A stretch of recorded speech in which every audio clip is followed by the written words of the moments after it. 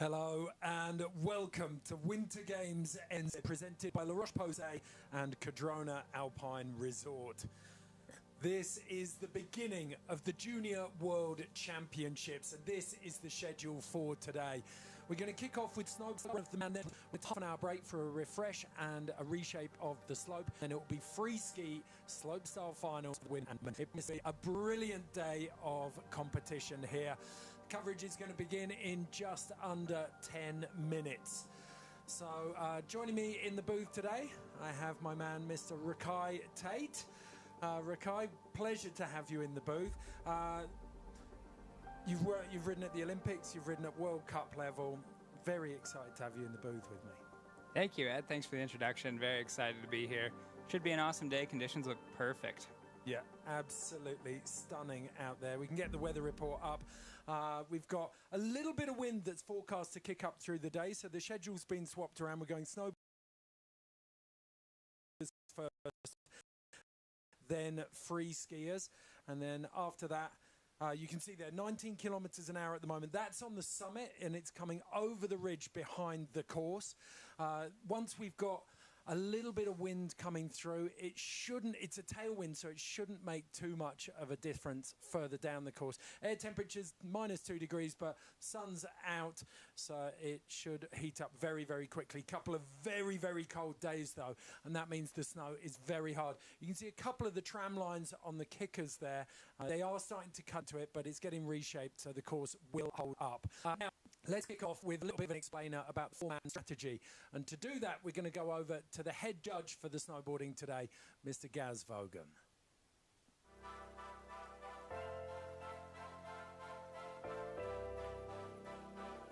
So with the judging criteria, we've got 5 criteria we look at as the main. We've got the difficulty of the tricks, so we'll be looking at the number of rotations, the axis that are used, the grab that's combined with that trick, and also the takeoff options on the rails and the feature choice as well.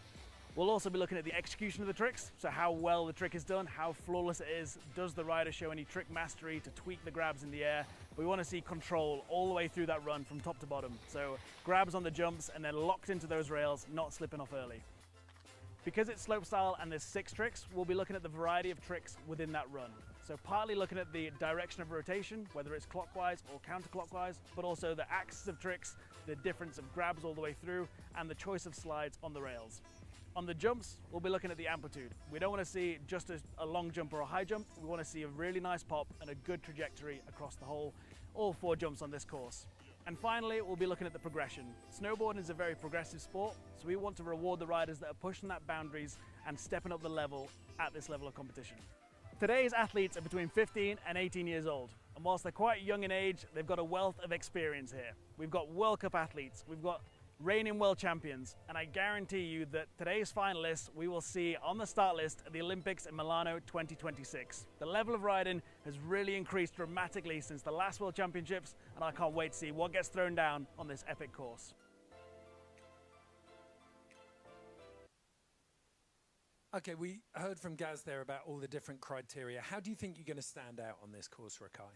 Well, I think because there's only 2 rails in this course, which is highly unusual. Usually it's about 50-50 jumps and rails. It's going to be really important to distinguish yourself on those 2 rails. You heard him talking about locking in, getting to the end of those rails. That's going to be really important. And then as we move into the jump line, being able to spin all 4 directions is going to be key. It's a huge separator in terms of the field. You gotta show that you're strong all around on those directions of spin. Well, it's unorthodox, isn't it, having only 2 rails and 4 jumps, but it's easy for the judges now to say, okay, who's got 4 directions of rotation?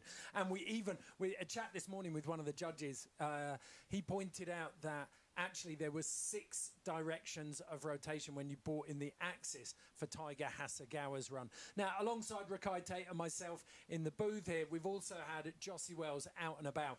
And we can take a look now at his ones to watch. I've taken a look down the start list and there's one name that instantly jumps out. Tiger Hasegawa, the big air world champion. He was the first snowboarder to land all 4 1800s, and he's clearly arriving here as the favorite. Another rider arriving here with a World Cup podium to his name is Cameron Spalding from Canada. With consistent back-to-back 14s and a serious rail game, he'll be pushing Tiger all the way. And then we have the Kiwi triple threat, consisting of Rocco Jameson, Chema Mazet-Brown, and Cam Melville-Ives. These three are as talented as they are diverse. Riding shoulder to shoulder over the last few seasons has supercharged their progression. Right, now we're on to the women. And coming up first is Rebecca Flynn from the USA. She claimed 5th place at the last Junior World Championships, so this time around she's going to be looking to improve and get on that podium. Yura Marassi. She's the reigning slopestyle Junior World Champion, the younger sister of Beijing bronze medalist Kokomo. Now she took a heavy slam in practice, so she may not be riding this final at full capacity. And up next we have our Kiwi, Lucia Georgali. She's competing in her first Junior World Championships. She's progressed rapidly over the last year due to hard work and the example set the Kiwi for Zoe Sedalson and coalition.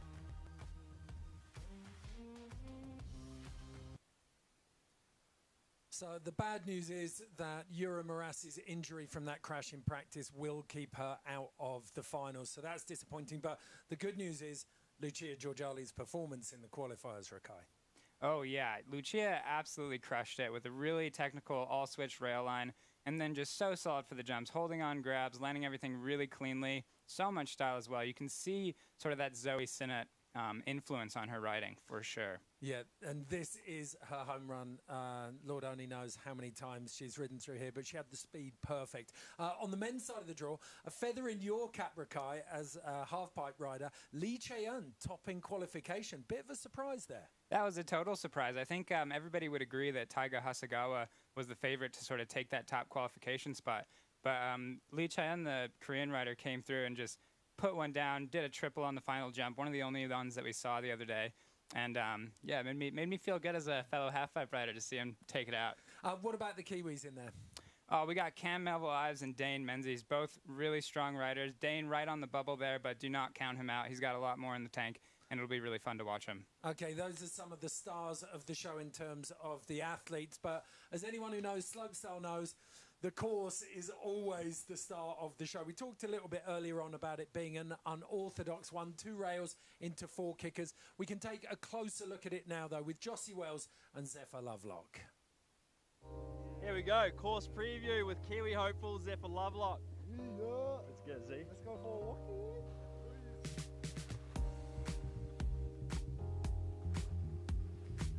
Here we go, first rail, board slide, front flip out. Yeah, brother.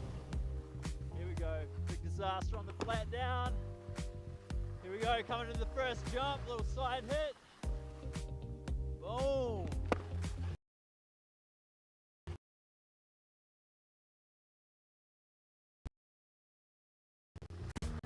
There we go, jump number 2.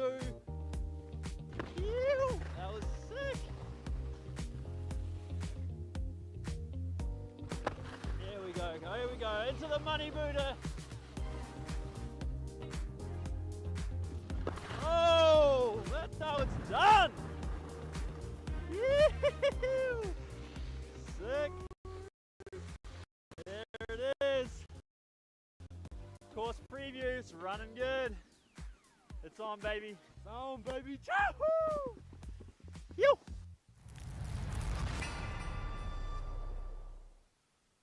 What a treat getting to see Zephyr Lovelock race through that course with no comp pressure on him. Absolutely beautiful. Okay, here's the start list for the women. 12 finalists. They're running in reverse order of qualification. So kicking off with Chiara Mori. And then names to look out for. The ones that stand out to me. Xiaonan Zhang out of China. This is her first ever FIS competition. And there wasn't an awful lot of flair there, but she had such strong fundamentals. Really strong rider, yeah. Good through the rails, good through the jumps.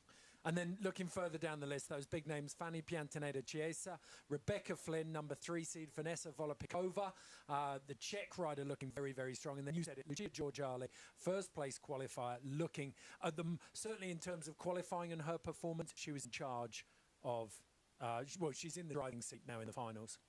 Yeah, she's got that home field advantage for sure. And I think she put down the highest score of the day the other day. So, yeah, she's looking really strong right on home turf. Okay, we'll head out onto the start now, and we can see our first rider, Chiara Mori, out of Japan. The young Japanese rider, they've got such strong fundamentals, solid on both the jumps and the rails. Second in big air and slopestyle Asian Cup competitions back in March in Cuba. And you can see her there just doing those final preps. 16 years old. It's her first Junior World Championships, and she sat in that long line of very strong Japanese slopestyle riders. You talk about names like Kokomo Murase, Yura Murase, Reira Iwabuchi. Like, they've got such a good talent spotting system in Japan, and they're bringing riders through so well. Yeah, and I feel like they're just getting younger and younger as well. Just such a deep development team that Japan has. So it'll be really fun to watch her here. Well, think about it. It was the end of 2021 when Taiga Hasegawa exploded onto the scene at 15 with that immense, like, he brought out all 4 1800s in the space of a week at the Stomping Grounds Park in Sasfay.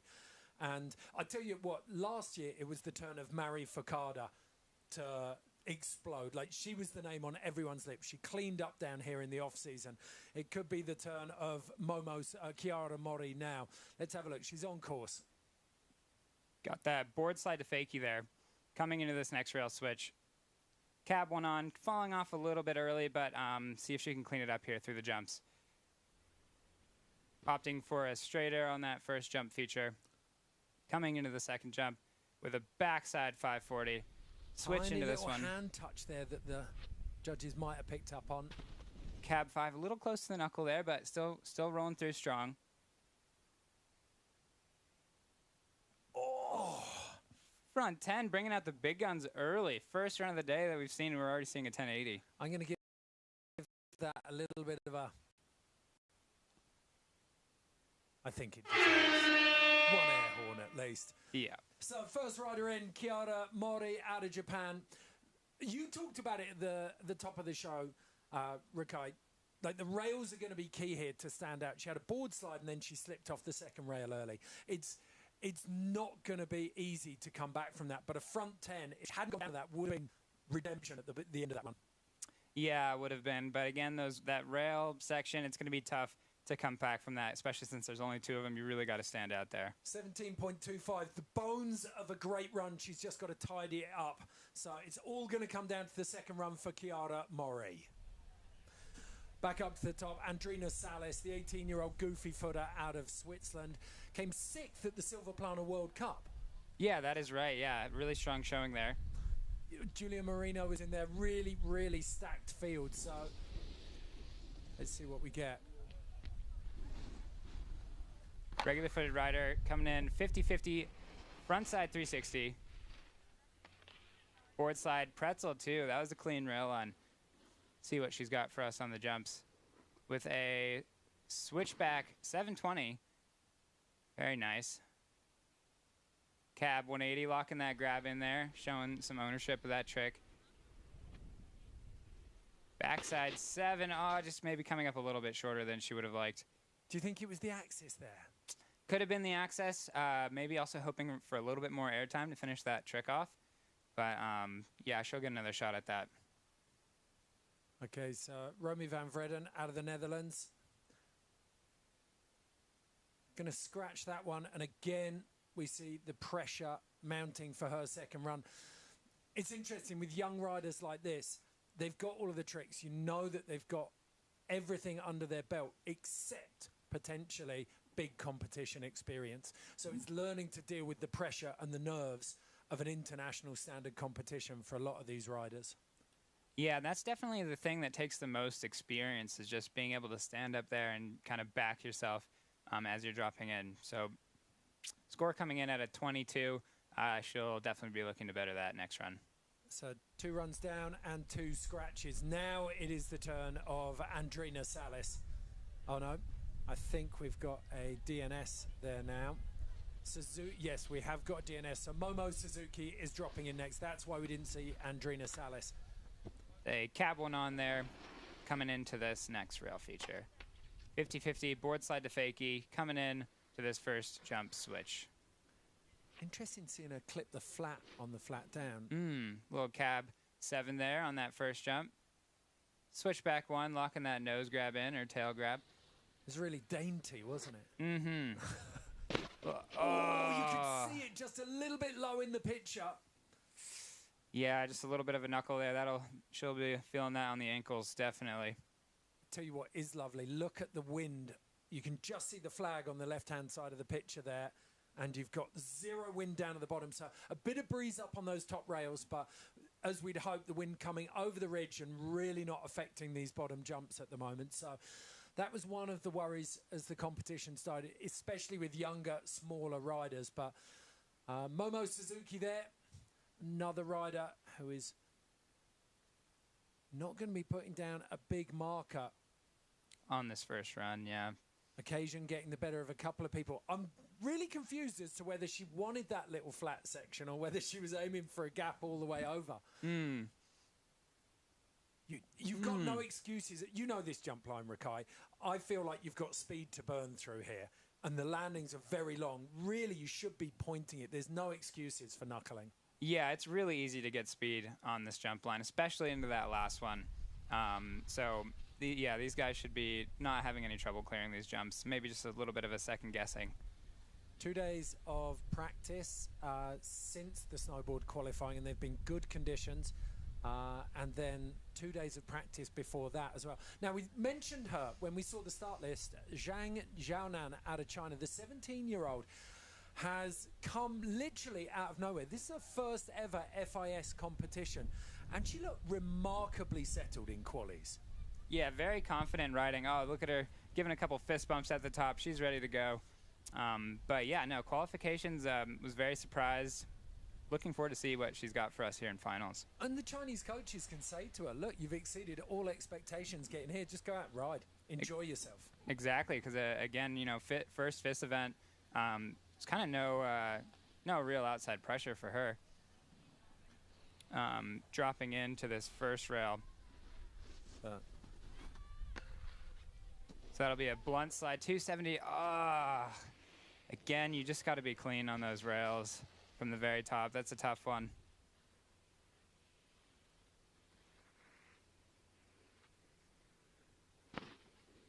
Still showing off for us on the jump line here, though. The cab 540 there. And a front side 7, maybe not quite getting the grab locked in there, but see what she's got on the money kicker. Backside 7, again, just that access maybe a little bit off and maybe expecting a little bit more airtime. You mentioned it. We were just watching training before the pre-show, and a lot of riders absolutely killing it in practice. And then the moment you switch on competition mode, you tense up. The tricks maybe don't come quite as easily, and that feels like what's happened here for a lot of these riders now. We're 4 riders deep, and we've got 4 scratches at the moment. Yeah, those first run jitters are real for sure, and you can feel so good in practice, and then as soon as you go to drop in, everything changes and everything just feels different. And so hopefully we see these guys starting to get into a rhythm a little bit, put down some scores. So Momo Suzuki leading on a 24.75 at the moment. Next up, it is the turn of the South Korean, Yoo Seung-eun, out of South Korea, 15 years old, one of the youngest competitors out here. Although Ali Hickman, I think the Australian, is just 13 years old, so she's the youngest, but phenomenal level of talent, and the rate of progression is evident when you see these ages. And a front blunt too, really clean. First time we've seen that trick today.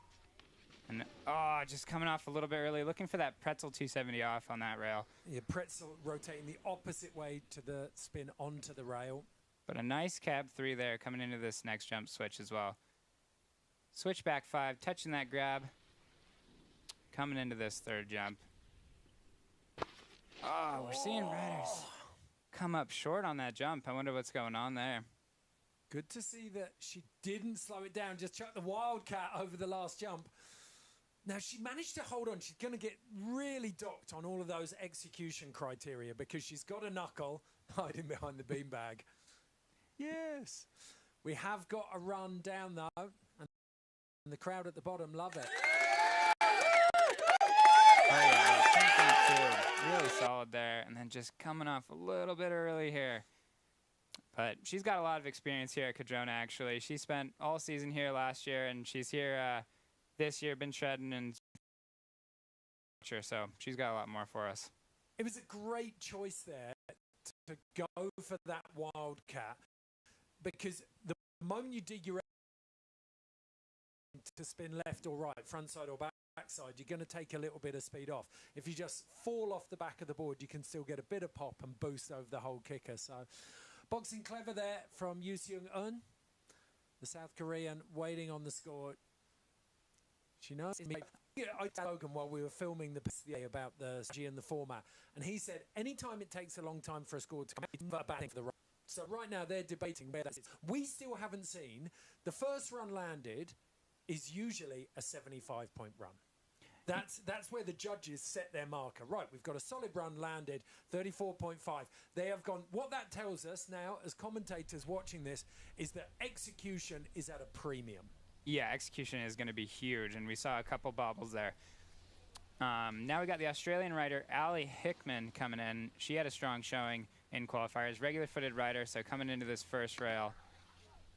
Switch. Oh, no. Going down on that, unfortunately.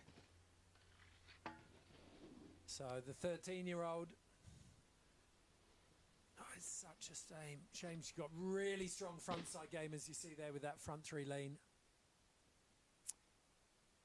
Coming to that next jump, I actually think that was a switch backside 180. Now coming into the third jump with a backside 3, coming up short there a little bit again. And then a front 7, but just couldn't quite clear the knuckle there. Loads of pop, but no distance. Such a shame. Really, really hard for Ali. She's one of the smaller riders out there, so struggling for speed at the moment. Didn't quite get enough rotation there. And with struggling with the speed, that's where sort of riders' fundamentals are really going to come to the fore and become apparent with takeoffs and speed control. So 13.5, everything still to play for so far in the Snowboard Slopestyle Junior World Championships finals here at Cardrona Alpine Resort. Not one single run landed yet, but Sam van Lieshout of the Netherlands is in the start gate. The 17-year-old is ready to rumble. Great rail game as well. Great rail game. So coming in with the cab one on, back one out there. And blunt slide 270. Looking good coming into this rail section, or coming into the jump, sorry. With the switch backside 360. And sending it deep. Super deep. No speed troubles for her. Cab 540, locking in that tail grab, looking stylish. Front 3 double grab. Yeah, wanting to let go and then grabbing again. That's what Mia Brooks did in cab 14. Oh, no! A solid run top to bottom and letting it go at the last. I thought that was going to be our first landed clean run of the day, but unfortunately couldn't quite put it down there at the end, that last jump. Sam van Lieshout, the Dutchie, following in the footsteps of another great Cardrona rider from the Netherlands, Steph Stratton. Well worth checking out. There's that little double tap there on the grab. She's like, I've got this. Yeah, and I've got it again. But just a little under-rotated on the 7. Just couldn't quite get back over her toe side edge on that landing there. I really like watching her ride, though. So powerful. Really, like Jake Phelps, the old Thrasher editor, used to say about skaters, like, you want to ride chin first. And you can say the same about snowboarders. I think Zoe Sadowski-Sinnott does it, and Sam van Lieshout definitely did as well there. 37.5. So currently leading. It was definitely the best run we've seen, but yet to get a completed run in. And we've already got 1, 2, 3, 4, 5, 6, 7, 8 scores on the board. 4 riders left to go in this 12-woman final. Fanny Piantanida Chiesa out of Italy, one of the more senior riders at 18 and part of a big travelling Italian party to these Junior World Champs. Really clean on that first rail there, coming into the second rail. Getting onto that board side a little bit on the back foot, coming into this first jump switch.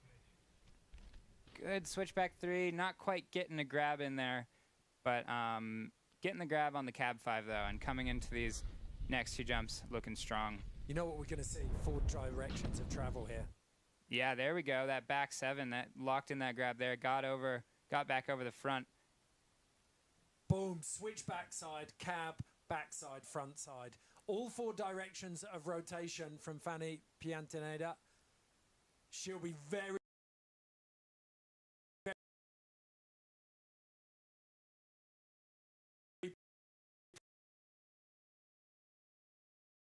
that. Like you said, there was a little bit of an execution issue on the switch backside 3, but the rails up here were clean. Yeah, very solid. I think we definitely got to give that a little bit of a first landed run of the day. No problem, sorry. Okay, so Fanny Piantaneda, the Italian, big smiles down there. She knows she's put a score on the board. 77.25. Big score for Fanny Chiesa. She's looking about that one. Definitely nailed the call's first landed score coming on that 5 mark. So Rebecca Flynn, Junior World Championship, has the number 3. Got some lovely solid tricks. Eric Beauchamp won the the week before. He's been guiding it a little bit there on that top feature, but it hasn't affected her. Yeah, nice little switch up on that rail feature there as well. Coming into this first jump, switch. Locking that grab in last minute on that switchback 3. And then a good, solid cab 5 coming into this 3rd jump looking strong.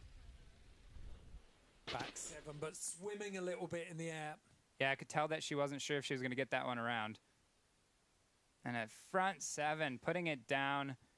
Fairly solid run, couple little bobbles there, but still going to be interesting to see this score come in. Well, we've seen the judges, even with a couple of the non-landed runs, they put you could see execution was key, and there's just faults in almost. This was one of the few clean features for me, but everything else there was a little bit either of an instability in the air or the lack of a grab. Front 7 was good actually. Front 7 was solid. You can just still see a little bit of nerves in the way that these riders are riding. So 55.75, second place for now for Rebecca Flynn, but just behind Fanny Piantaneda Chiesa. But the 2 top seeds still to drop from qualifying. Vanessa Volopikova out of the Czech Republic. Dad was an Alpine skier, still racing in some Masters races these days, and her mum is Miss Slovakia. She's got an incredibly good gene pool to draw on, it seems, when it comes to snowboarding. I watched her taking down the big air practice yesterday as well. Didn't take a day off because it was Freeski qualifiers. Working so hard. Let's see what the regular footers got out here. Got front side 180, switchback 3 out. Oh, whoa. Lovely style on that blunt. Yeah, that was awesome. Pretzel 270 out of that rail. Going, oh no, just can't quite hold on to that one, slipping out on that toe side edge, maybe just a slight under rotation there. She's not going to let this run go though. She knows every point counts and there are no guarantees on that second run. Oh! That access just kind of getting away from her a little bit there. Lucky got her feet under her though, because that one could, those falls definitely do not feel good from experience. We saw in the weather earlier, -4 degrees snow temperature. That landing will be like concrete. That rail was really solid, and then this too was awesome. Disaster, and then pretzel 2 out of that rail as well. And there's that landing. Yeah, just in the cold weather, that will not feel good. But luckily, got her feet under a little bit there.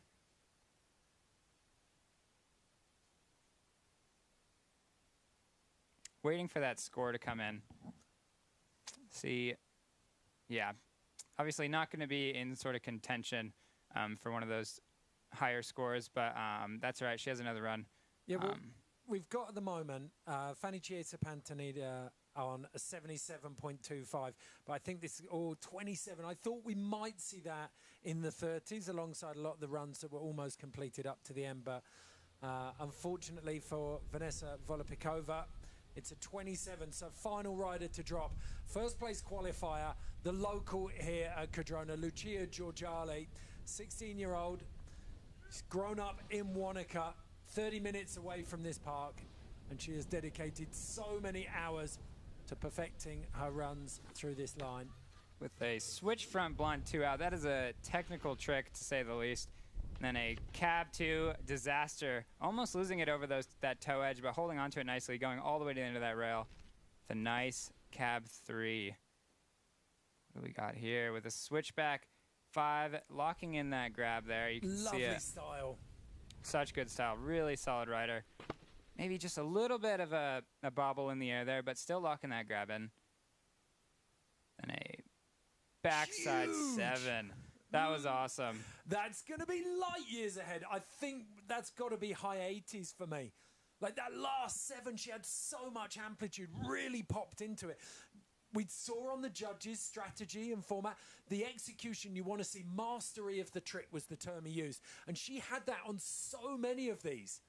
So Tiny many. hand down, and then the front 7, there was, you said, little bobble on the way out after the grab. But this. So much ownership on this landing.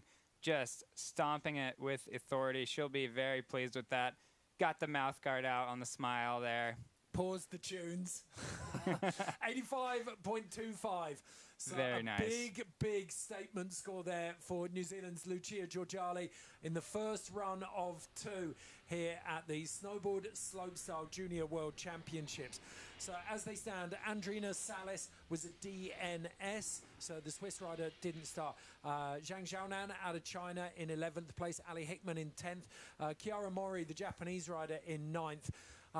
Looking up the list there, Vanessa Volopikova in 6th place. And then the top 3 as they stand at the moment, we've got Rebecca Flynn of the United States on a 55.75, Fanny Piantanida Chiesa on 77.25, and then Lucia Georgali, that last run, very, very strong for an 85.25. This is the lineup for the men's final, though. We have some heavy hitters in here. Dane Menzies didn't show his best in the qualies, but he's got a finals berth here. If he can land the run he's looking for, he's going to be very powerful. The understudy to Taiga Hasegawa, Yuto Miyamura. Brazil's Augustino Teixeira. Eli Bouchard, the Canadian prodigy from Maximize, coming out behind Max Parrow and Mark McMorris. He's sure to be one to keep an eye on. Then Campbell Melville Ives, the second Kiwi. And looking a bit further down the list, that top 3, Taiga Hasegawa, Cameron Spalding and Lee Sheun. The top 3 there, definitely going to be stepping it up. That is going to be a world-class finish. But all of these boys capable of some big runs. Now, up to the top, we're kicking off with a New Zealander, very fittingly, Dane Menzies. He's had a really technical top section on these rails, hasn't he?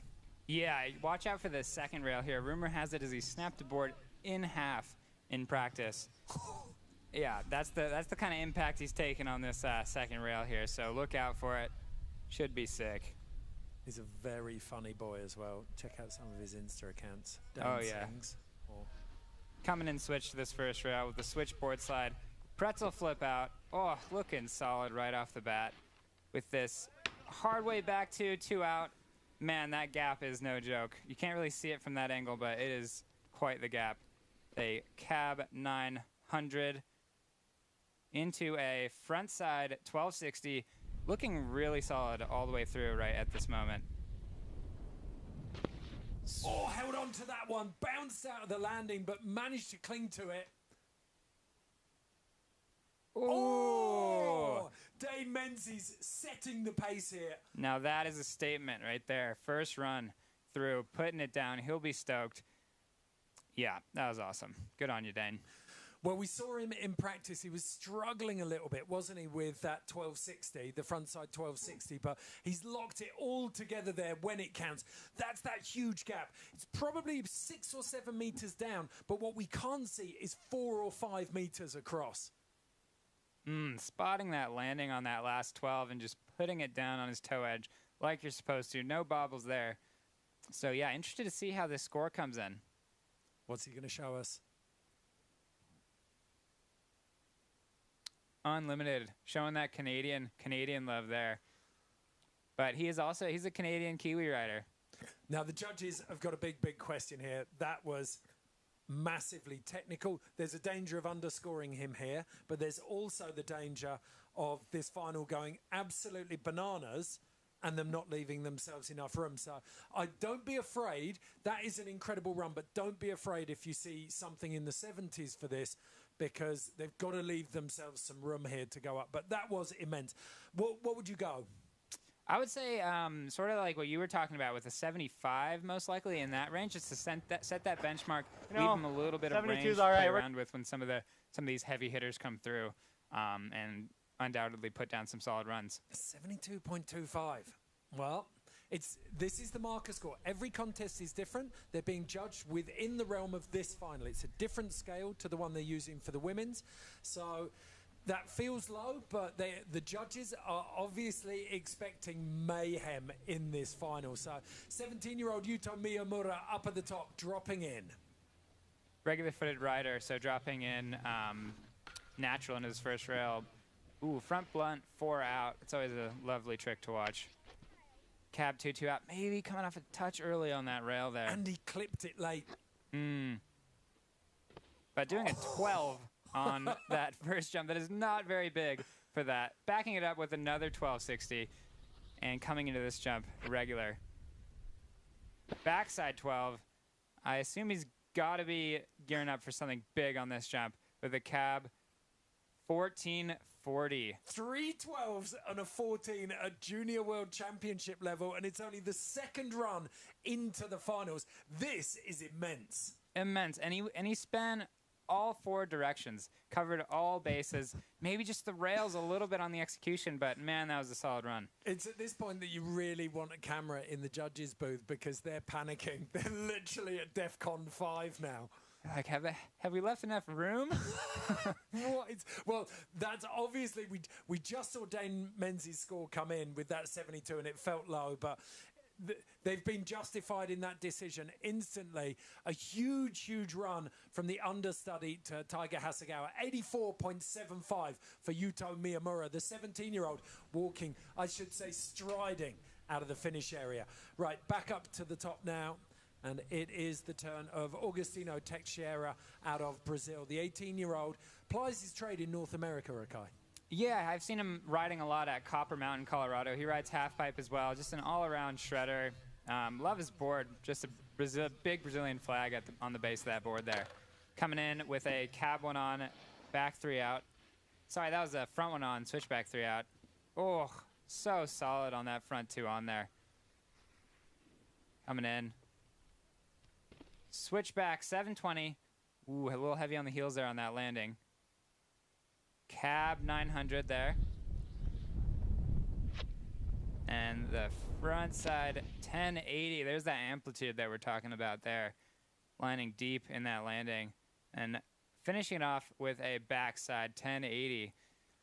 The thing watching that all the way through, it's that the speed management told you all you needed to know about the trick execution. He wasn't getting the tricks in the positions he wanted to. He was overshooting, he was undershooting, so his rotations were just ever so slightly off. And the bar's been set so high by Dane Menzies and Yuto Miyamura that it just stood out so much.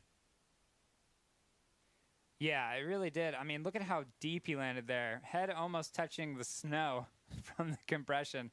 Yeah, interesting to see how this score comes in. I'm not sure if it will go above Dane Menzies' run, just because there wasn't quite as many rotations there, and rail line maybe not as technical, but we'll see. I don't think the execution was there for me either.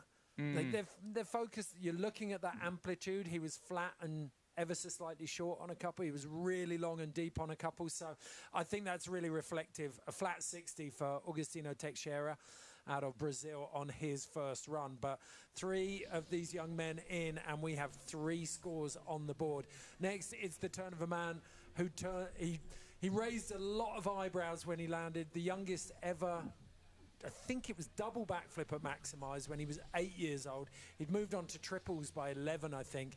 But he's gone a lot quieter. He's just had his head down, and he has been grafting the last couple of years. Coming in here with the underflip 6 out right there. Ooh, 2 on, 2 out, coming into this first jump switch. The cab double underflip. Speaking of doubles, there's one right there. Made it look so easy. So easy. Made that back 12 look easy as well. Whoa, I don't think that was supposed to be. I don't think that's what he was looking for there, but. Switch back 5, yeah, a little bit of a bobble. Oh, but chucking a frontside 16 on the end there. That is not an easy trick.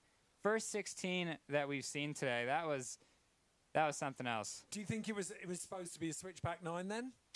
Either that or a switchback 12. Not sure. He kind of looked like he got a little bit hung up on the takeoff. We'll have to see it again.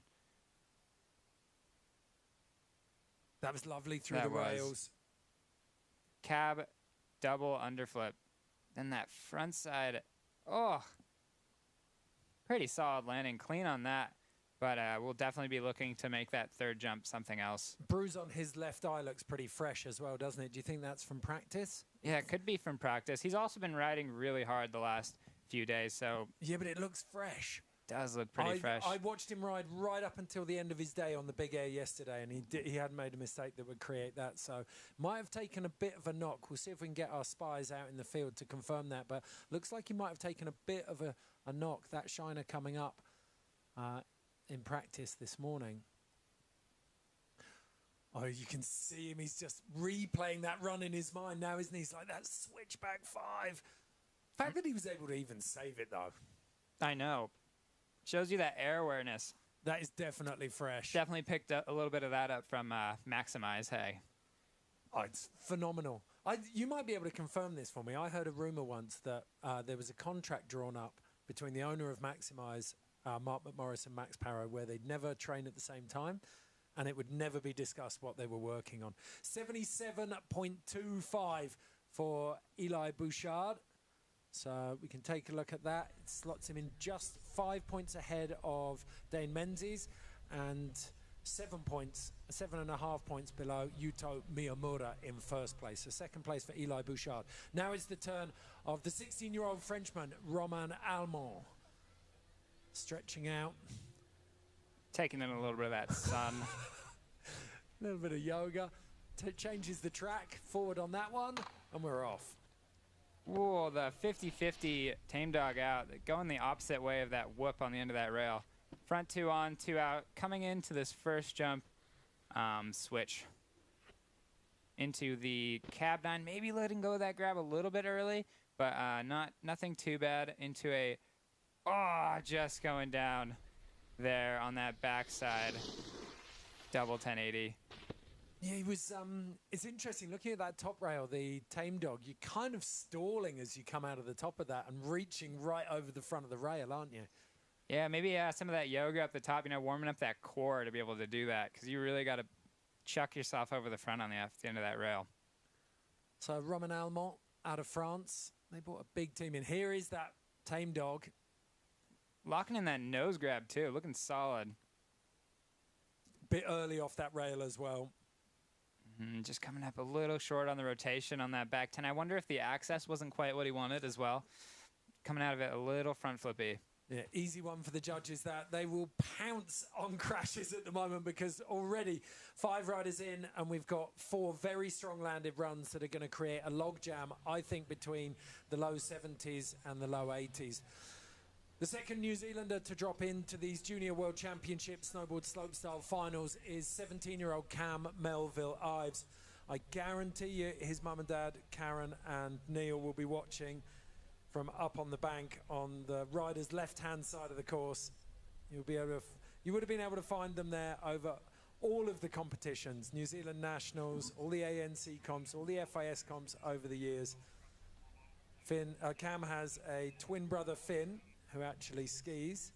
He started out on the World Cup circuit. He's got back-to-back 16s, chasing down Nico Porteous' legacy at the moment. Nico's kind of slipstreamed him up alongside Gustav Legnavsky. But now is the turn of Cam. Such a strong rider. Look at that visualization there as well. That's such a huge part of an athlete's repertoire, actually, is just standing up there, making sure that you're ready, deep breaths, seeing every trick in your mind before you drop. Cam Melville Ives dropping in switch. Ooh, a little bit of hand down there. kind of getting tossed off that rail. Coming into this next rail, gap back 2. He's got to put that behind him instantly. Front side 1080, that looks solid. Getting back into the rhythm of things. Into that backside 12. Both those jumps really clean. Cab 1260. Oh, just back seat ever so slightly. And putting that hand down and having to come pull out of that last jump. I was really impressed with because I know Cam a little bit. He would have been so hard on himself about those tiny little execution errors up top. And then to be able to put that behind him and get the first of those 2 jumps down was a real feat.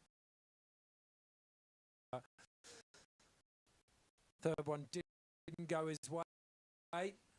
So the pressure now for Cam is on for the second run.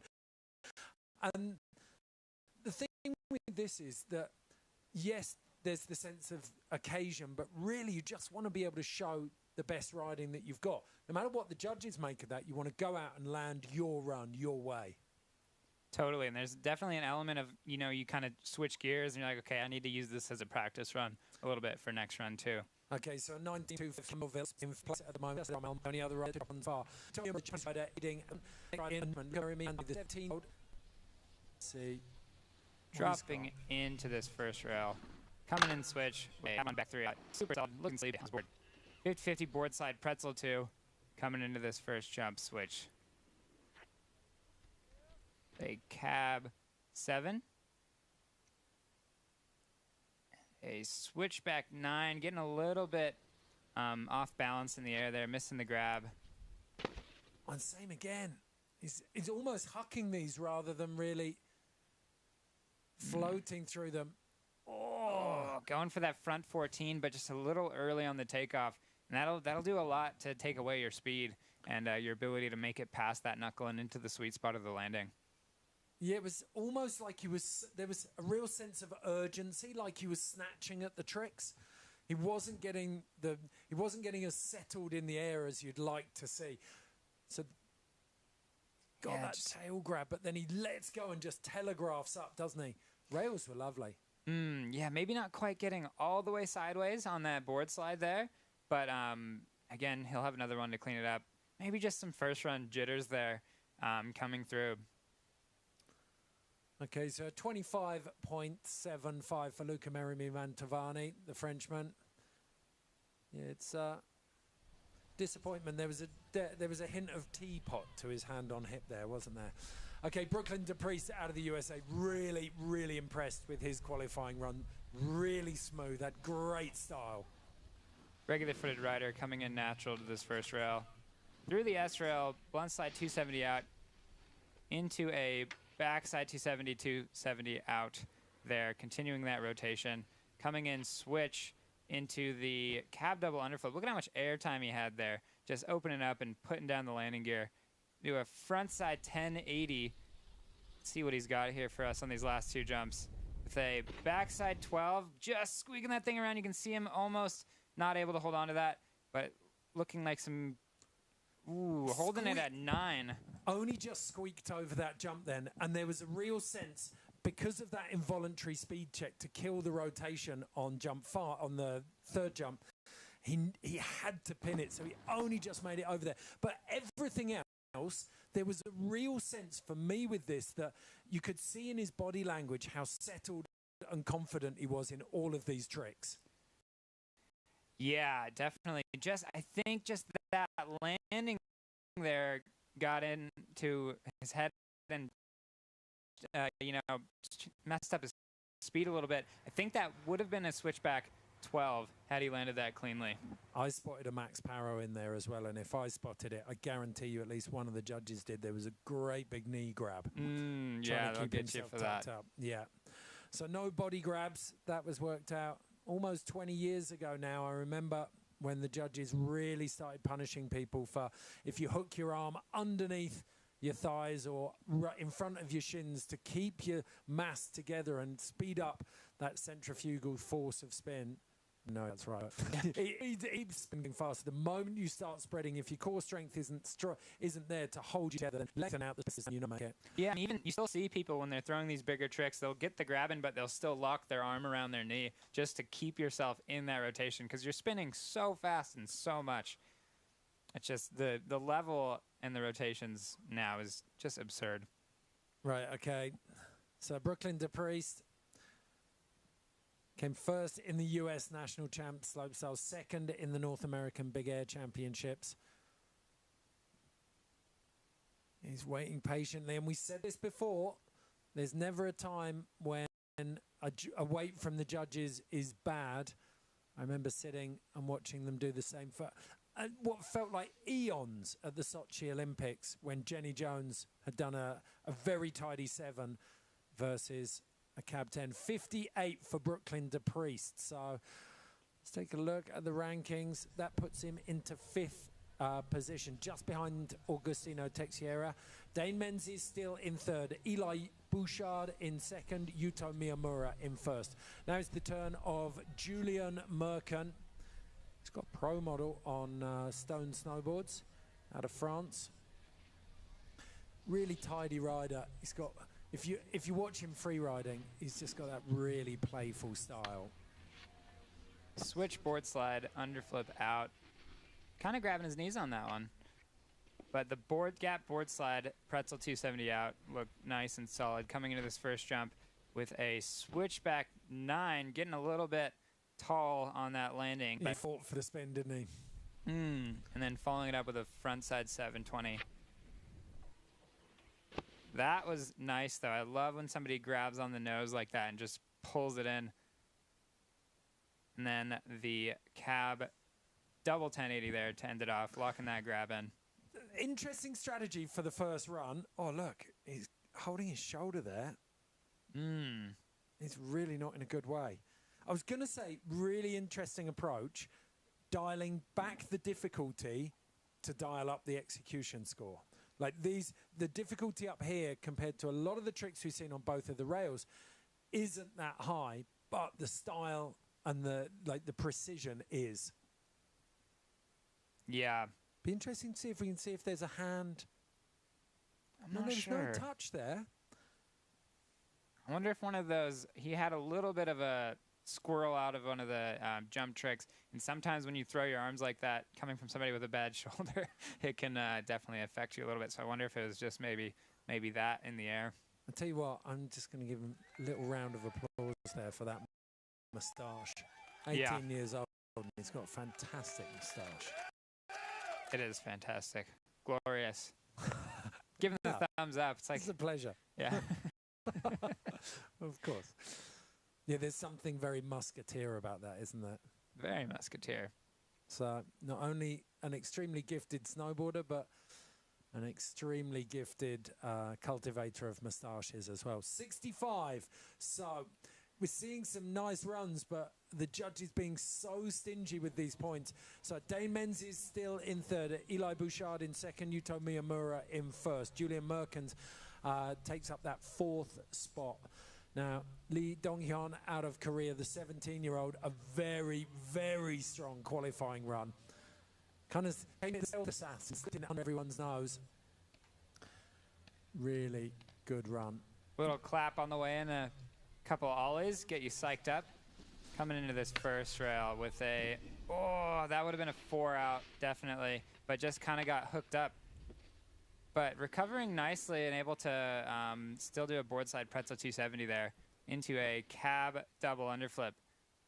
And followed by a frontside 9 into this 3rd jump here with a switchback 12 and just coming up a little bit short. You could tell in the air he knew that was coming, that he wasn't going to get that around. Ooh, and the backy to the knuckle. It was a little bit frenzied for me. It was like it was so charged with adrenaline, you could feel it at the top of the run. Head first into the beanbags. The disappointment is palpable down there. Yeah, maybe just a little bit too much amp from the start. Yeah. And then just kind of hanging up on those heels a little bit just off the end of that rail. The coach needs to dial back his pep talk, doesn't he? He's obviously Maybe gone in some at deep 12. breathing, you know. Well, we saw that with Cam Melville settling himself.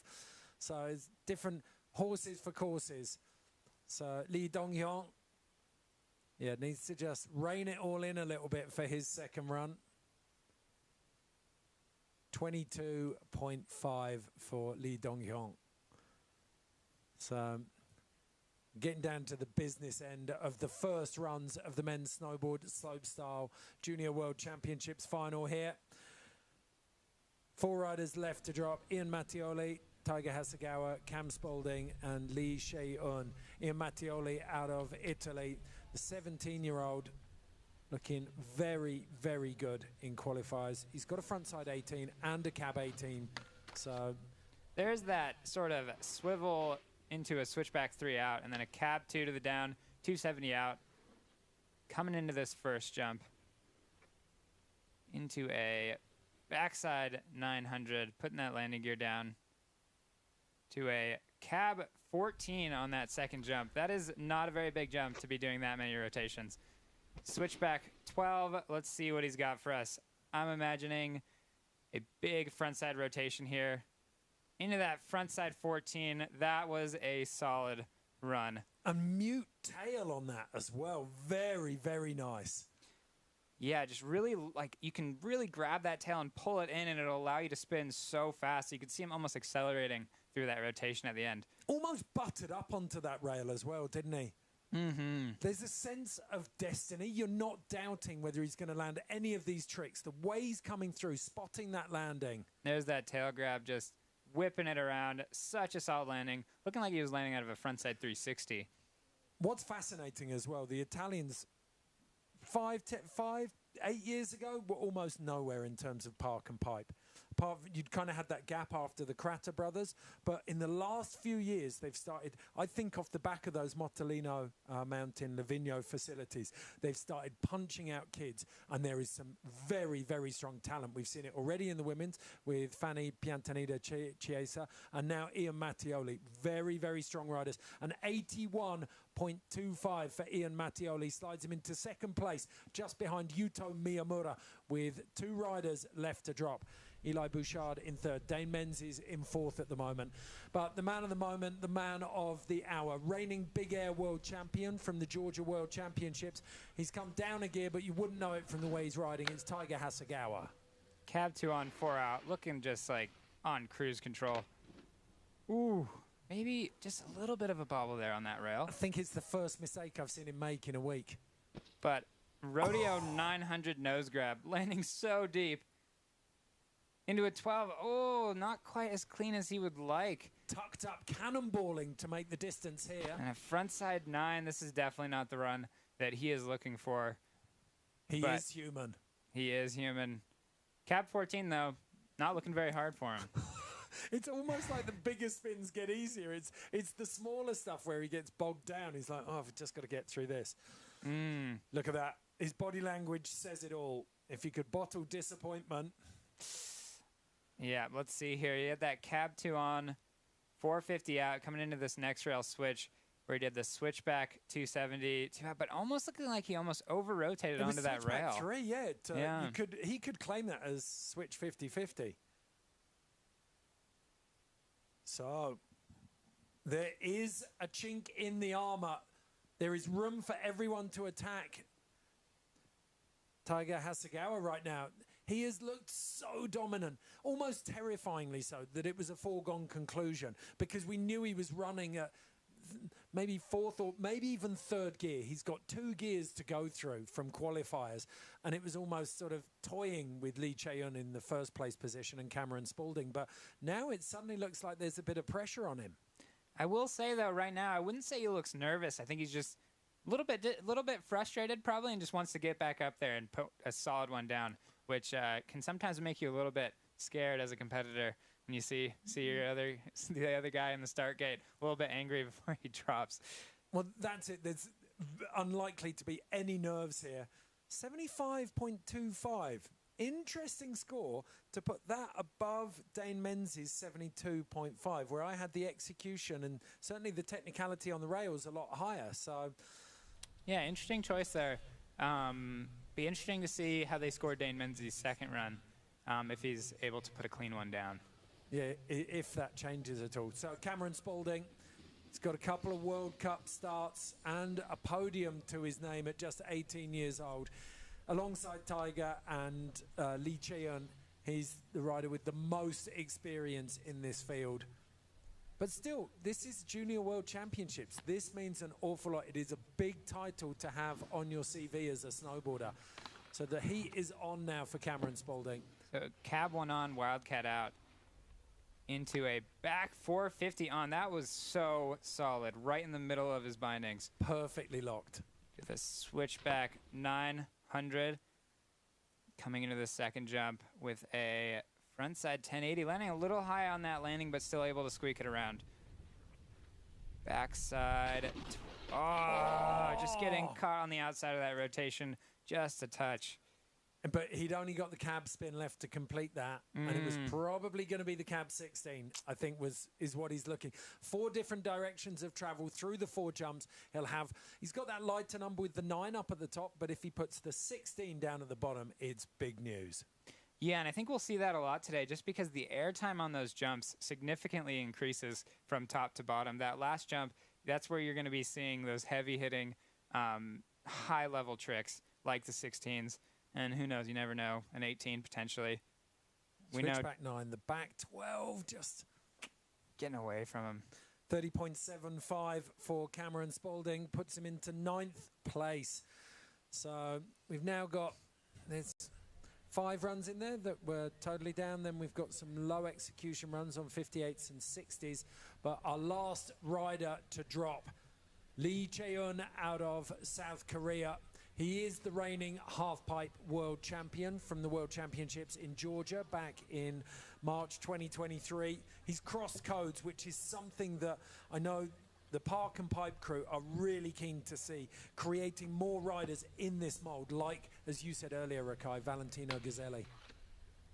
Into that pretzel flip. No! Coming down on the top rail.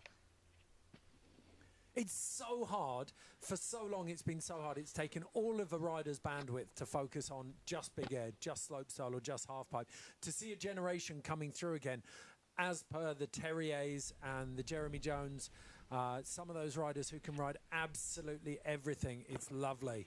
I'm curious to see if he's going to throw down this triple here on the end like he did in qualifying. 1, 2, 3. Yep. How much room did he have off the end of that?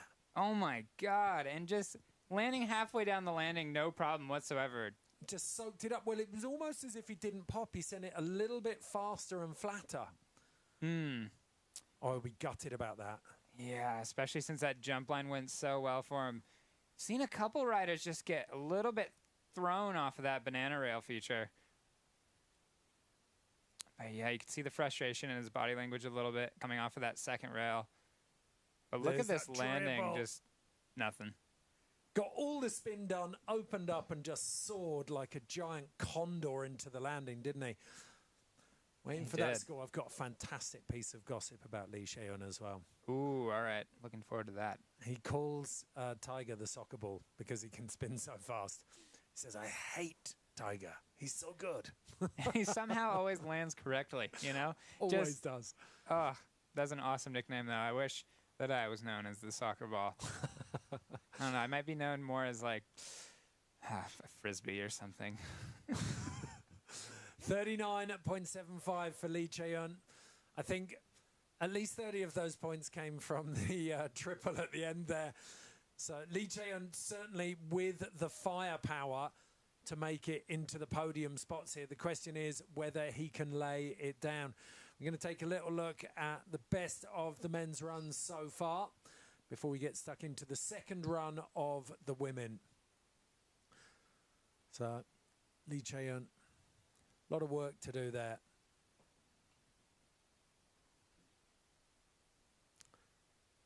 So that was the mistake from Lee Cheon.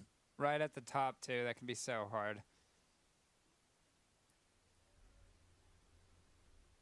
Perfect conditions here at Cardrona. So let's take a look through all of those results. We've got Yuto Miyamura in first on an 84.75. 3.5 points behind him, Ian Mattioli. Eli Bouchard in third place.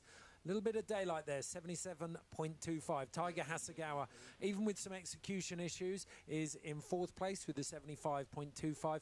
Dane Menzies, the highest placed Kiwi, on a 72.5. Little room for him to improve there, you think, Rikai?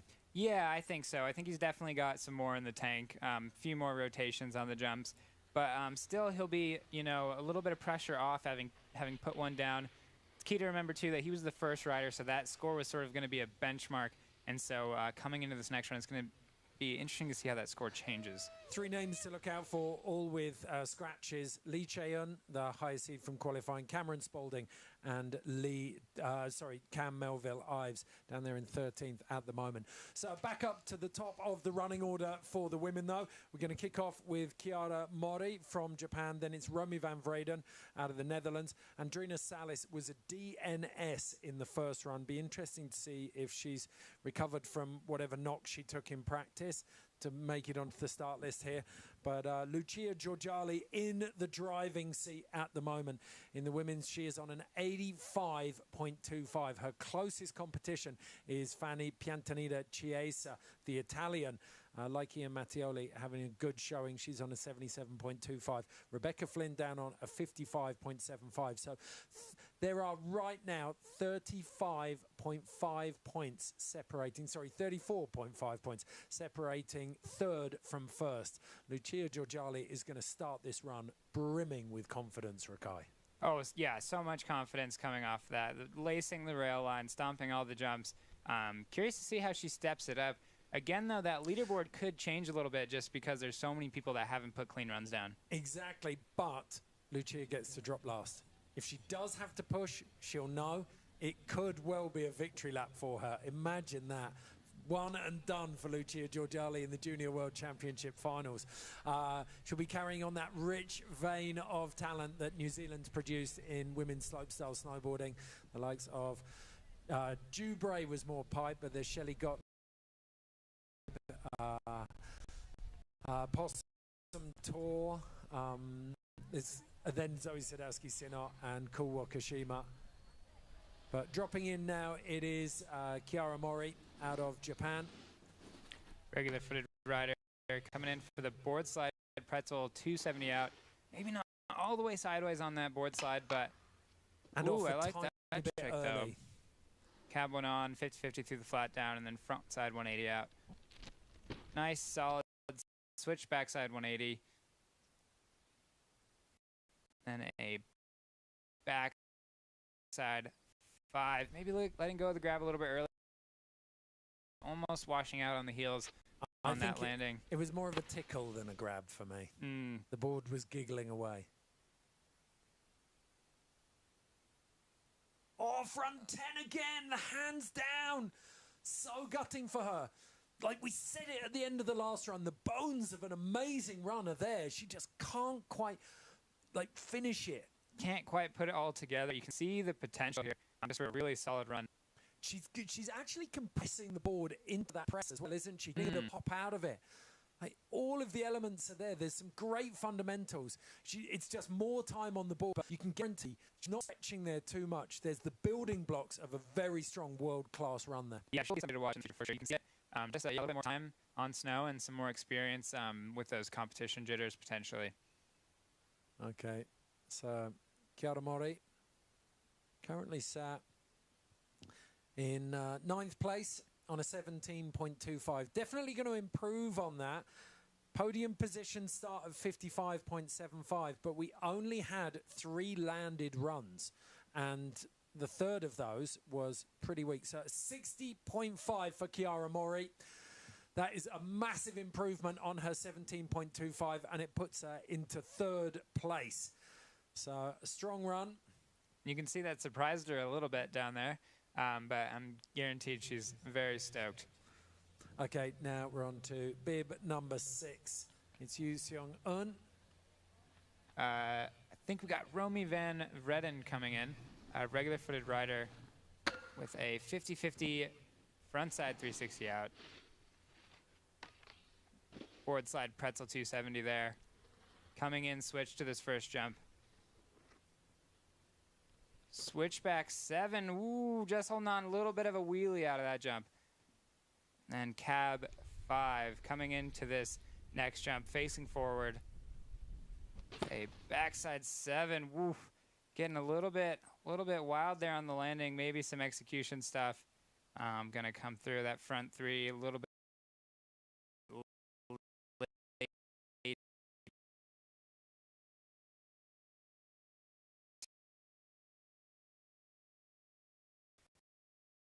On that grab. Not what she was looking for, but still rode away, put down a run. See what the score will be. Yeah, Romy van Vreden sat on a 22 at the moment in 9th place. She's been leapfrogged by Chiara Mori, who moved up into 3rd. So Romy looking for something there, but a couple of execution issues up top. Yeah, looking like you do want to Steve there, like, give a style shot for the crowd. Chuck that back left from them. That. Oh, yeah, they've all in across the spot. Yeah, the fires on. Two can effectively right, like, you can some tongue weight up there in between runs, and you can, definitely feel it in the body. Okay, so on she slots in behind Rebecca Flynn in 4th place. Chiara Mori in 3rd. Fanny Chiesa Piantanida in 2nd, and Lucia Giorgiali still very, very settled in 1st. Now it's the turn of the 15-year-old Momo Suzuki, 2nd Japanese rider. Coming in, switch to this first rail. Cab 1 on, almost laying board slide and swiveling it around to that 50-50. Board slide, 50-50 to switch. Or sorry, 50-50 board slide to switch. Coming into this first jump. Cab 7. Looking good through this top section of the course. Switch that backside 180, maybe just only tapping that tail grab ever so slightly. And then coming up short again on that 3rd jump, unfortunately. Ooh, that's going to be really short. Wow. She was a couple of meters short of the knuckle, let alone the start of the landing. Yeah, good thing she's got some young knees there. That would have been really sore. 15-year-old cartilage is a huge help when you're coming down from 4 meters up onto a dead flat surface. Those jumps are almost step uppy, so maybe even just almost an uphill surface landing there. There's that little just tapping ever so slightly, and then the front 7 just having speed issues there. Yeah, not finding the run she wanted there at all. Disappointment for Momo Suzuki. It's a 17 for the 2nd run, so at the moment she's holding on to a top 10 place, but 2 riders behind her yet to drop. Ali Hickman in 10th and Zhang Zhaonan in 11th. So it is the turn of Zhang now, 17-year-old. We said it in her first run, but this is her first FIS competition. Chinese coaches hyping her up there. Coming into this first rail, natural with a blunt slide 270. Again, just you can see that execution just doesn't look like she's very nervous at all on that rail section. So coming into this first jump with a side 540 into a cab 1, coming up a little short, some speed issues here. She'll be tucking for speed into this jump. Nice and solid front 3, but couldn't quite make it. Over the handlebars. I mean, she wasn't the cleanest on the jump before that, but she did tuck and straight line into that. So I'm wondering if it's running just a little bit slow for them out there. I don't know. We saw Lucia run it. I feel like if you've got the confidence in these jumps, like they're big kickers. This is her first ever FIS contest. Yes, she'll have been riding parks this size, but has she been asked to deliver this level of tricks consistently through a big jump line?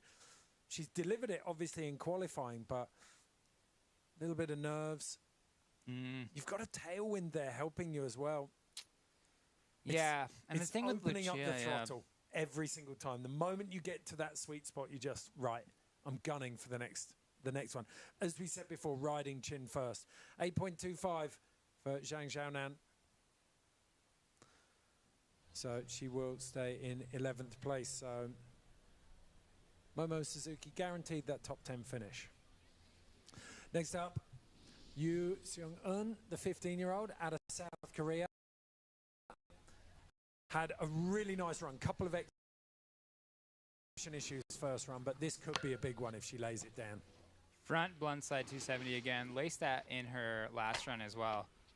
That's where she came off a little bit early last run and kind of does it again there. Just a couple, maybe a meter left of rail. Nice cab 3 though, coming into this first jump with a switchback 5. Tapping that grab. There you go. You can see her tucking into this jump and coming up short again. So disappointing for her. She rode very well in qualifications.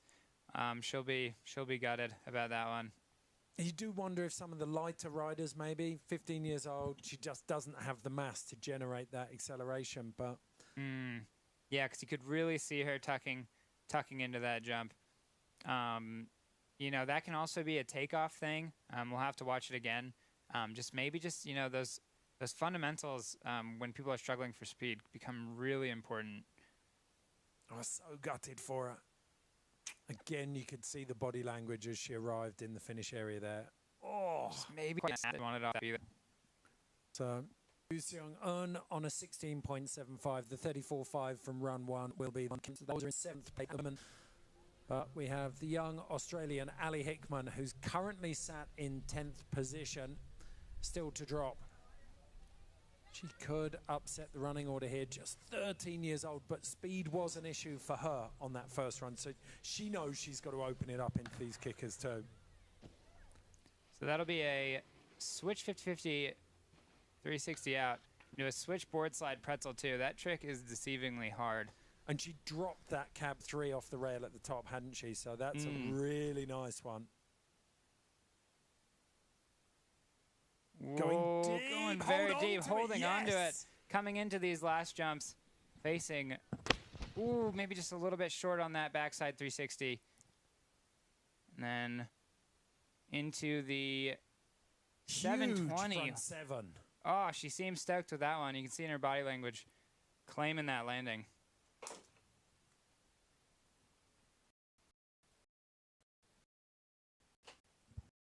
But yeah, see how this score comes in for the young Australian rider. Let's watch this again.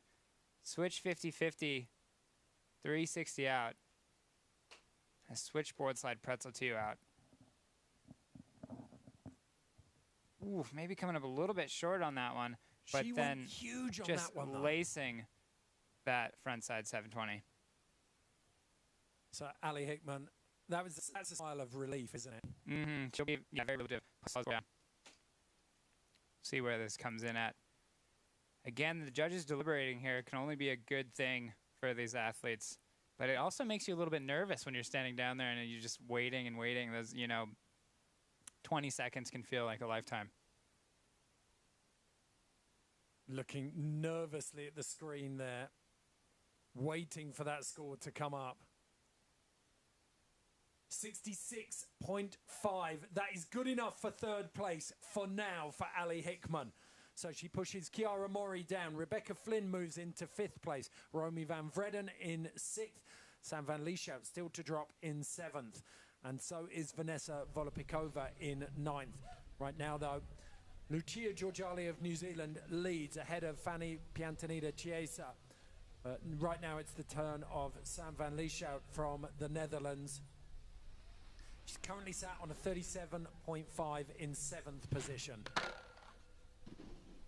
Nice, 180 on, 180 off for that first rail there. Coming in to the blunt slide 270, really leaning into that blunt slide, pressing it out into a switchback 3. And coming to the second jump with a cab 5, tickling that tail grab a little bit.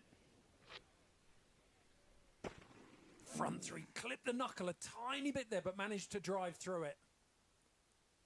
And a, whoa. Back 9. Wow, that was a what cool we were missing access. last time, wasn't it? She made the mistake on jump 5 last time, so we didn't get to see that last trick, but we knew it was going to complete the 4 directions of spin. That would have been a huge score. Yeah, that would have put her in contention for sure. She'll be a little bit bummed about that, but really putting it all out there, that was looking like a really solid, clean run. I really like her riding. It's really solid, really powerful. Mm-hmm. Just all the way through. The execution on those rails there, really solid. Just a little short on that jump, and then that back 9, almost a little bit of a double dip action. Yeah, you thought she was going 7, but the axis looked wrong as she came round to sort of 6:30. So 39.25, a case of what might have been for Sam van Lieshout, but keep an eye on this woman. She is going places.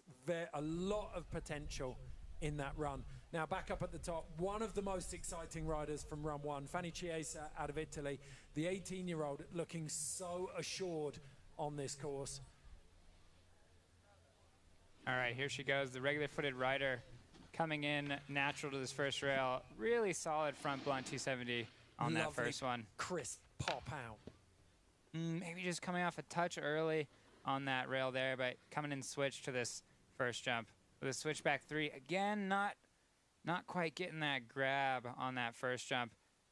Oh, and then just a little bit short on the rotation on that cab 5 there, landing hard on the heels and having to slip out. A little bit of a method on that knuckle, though. It's exactly the same as Sam van Lieshout. She had all the tools to get this job done. She just hasn't managed to work them, unfortunately. But a big smile nonetheless from Fanny.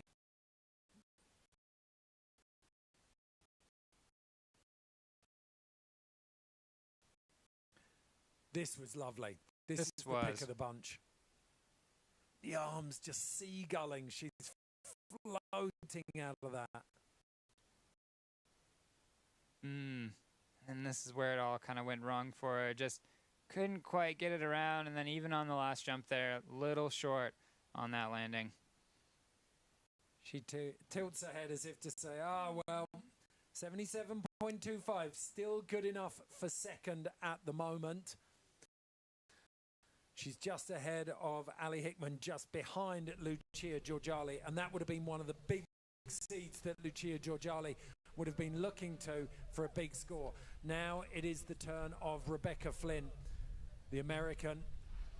A difficult first run. She didn't have the execution. If she can tidy it up, a little bit early off there, then she will be in the running. That switch up, though, really lacing it to the end of the rail there. Got to be precise on that.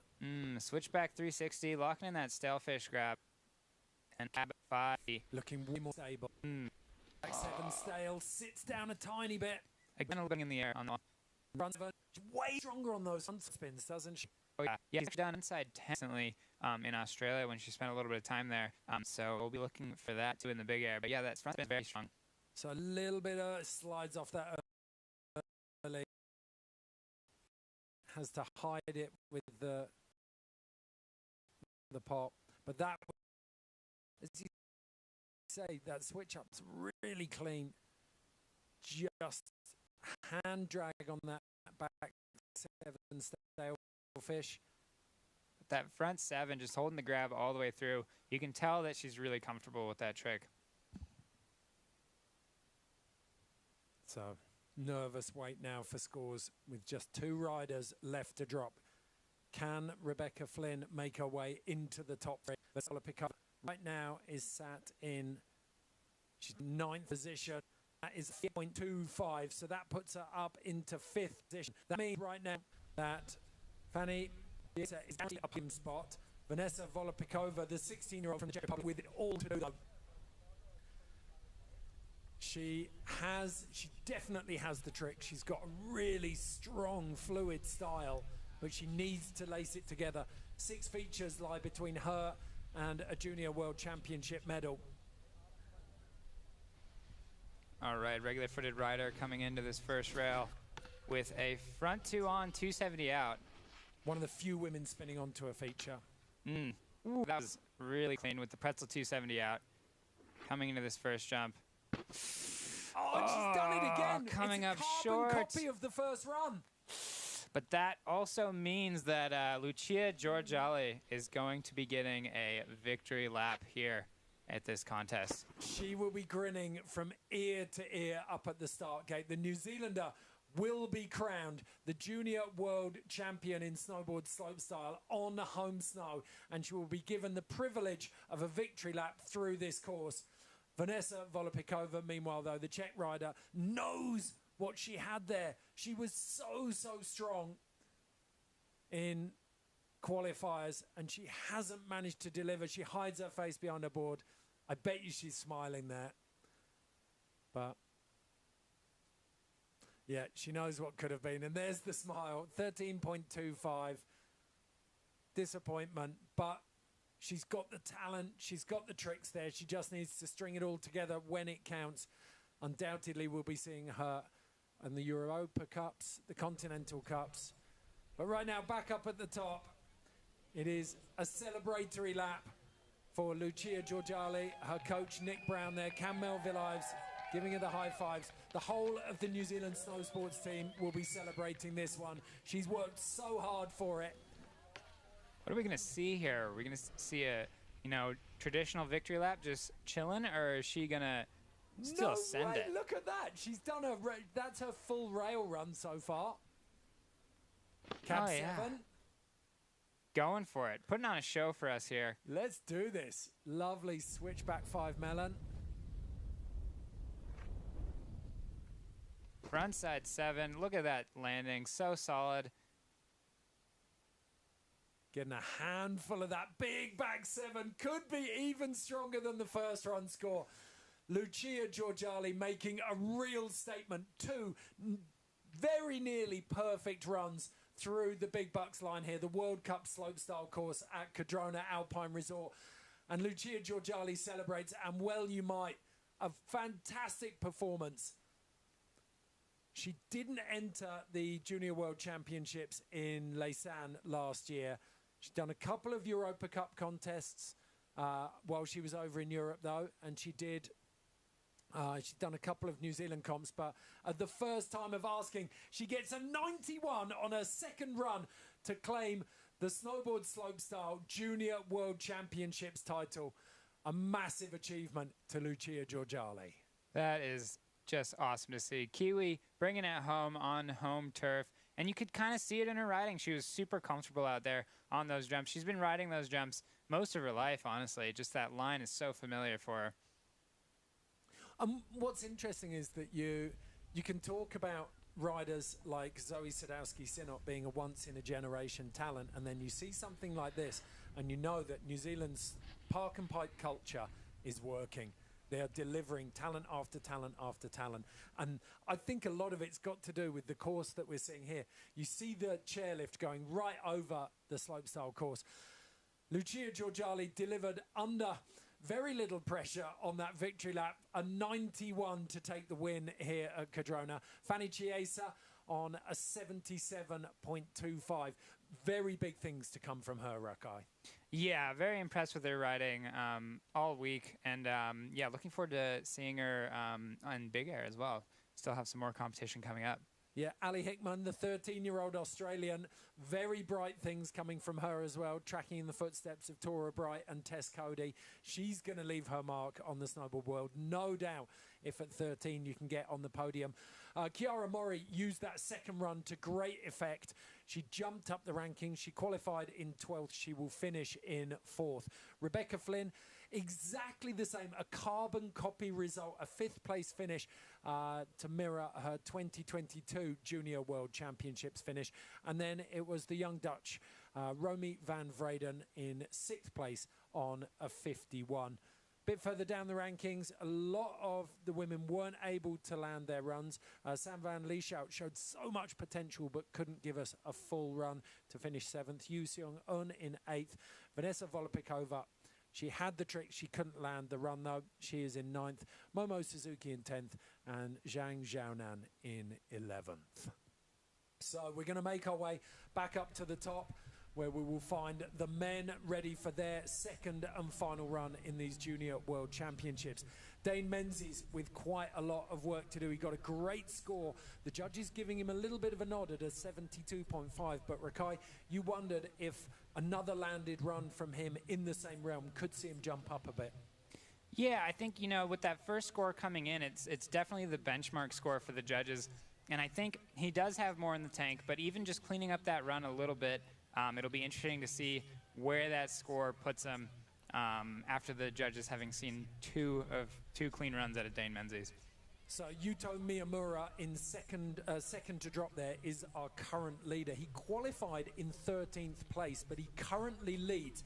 But a lot of the heavy hitters in here, those last four names that you see, Mattioli, Hasegawa, Spalding, and Lee Cheon, those guys didn't put down the runs that they wanted. Tiger Hasegawa, with, by his standards, a very messy run, currently sat in 4th place, just ahead of Dane Menzies. Eli Bouchard, we've talked about him being that maximised prodigy. A lot of airbag work, a lot of practice, but he's starting to parlay that into competition results now, Rakai. Yeah, and you know, you can see just the air awareness from him as well. I believe he had a trick that just did not go right for him from the takeoff and was able to sort of pivot in the air and still land nice and solid, and then did a 16 off of that last jump. Just super impressive. It's amazing what all that airbag work can do for you as a rider. Yeah, definitely one to watch. Currently sat in 3rd place. Ian Mattioli in 2nd, but loads of talent, lots of landed runs. I think we saw 8 out of our 14 putting big scores on the board. So a couple of riders, including the Kiwi Cam Melville Ives, who's down in with a 19.25 in 13th place, yet to land a run. Also Lee Cheon and Cameron Spalding. So this could go anywhere. We have 14 runs getting ready to drop from the men in the Snowboard Slopestyle Junior World Championships final here at Cardrona Alpine Resort. We're going to be following this at around 11 o'clock, maybe a touch later now with this hold that we've got on the course.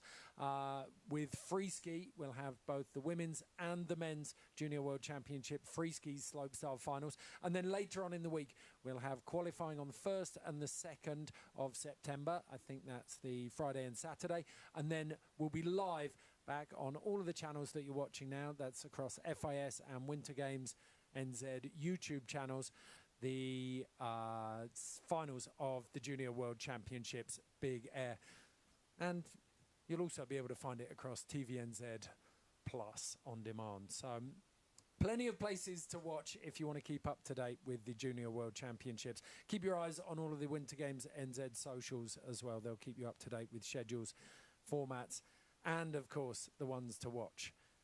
So McDougall's, the Chondala, mostly chair, part Chondala.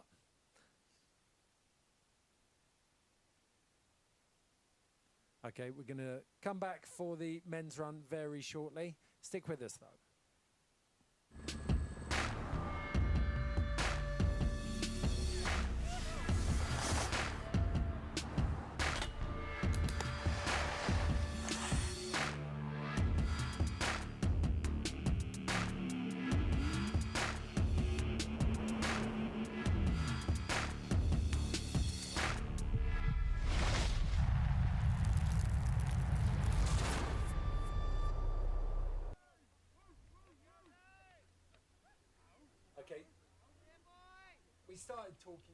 We started talking about this, Rikai, earlier on, but this is a great view to see it from.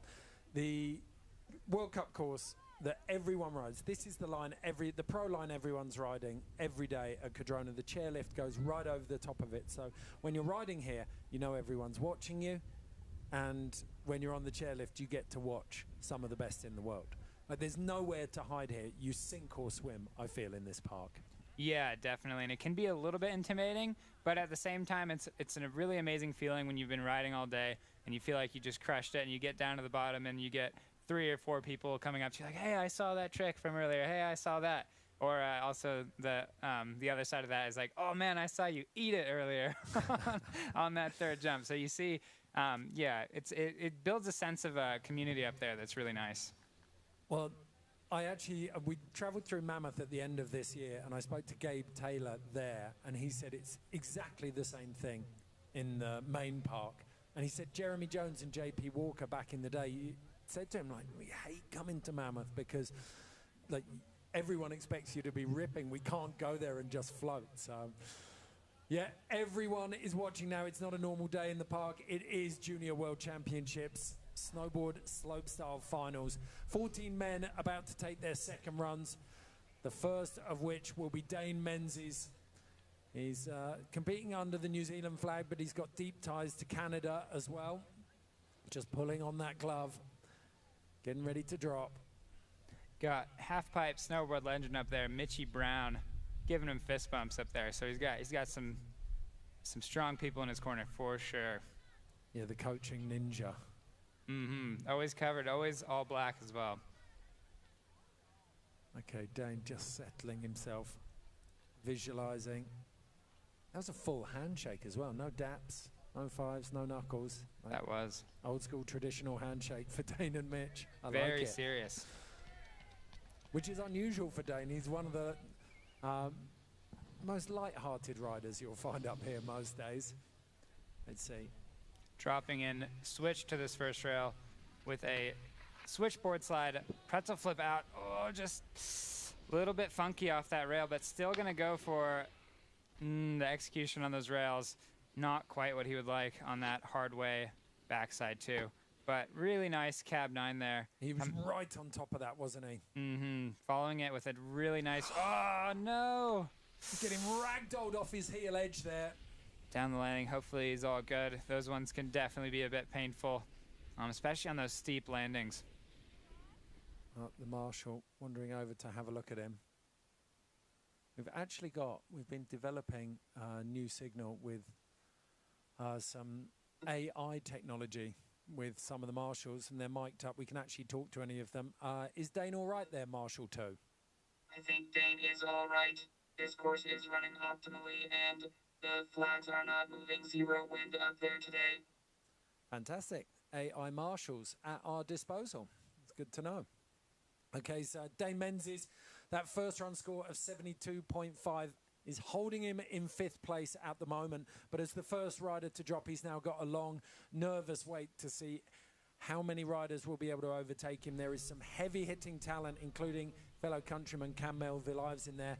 Right now, though, it's the turn of Yuto Miyamura, the Japanese rider, currently leading our Junior World Championship final. You would have thought coming into this, he was the understudy of Taiga Hasegawa, the main attraction for the Japanese team. But Yuto, that lack of pressure, that lack of expectation really working for him.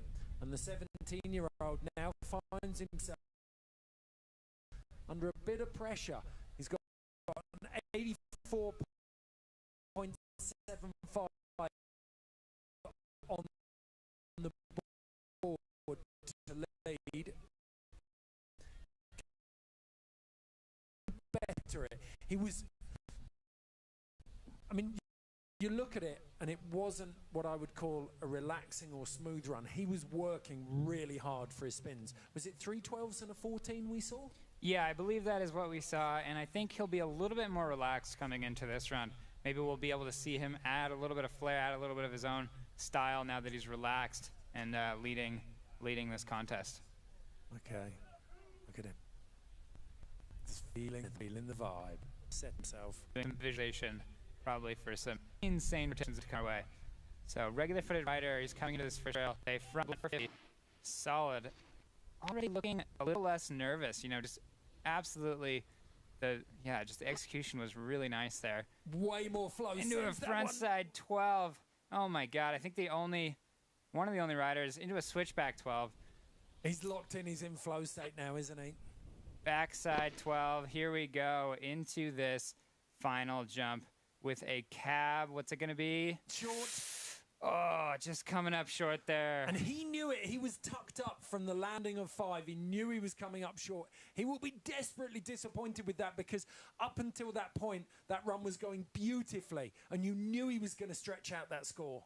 Yeah, probably hoping to increase that gap a little bit between him and the riders behind him. But yeah, Ian Mattioli in second on 81.25. The 3.5 daylight between him and the Italian, but he was going to out for sure. He was just looking so locked in. All the that front side 12 reminded me of Red Red's front. It was like any sort of axe, almost that third dip there. Okay, 36.25. Was he? I don't think he was talking about his bindings. He was just showing them off, wasn't he? Yuto Miyamura. Very, very strong. And just like Dave Menzies, a long and tense wait for Yuto Miyamura to see if he can hold on to that gold spot. Next in, Augustino Teixeira from Brazil. The 18-year-old currently sat in 7th position. It was a good run. The execution just wasn't there, was it?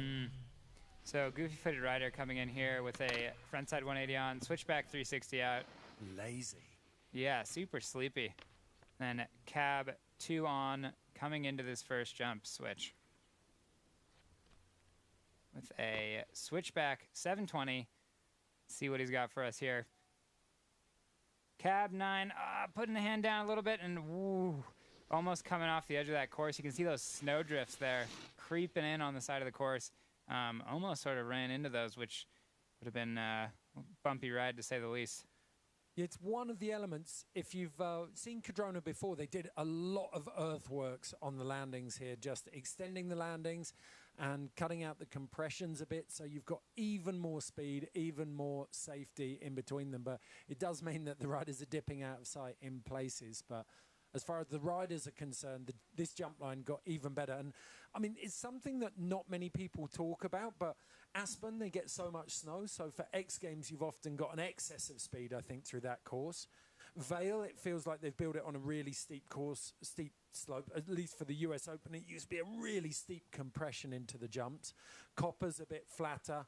I feel like Larks has got one of the better jump lines. Yeah, I would say so for sure.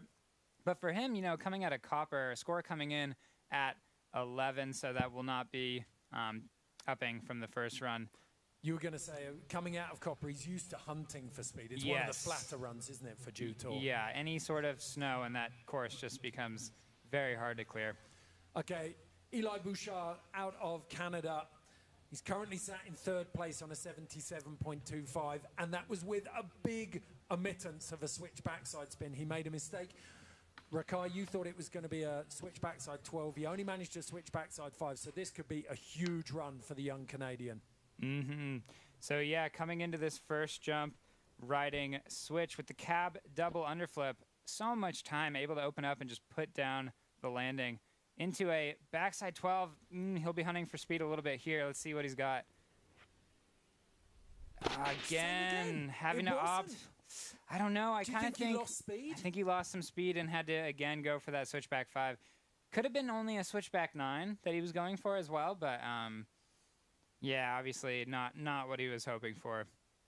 Okay, so bit of a shame there for Eli Bouchard. We talked about it. We don't have the details, but he's definitely taken a knock in practice. I don't know how much that's affecting him.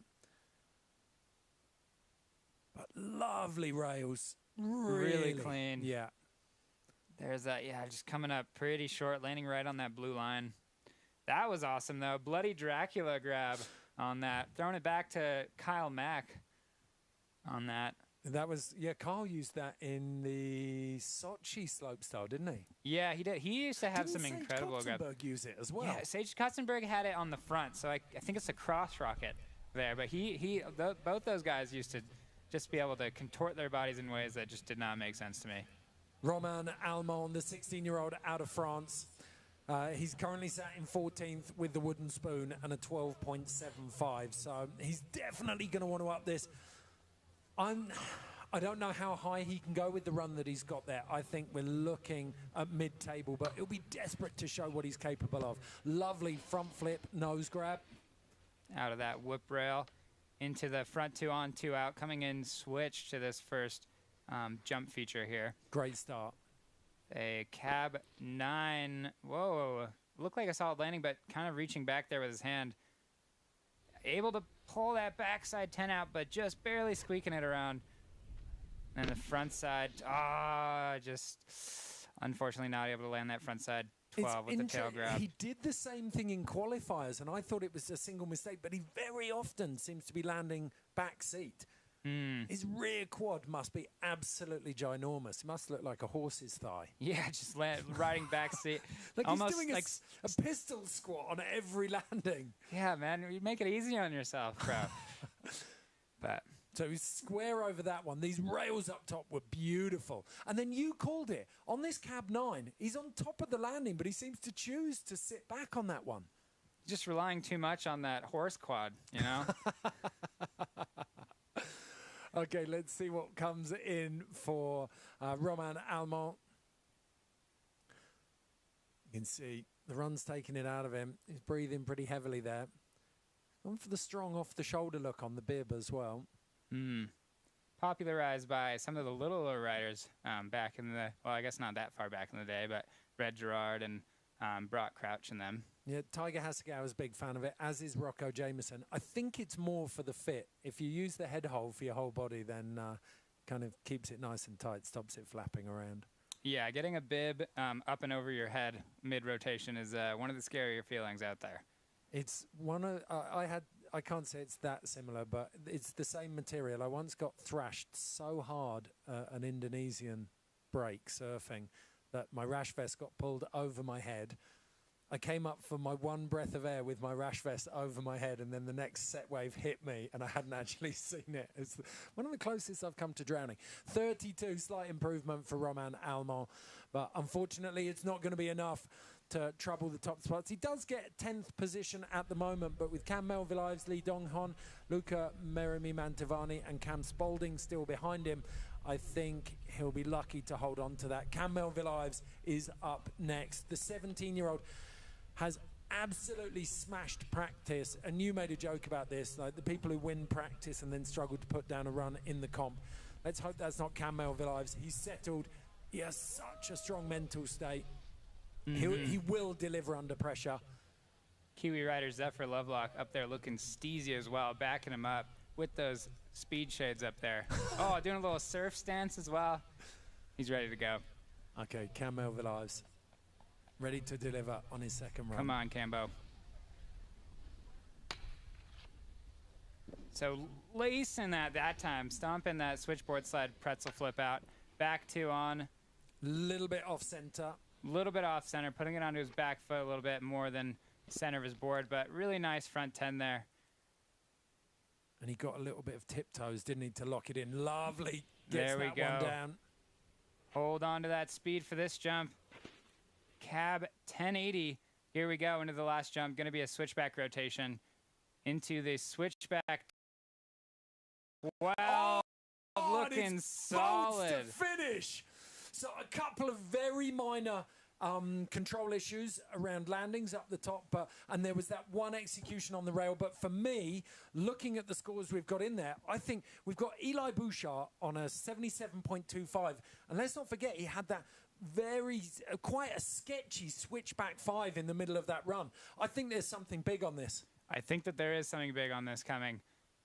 That'll be awesome for the young Kiwi shredder. Another really strong map as well. So being able to, you know, show what he's got in all disciplines is just amazing to watch. Codes. So Cam Melville-Ives currently on a 19.25 in 14th place at the back of these finals. Could make a big move up here. Judges deliberating here, taking a little while. Again, going to make him nervous, but could only be a good thing. I love the fact he's still got the masking tape on from the wax room. Yeah, shout out the wax room. I might have actually put that on there. That does look better than my handwriting, though, so probably not. Comp wax. There we go.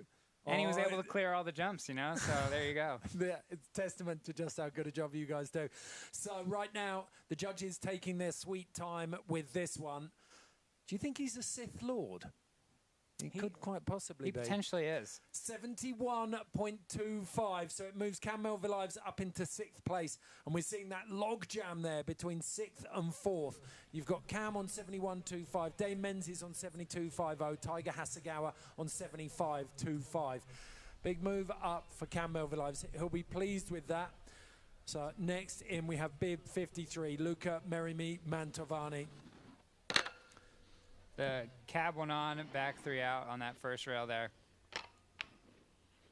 to pretzel, 50-50 board slide to pretzel 2 out, coming into this jump with a cab 7, maybe a little over rotation there, and letting go of the grab a touch early. Whoa. Ooh. Having to do a little bit of a ballerina out of that one. Just didn't quite have the rotation, and he knew it in the air and just had to go into survival mode a little bit. He did look like a cat that had just fallen out of a tree, didn't he? He did, yeah. Luckily found his feet, though, because those can be painful slams, although it looks like... Yeah, he might have knocked his arm as it is. Yeah, I wonder if he has a lingering injury from the last couple days of practice, potentially. That was lovely. But, yeah, good execution on the rails. There's that squirrel out. Yeah, I'm not really sure. It was that front elbow, wasn't it, that went down. Yeah. So Dug hopefully he's all right. with that. Got some lovely turns going on racecourse piece down the side of the fence there. Oh, yeah. That snow looks like ripper corduroy down the side there. Yep, more corduroy in Cardrona than a geography teacher's convention. So, Luca Merimi Mantovani managed to ride down the course, which is really nice, but unfortunately not going to improve his score. It's a 13 for his second run score. Now it's the turn of Brooklyn de Priest. He put down a decent run there, a couple of minor issues, but he got a 58 on the board. But the run showed us some real promise, and I think certainly if he can put down that run and make it, like from what we're seeing from the judges in terms of execution, cleanliness is next to godliness. So I think we're going to see him, if he can put a decent run down, make podium spots.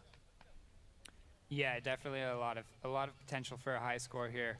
Dropping in, he's a regular footed rider, coming into this, riding forward.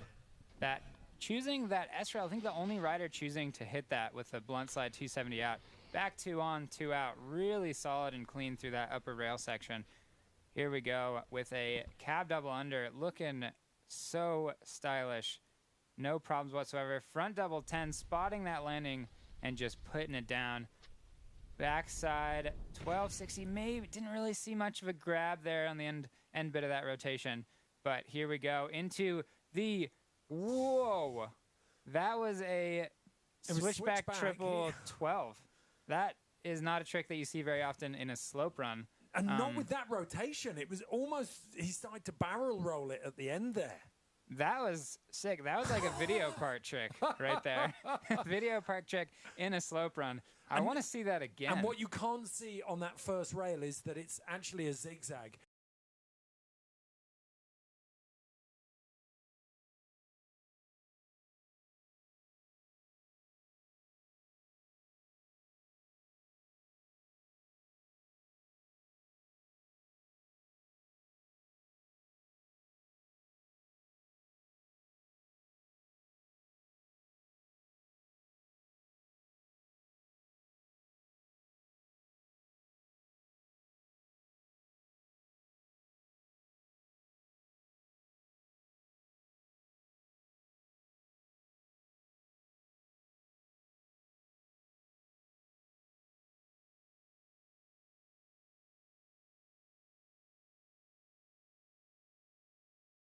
Done that before, but it kind of looked like he was gonna go 14 and then just sort of had to decide wasn't. And when that started kind of looping than spinning, and I think I saw him mouth the words, "I can't believe that." So I wonder if, but there's something that was incredible. If it was, I'm not saying that it was, but you just don't see that trick very often at all.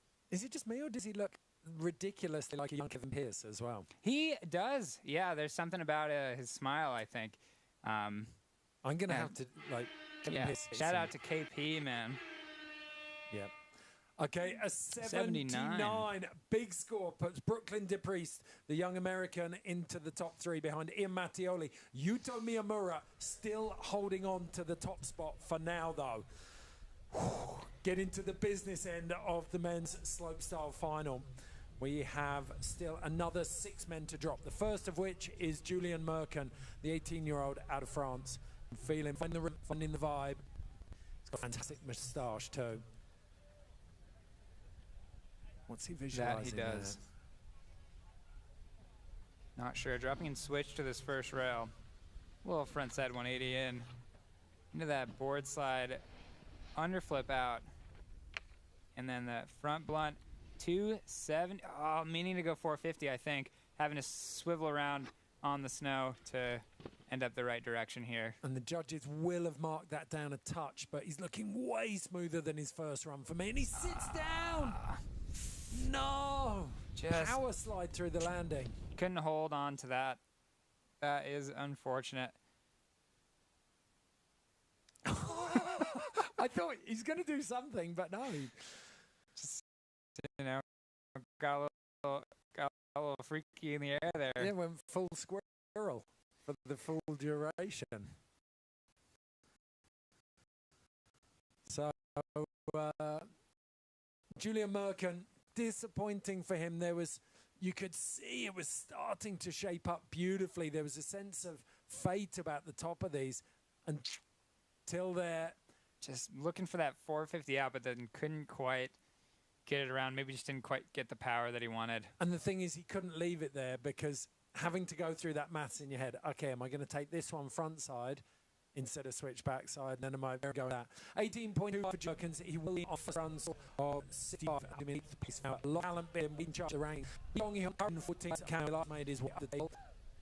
It's going to be interesting to see what he can do with this. There was real back on the first and it went wrong down on jump number 2. He looks a little bit more calmed down coming into this first rail now. So hopefully that'll translate. And it's looking good.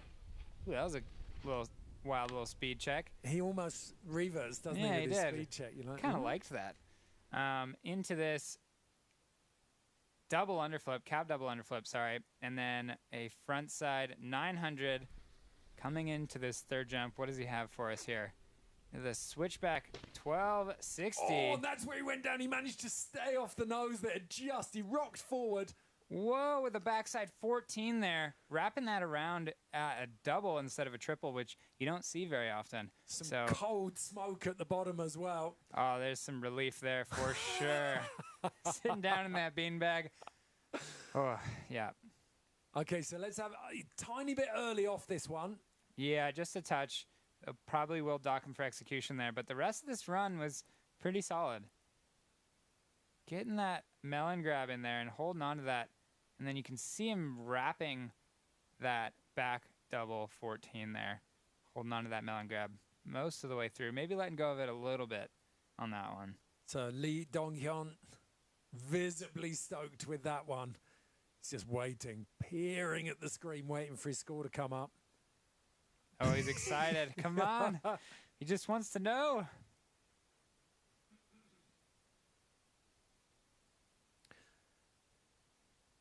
Well, we've said it before. We can say it again. The judges' procrastination can only be a good thing for you as a rider. It's currently sat on a 22.5 in 14th place. The podium bubble now sits with Brooklyn DePriest in 3rd place on a 79. Yuto Miyamura leading on an 84.75. So just over 5 points separating the podium. Yeah, it's an interesting one because while Brooklyn DePriest did do a triple, it was less rotation than the 14 that he had here on that last jump. So. And that's exactly what they'll be discussing. And what he had that cab double under, back 14 to finish. Yeah, and I believe that first trick from Brooklyn as well was a cab double under. 71.25 coming in, not enough to break into that podium. So we have a seventh equal between Lee Donghyun and Cam Melville Ives, both on exactly the same score. Actually, I think Lee Donghyun will go into 7th place because he has the higher second run score. Right now, though, it is Ian Mattioli, the Italian, dropping in. There's that switch up on the rail, the switchback 3 out. Then the cab 2 out, coming in, facing forward to this first jump. Back 9, I think getting a little bit of a double grab there. We'll have to see that again on the replay. Cab 14. Oh, is he going to tuck it up? And yes, he's going on. Make it. Come on. Oh, just short, but still managing to ride away, but unfortunately. He knows it's gone. Mm-hmm. Oh, what a shame. Such a beautiful rider. Got really, really lovely style. Yeah, I've been riding so well all week as well. He'll be disappointed with that, but still putting on a great show for us and showing that he's capable on this course. What's fascinating, Ian is about the least Italian-sounding name I've ever heard. Yeah, that's true. It sounds more like an engineer from Palmerston North than an Italian snowboarder. Oh, yeah. Yeah. I think I know who you're talking about, actually. Okay, so Ian Mattioli waiting patiently. He's currently in second place, so he's got that 81.25, but he will be acutely aware, possibly more than anyone else, that Cameron Spaulding, Lee Chae-eun and Taiga Hasegawa still have a run, and they are behind him. So that second place is far from safe as Taiga Hasegawa, out of Japan, reigning Big Air World Champion, drops in. Cab 2 on, back 450 out. Coming into this next rail with a switchback 2 out, no bobbles whatsoever this time around. Here comes that Rodeo 900 with the nose grab. That is just very pretty, Rene Rinnekangas-esque for sure. Into that switchback 12, coming up a little short on that one, He though. had no business making it out of that. And then the front side 12, what has he got into this? Here we go, the cab 14. Putting it down solid. Still stoked on that. Wow, just squeaking that 1260 around up there. There is so much to pull out of this. He did such an incredible job through there. For me, the Rodeo 9 that you said, Rene Rinnekangas-esque, he's not falling off his heels to a huge degree. The rails up top were beautiful. That trick too, the switchback 2 out. And then this 12 did look like a little bit of a hand wave in the air, but no problems whatsoever on this 14. Solid. He makes it look like a 10. 90.25. Taiga Hasegawa, he got backed into the corner on that first run score. He has come out swinging with a counter in run 2. 90.25 to take the lead ahead of fellow countryman Yuto Miyamura. The Japanese locking out spot 1 and 2. Only a couple of riders can claw it back off them, and this man is one of them. Cameron Spaulding, the 18-year-old out of Canada. He was knocking out 16s on the big air yesterday. We thought he was going for that in his first run. He definitely, if he can lay it down, has the firepower to trouble the podium. Yeah, these next two riders are going to be really interesting to watch. See how they put some pressure on Taiga Hasegawa. Well, they can either put the pressure on Taiga or the pressure will get the better of them. That is absolutely correct. But I do know that the Yuto Miyamura and... yeah, he'll be nervous as well. Coming into this cab 1, Wildcat out of that first rail. Backside 450 on, so bolts right in the middle of his board. Beautiful. And then into the switchback 9, holding that grab all the way through that rotation. Into a frontside 1080, looking really, really calm and smooth. With the roast beef as well. The judges would have been smiling at that one. Whoa, backside 16 there, I believe. Is he going to have enough speed? Into the cab 14. Wow. Big numbers, but tiny. The hand drag on the 16, he was a little bit short on the 14. A little bit short. Oh, this is going to be tight. This is going to be really tight. I'm so interested to see what the judges do here. Let's go back to Tigers. Were there any major issues in Tigers? There was one landing that he bounced out of. Yeah, just a little bit of bobble on one of the landings, and he had maybe just a little bit of a hand wave in the air coming out. Let's take a look at this angle. Maybe double hand touch, but no pressure really put on the hands. No, I think that would be cruel if they took that. The distance definitely wasn't that long. So right now, scores are 81.25 he needs for the podium, 90.25 he needs for the win. So Taiga Hasegawa will be just behind him. I bet you he's out of shot somewhere, looking in to see where this score goes.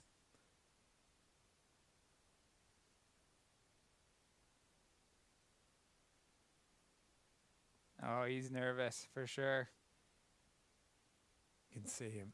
Judges again taking their time, making these athletes sweat it out down there. 87.25. It's not enough to beat Hasegawa, but it is enough for second place.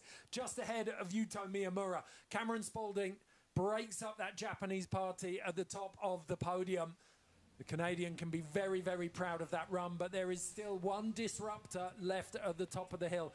The halfpipe specialist, halfpipe world champion from Georgia in March, Lee Cheon of South Korea. The 17-year-old is a bit of a polymath when it comes to snowboarding. He can do it all, can't he, Rick? Yeah, really an all-terrain vehicle out there.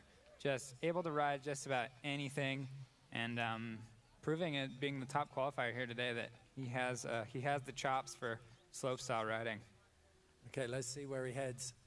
Gives himself a little bit of a McConaughey Wolf of Wall Street chest beat. Getting amped. You know, Valentino does that as well, actually. A little bit of a self pump up there.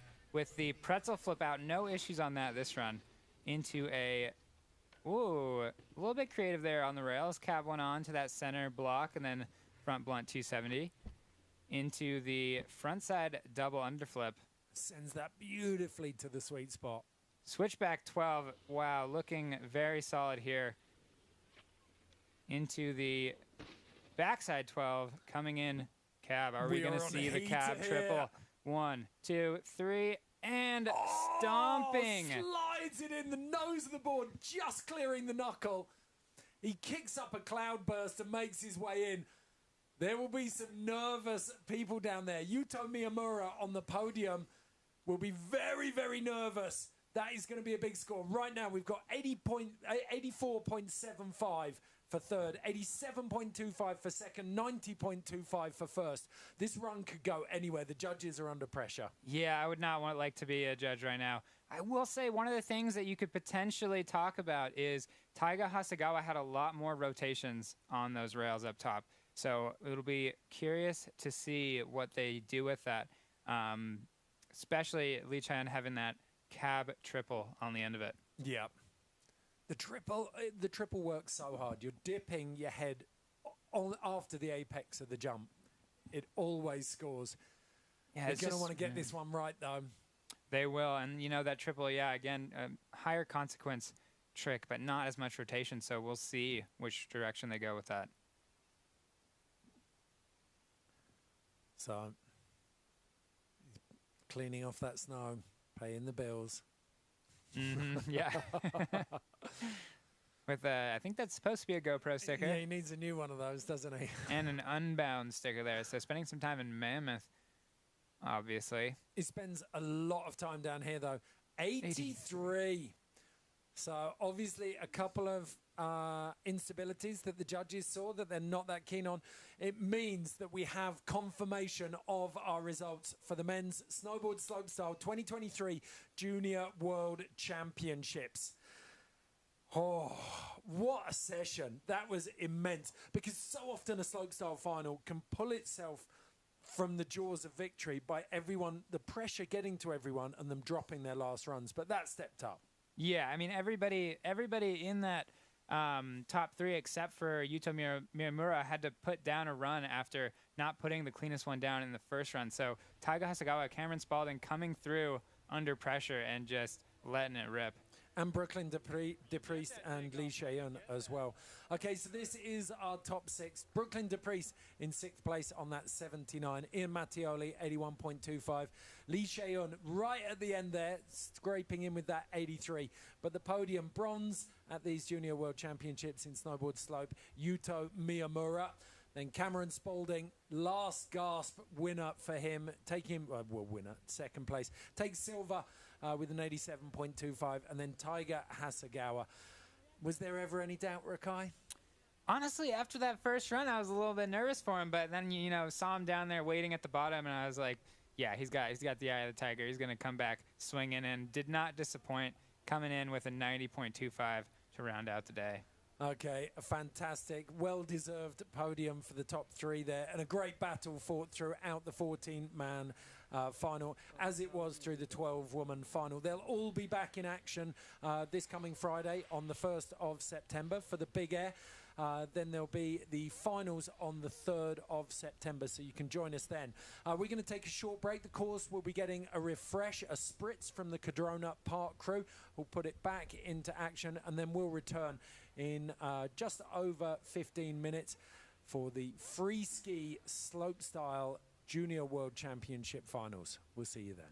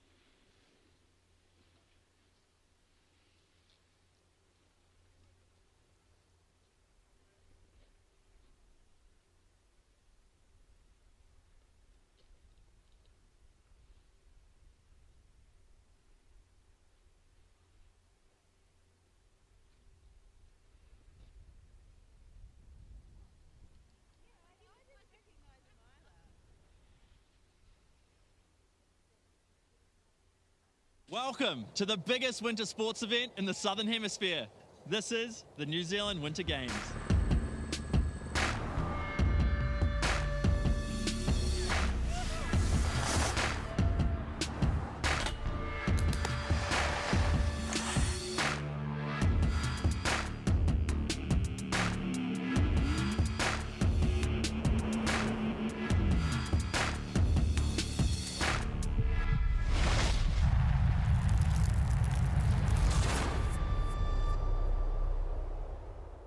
It's the final show from the New Zealand Winter Games, and we're going out with a bang. It's anarchy on snow. Prepare yourself for Stomp, 2 events with a way more relaxed vibe that will allow the athletes to focus on creativity and progression. We have the ever monstrous Big Air and the creative chaos of the Park Jam. NZ has nurtured some ridiculously talented skiers and snowboarders over the last decade, and it's showing no signs of slowing up. One person you've got to keep your eye on is Cool Wakashima. She knows what's up. What's hot with Cool? My name? Hi, I'm Cool. Front even tail.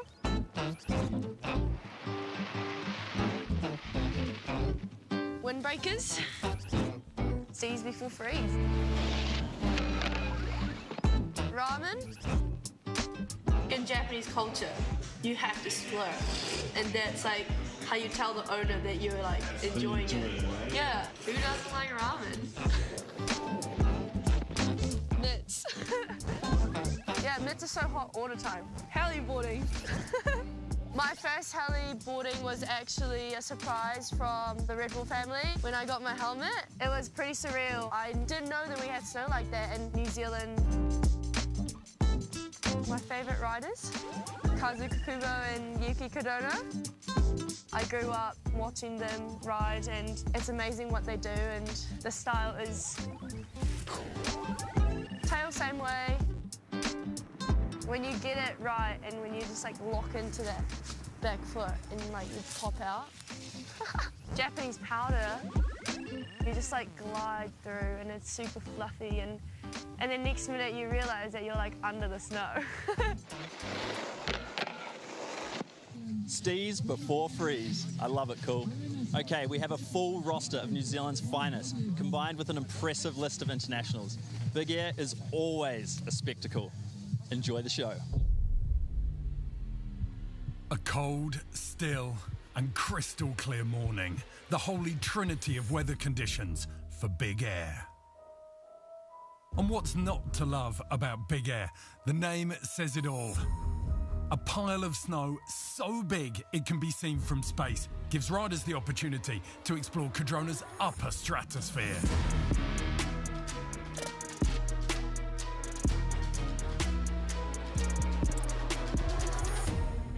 Traditionally, a Big Air format demands riders unleash their biggest tricks, which in recent years has turned the world's best into human tumble dryers, hell-bent on chasing big spins. It's technically spectacular, but in pursuit of these limits, style has been jettisoned. Not here, though. We have a very cool, unique format here. We're judging a style trick and a technical traditional Big Air trick, so they get 2 scores out of 100 added together for a possible total of 200. So it rewards consistency in both style and sendiness. So things were switched up. 2 jumps would count towards the overall score. 1 tech, 1 style. The concept was well received by everyone. It's nothing other competition, only this competition. So good. So fun. Vibes super high. We're up here at the top of the Big Air. I mean, everyone's throwing down. It's a pretty cool format. I mean, I've never done a comp with a format like this, so it's awesome. With the world's best off the leash, things started to get loose. Canadian Olivia Asselin started with style, landing a glorious Rodeo 5 Japan shifty, and the judges dug deep for a 91. Ruby Andrews drew a line in the sand with her big switch 1080 for 80 points. While Megan Oldham went haute couture with this stunning left 3 blunt for 76. Asselan then shifted gears to tech, but backslapped on her double cork 1080. Ruby Andrews tried to push her score, repeating her first trick. But a hand down on the landing meant she couldn't better it. Also switching to tech, Megan Oldham went for a cork 9 blunt, her immaculate execution earning her a 90. Asselan was locked in a battle for her double cork 1080. And at this stage, she was losing. Ruby Andrews couldn't grab her switch 5 and heaped the pressure on her final jump. Megan Oldham, with 2 strong scores on the board, went for a rodeo 5, but it wasn't her best work. Asselan had one last chance at the double cork 10 and absolutely nailed it. 95 points combined with her first jump score meant she was leading on 186. Next up, Ruby Andrews.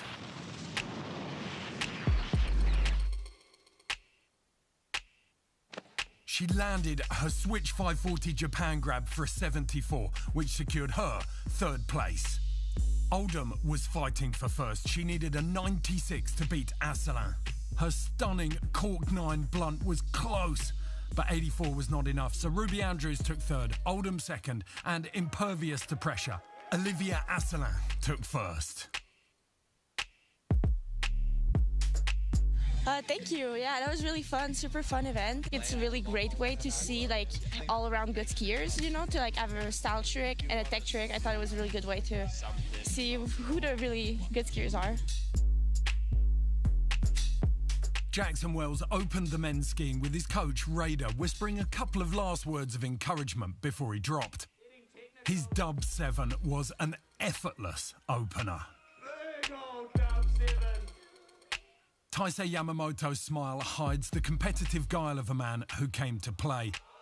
And his triple 1800 nose to the 3rd line was all the proof the judges needed. 97 points for a beast of a trick.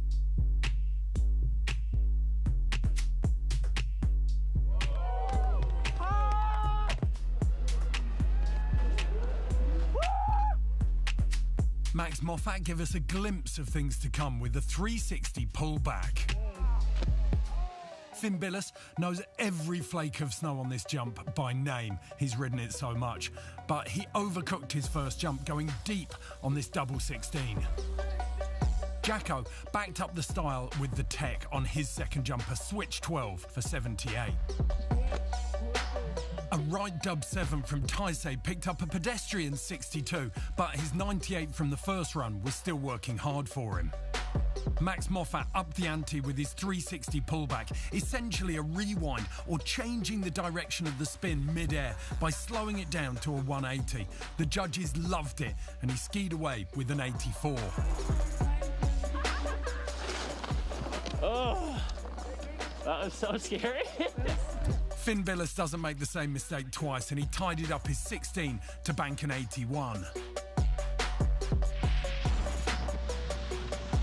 Nolly 180, it could only be Jacko, playing with the kicker like an orca plays with a seal. But in terms of points, it only just broke the 70-point barrier. Jacko would need something big for his 4th jump. Ferdy Dahl came to the party late, but he made an entrance with this manual on the run-in into a rodeo 5 blunt. Taisei Yamamoto had greased his tech score but was struggling with style. This 540 leaving the judges cold. Meanwhile, a misty 1440 from Max Moffat proved he had no trouble transitioning between style and tech. A combined score of 170 to take the lead.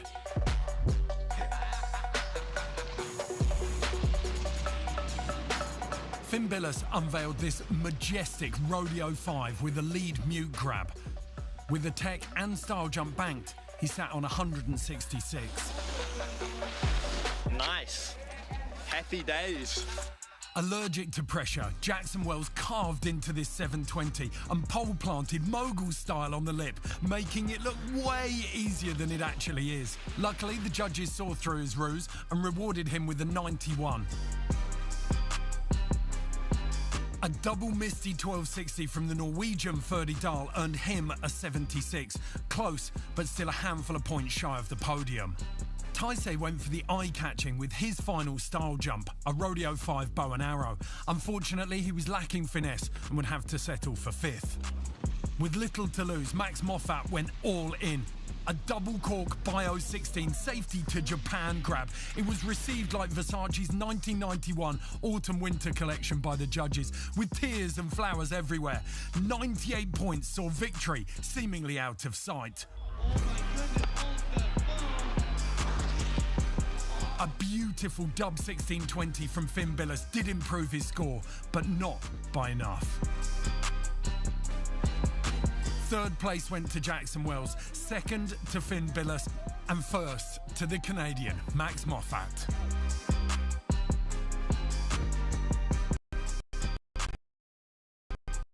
A breath of fresh air for me to do a big air like this. You know, usually every big air is 3 jumps, 2 of them count, kind of your best tricks. So it was, yeah, definitely a lot different, but I love the sort of switch up and the creativity aspect. And yeah, I think that's sort of what snowboarding and free skiing was sort of built off of. So I think it's the best way to push the sport, honestly. Miyabi Onitsuka swung for the fences with the first jump of the wind snowboard, frontside 1080. Fortunately, the landing wasn't forthcoming. Like a burglar on snow, Mary Ficada stole away with this very valuable switch by 9, giving her the upper hand after the first run.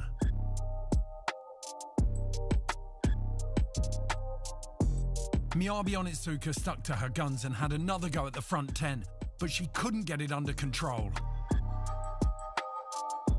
Meanwhile, like an Alpine version of the Hare and the Tortoise, Mary Ficada started working on her style trick, a huge backside 9. Unfortunately, she couldn't stick it. Miyabi opted to add more cork to her front 10, and it worked. She was tail heavy on the landing, but banked a big score to pressure Mary.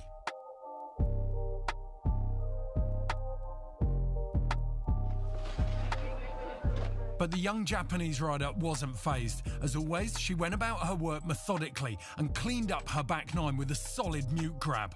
Her combined score from both jumps now totaling 159. Sitting on 88 for her front 10, Miyabi needed a 72 for her final jump to best Ficada. A perfectly measured front 3 with just a hint of nosebone was enough to seal the win for Miyabi. Mary Ficada took 2nd, and despite injury, Kul Wakashima picked up 3rd. The men's kicked off with Hiroaki Kunitake leaving jaws on the floor with a frontside quad cork 1800. It's the first time he's tried this trick in competition, and it's as rare as gumboots at the Oscars. He couldn't land it, but it set the tone for the onslaught to follow. Taiga Hasegawa was the first man to land all 4 1800s. Switchback 18, backside 18, frontside 18, cab 18, 4 18s. So he went, by his standards at least, easy, landing a perfect frontside 1620 mute.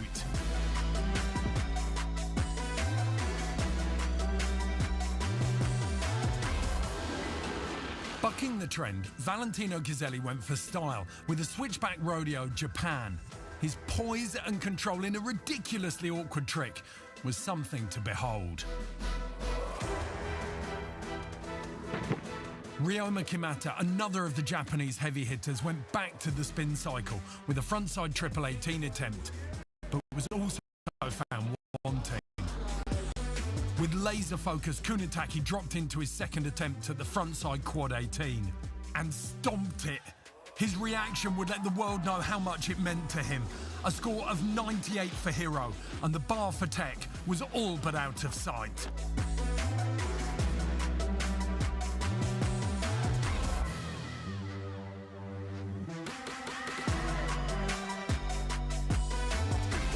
That only served to rile up Valentino Ghiselli, thumped out a side 1800. A respectable 91 kept him in the hunt for the win.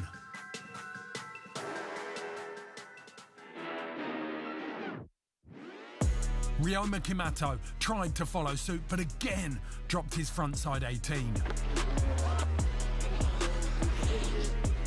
With a quad safely tucked away, Hiro set about his style tricks, opening with a front 7 Japan off his toes.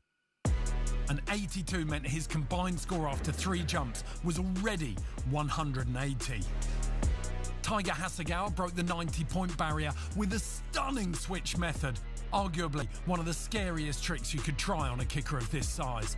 179, his overall score after 3 jumps. Just 1 point behind Kunitaki. Step up, Valentino Gazzelli. It's not very often that we get to showcase both style and technicality in the same event, because usually if you did a 540 in X Games or something, in an X Games Big Air, you'd get scored like a 20. But we're here and we get to do that and we don't get scored 20s. So yeah, like I did a switchback rodeo and got a 93 for it. So it's cool to be able to really just bone things as hard as you can and just put as much flavor into stuff and perfection as possible. This trick is a mind-bending mix of physics and control with lashings of style. Switch backside double cork 1080 with a stale fish turned into a method on the second dip. The judges rewarded Val with a 96 and he moved into first place with 187. Ryoma Kimata then threw his hat in the ring with a frontside 18 mute. It could even have been a style trick with that tweak. 92 points with 1 jump left.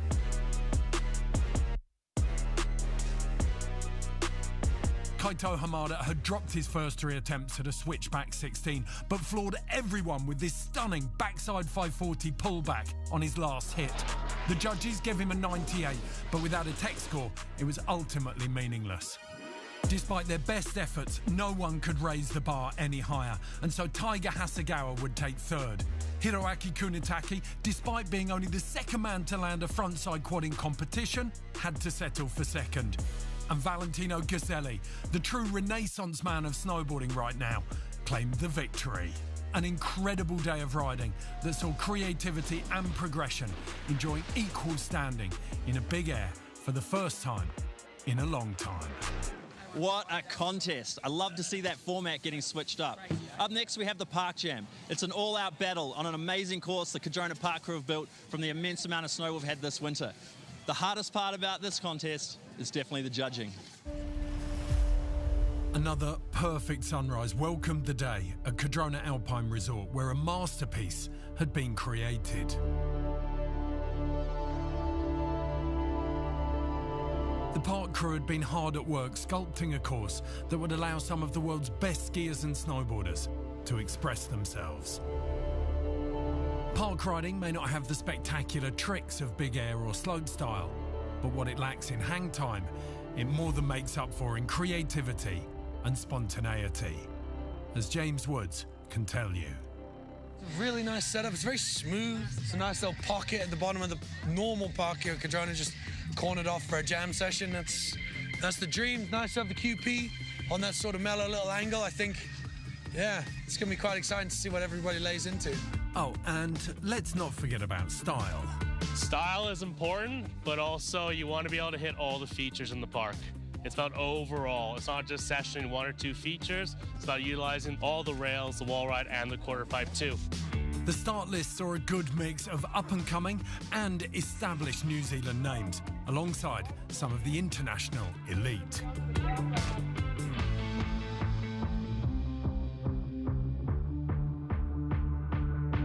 And as the weather heated up, so did the session.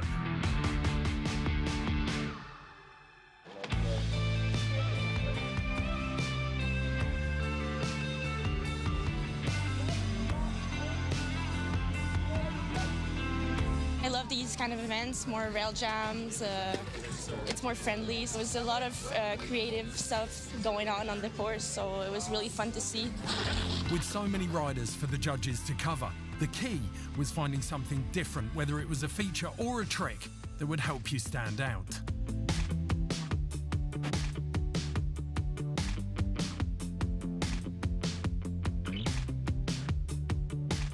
He's shirtless. Chaos and anarchy is a very good description of today. There's so many options and everyone is making new ones as we speak. Stand up Jackson Wells. Having tested out a gap over the judges, he proceeded to backflip a non-existent lip, hit the rail at Mach 10, and then exit under the fences. That is the skiing equivalent of a mic drop. In the women's snowboarding, there was style, stunts, and tech. But it was the Canadian Laurie Blouin who mixed all three with this cab 3 to front board.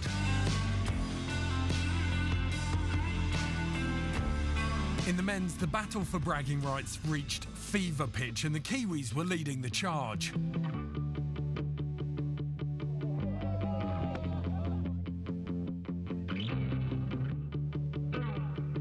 Rocco Jameson was everywhere. Cam Melville stepped it up with a double cork 1080 on the quarter, while Dane Menzies was wielding his board like most samurais use their swords, slicing and dicing everything in sight.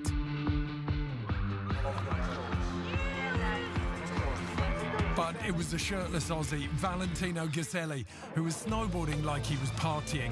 These highlights, the equivalent of dancing on tables, doing shots, and then streaking through the quad.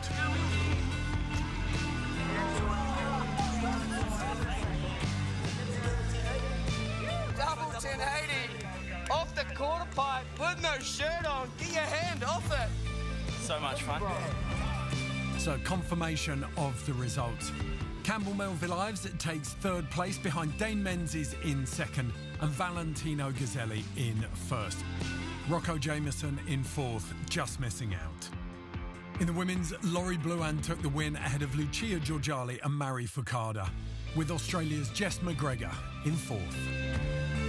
Today didn't feel like a contest, you know, it was just fun to hit some rails and just have fun and do some tricks. I'm just stoked to be back here. I think it's been 5 or 4 years since I haven't been coming, so yeah, it's nice to be back in New Zealand. It's so pretty. As the skiing got underway, there was one word on everyone's lips. Fashion's number one. Steve's before freeze, baby. Number one most important thing. Fashion's its own category today. We've got bibs off the shoulder, we've got bibs under vests, we've got bibs dangling off the side. You got to look good to feel good, and you can't be a bad bitch if you don't dress like one. The women's ski was a brilliant battle. Laura Wootton went hard, and Annie Carava threw down. But it was the showdown between the calculated precision of Kelly Sildaru and the loose as a village golf bag approach of Olivia Asselin. Sildaru pushed hard on the tech. Asselin made it all look too easy. And they traded blows to the bitter end. In the men's, everyone was skiing like they wanted to destroy either their bodies or their skis, and some succeeded. Early standouts were Ben Barclay, Luke Votor, and Taisei Yamamoto. But as the session progressed, the cream started to rise to the top.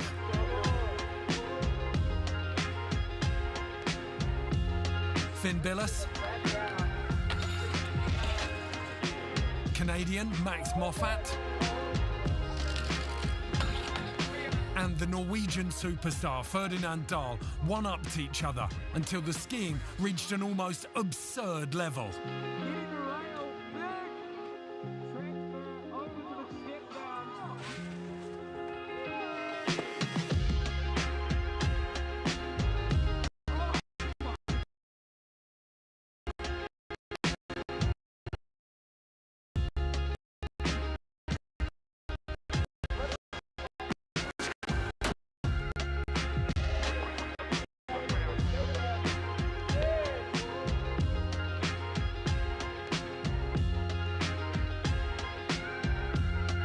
When the dust settled, Finn Billis was in third, Ferdy Dahl in second, and Max Moffat in the top spot.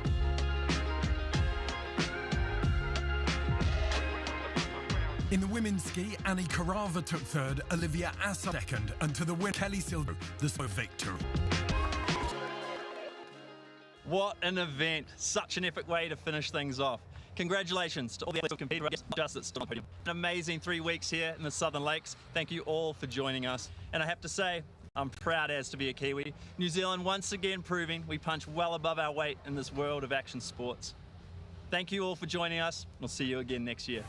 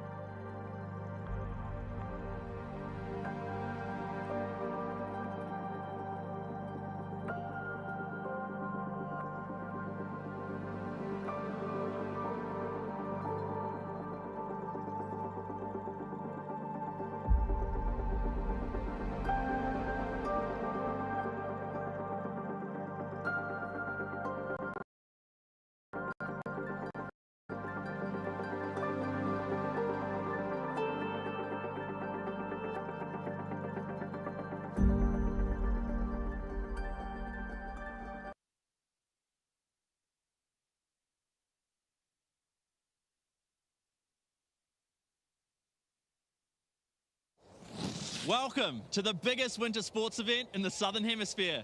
This is the New Zealand Winter Games.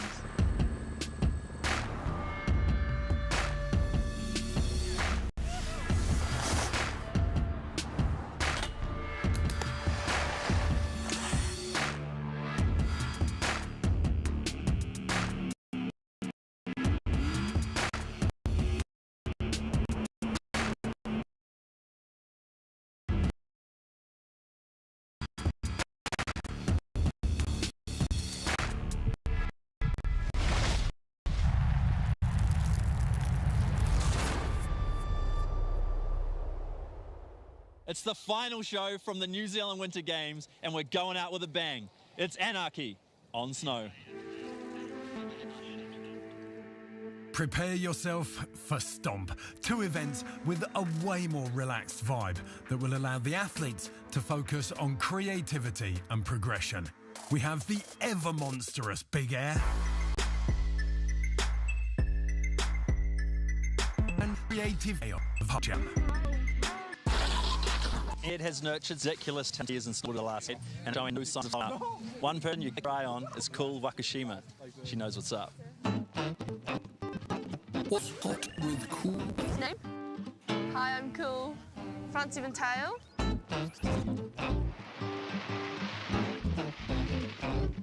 Windbreakers. Seas before freeze. Ramen. In Japanese culture, you have to slur, and that's like how you tell the owner that you're like enjoying it. Yeah, who doesn't like ramen? Mitts. Yeah, mitts are so hot all the time. Heli boarding. My first heli boarding was actually a surprise from the Red Bull family when I got my helmet. It was pretty surreal. I didn't know that we had snow like that in New Zealand. My favourite riders, Kazuka Kubo and Yuki Cardrona. I grew up watching them ride, and it's amazing what they do, and the style is cool. Tail same way. When you get it right and when you just like lock into that back foot and like you pop out.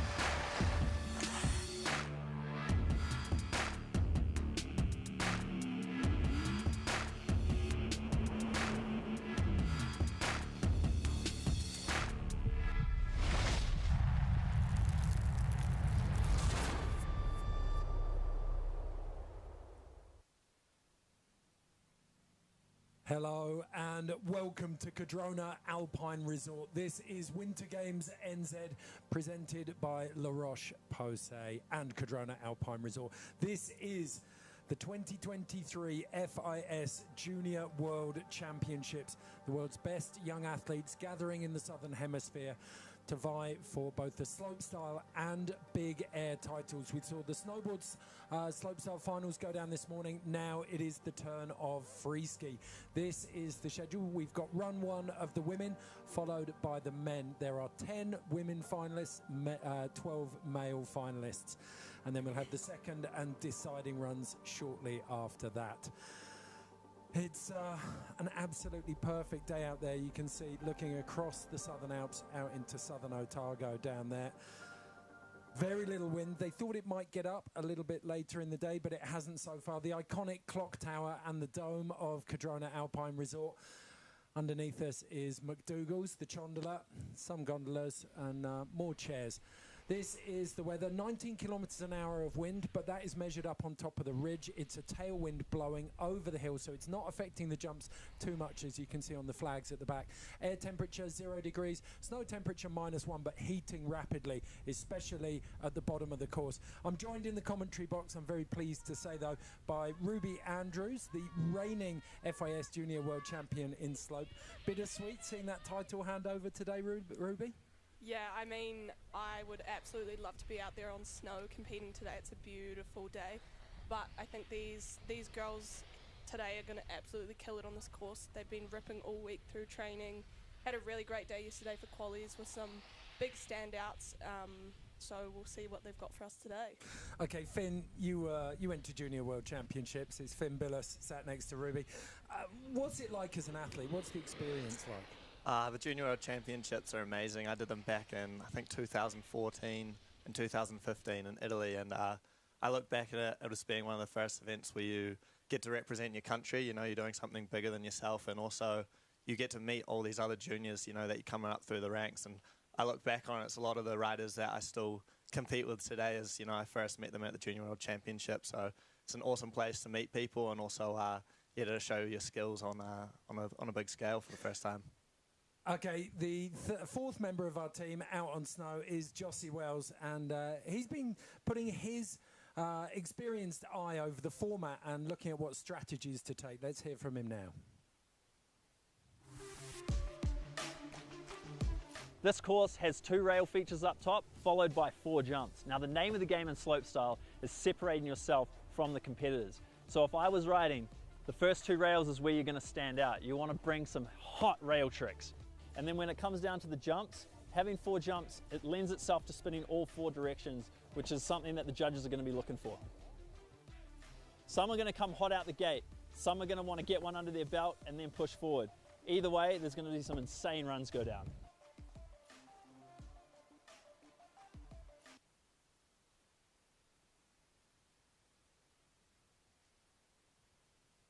Okay, so took a look at that. Ruby, from your perspective, Jossie talked about all the different spin directions that you can go through there. How does that work for you? I think, especially with 4 jumps on this course, we're going to see a few people only spinning 2 or 3 directions, but what the judges are actually really going to be looking for is spinning all 4 directions, and maybe even changing up the axis of these different directions, you know, Misties, corks, upright, bios. There's so many options to choose from for these riders today. So we're really going to be looking for 4 directions is going to be. Okay, and then Jossie made a point about the rails as well, Finn. They had 2, with only 2 rail features, it means that you're going to have a lot of focus put on those. Do you think? Yeah, absolutely. I mean, usually on this course we'd be seeing 3 rails into 3 jumps, and reiterating what Jossie said, I think, you know, there's some really good opportunity up in the top section to show something different. You know, we got big transfers, we got that banana rail, the Harry Potter rail at the top that we saw a lot of action on yesterday, and I'm looking forward to seeing what the guys and girls put down on it today. How did it get called the Harry Potter rail? I think with a little tattoo or the little cut that Harry Potter has on the old forehead. I like that. Okay, we're going to head back to Jossie now. He's had a look at the start list, and these are his ones to watch. All right, guys, I've taken a look over the start list, and these are my picks to watch for in this final. Leo Landro, the Norwegian national big air champion. He's arriving as the bronze medalist from the 2022 juniors in Lausanne with a unique and deep bag of tricks. This guy keeps everyone on their toes. Charlie Beattie, the 16-year-old, has the style of a veteran. Combined with a world-class rail game, he's going to be coming out swinging on these first two features. And finally, our Kiwi, Finlay Melville Ives. In between World Cups, Finn stomps triple 18s in big air for fun. With the home court advantage, he'll be looking for the podium in both slopestyle and big air. Now for the women. Daisy Thomas, the young Australian, is coming off an outstanding Northern Winter where she was crowned the World Rookie Tour champion.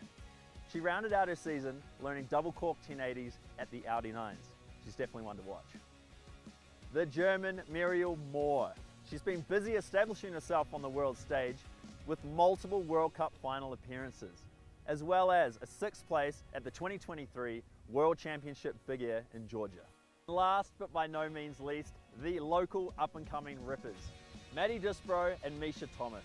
Both have been gaining momentum in the continental event circuit, and now they're here on home soil. A couple local rippers looking to shake things up.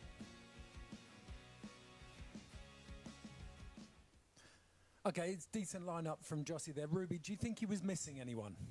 I think all of the athletes that he just mentioned are favourites. I mean, also we've got a dark horse, Flora Tabanelli, who absolutely came out swinging yesterday in the qualifiers. You know, had a little bit of trouble on her first run, but second run put it down and slid into first place for those qualifiers. So I think she's absolutely going to be one to watch for these finals as well. Really interesting. She hasn't got a lot of experience at this level either, so she's absolutely smashed expectations already with that first place. What about on the men's side, Finn? Yesterday, watching the qualifications, I was really impressed by Jaakko Koskinen from Finland as well to add to that list. I think we're going to be seeing some good stuff from him, along with Leo Landro, like Jossie said. He played it kind of safe on the rails, I thought, yesterday to get through to the finals, but we know he's definitely got the skills in the big air and looking forward to seeing him up those rail tricks. Okay, I'm going to put you both on the spot here, and I didn't prep either of you for this, but if you were going for a top 3 right now, who would you go for in the women's? That's a hard one. I mean, all of these athletes have potential, but I'm going to say Muriel Moore is a favourite of mine. You know, she's got the style, she's got the tricks. Daisy Thomas and Flora Tabanelli. Okay, strong one. Finn, what do you reckon? I'm going to back the hometown boy, Finlay Melville Ives. He's super used to this course. You know, he trains up here at Cardrona all the time. Watching Charlie Beattie ski yesterday, he's got really good style and some huge tricks in his bag. And then also Leo Landro, like I said before, I think would be my top 3 favourites for today.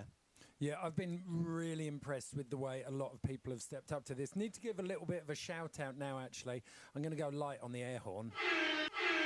That's the Cardrona Parks crew down there. Those guys have been working day and night. And you guys have competed all over the world.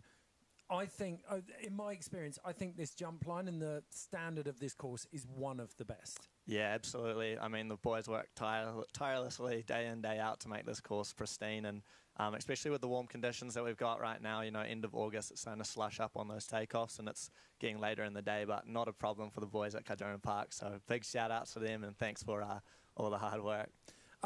Ruby, you know that skiers can generate a little bit more speed than snowboarders, but we saw speed was a bit of an issue for some of the women in the final earlier on. Do you think that'll be an issue in skiing?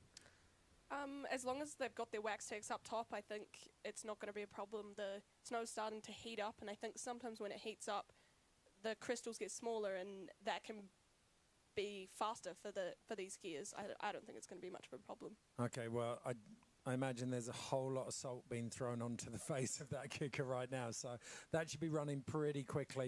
Of course, crew are just leaving now, which means that refresh between the snowboard slopestyle finals and the freeski finals is done. So we're going to make our way up to the top of the course and get this contest underway very shortly. We can take a look, though, before we do. At this course, we're going to do it with Jossie Wells, chasing down one of the Kiwi hopefuls who unfortunately didn't make it into finals, but he's got a bright future ahead of him nonetheless, is Luke Harold. We're here at the top of the Junior World Championship Slopestyle course. I'm up here with Kiwi hopeful, Luke Harold. He's going to take us through the course. Get it, brother.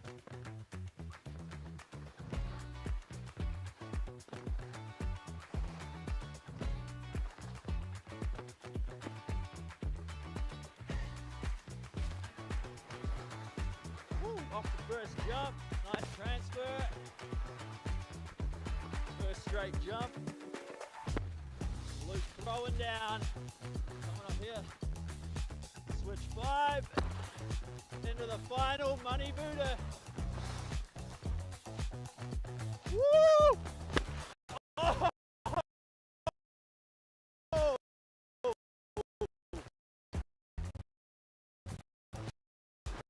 Oh, it's huge!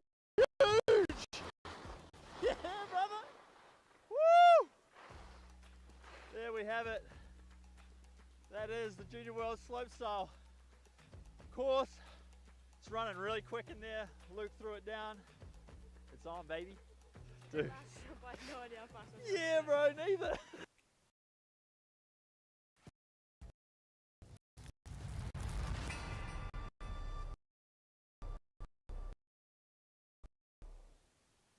That was actually Jossie's first run of the day. He turned up and I just threw him in behind Luke Harrell. He chased him down. I'm sure his knees were loving that last landing. Okay, here's the start list for the women's finals. And plenty to get stuck into here, Ruby. We've got a solid showing from the Kiwis. Yeah, I think it's going to be a hell of a show. Taylor Breen really stood out yesterday for Finn and I, especially with that big cork 5 on the last jump.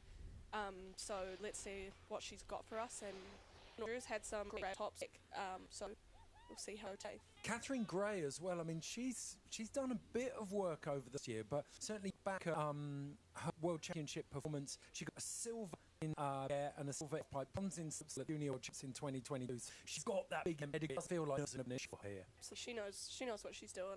I was at the last Junior Worlds where she was third in style, and she knows she's doing here before, so I would say she's going to do great today. Okay, Finn, what about Misha Thomas? You were seeing yesterday during the qualies. It felt like they got those places, but they had a bit more to give as well. Yeah, for sure. I mean, sometimes there's a bit of comp nerves coming in, you know, in the qualifications and really just wanting to get through. They've both got what it takes to do well here in the finals today. Awesome to see Madeline Disbrown getting through after a win over at Remarkable just a couple of weeks ago as well. So she's got some momentum going into this event, and yeah, I'm sure they're getting fired up at the top right now to put it down. Well, there are also two of the youngest competitors in here, alongside Catherine Gray, both 15 years old. And for Misha, it's her first FIS sanctioned competition, so kind of a big deal for her. And to make it to finals at the Junior Worlds, first time of asking. Hopefully, we said it a little bit in the snowboarding, if your goal is to make finals, once you actually get here, then you can relax and have fun. It's mission accomplished and you can actually relax. And sometimes that's when you ski your best, isn't it?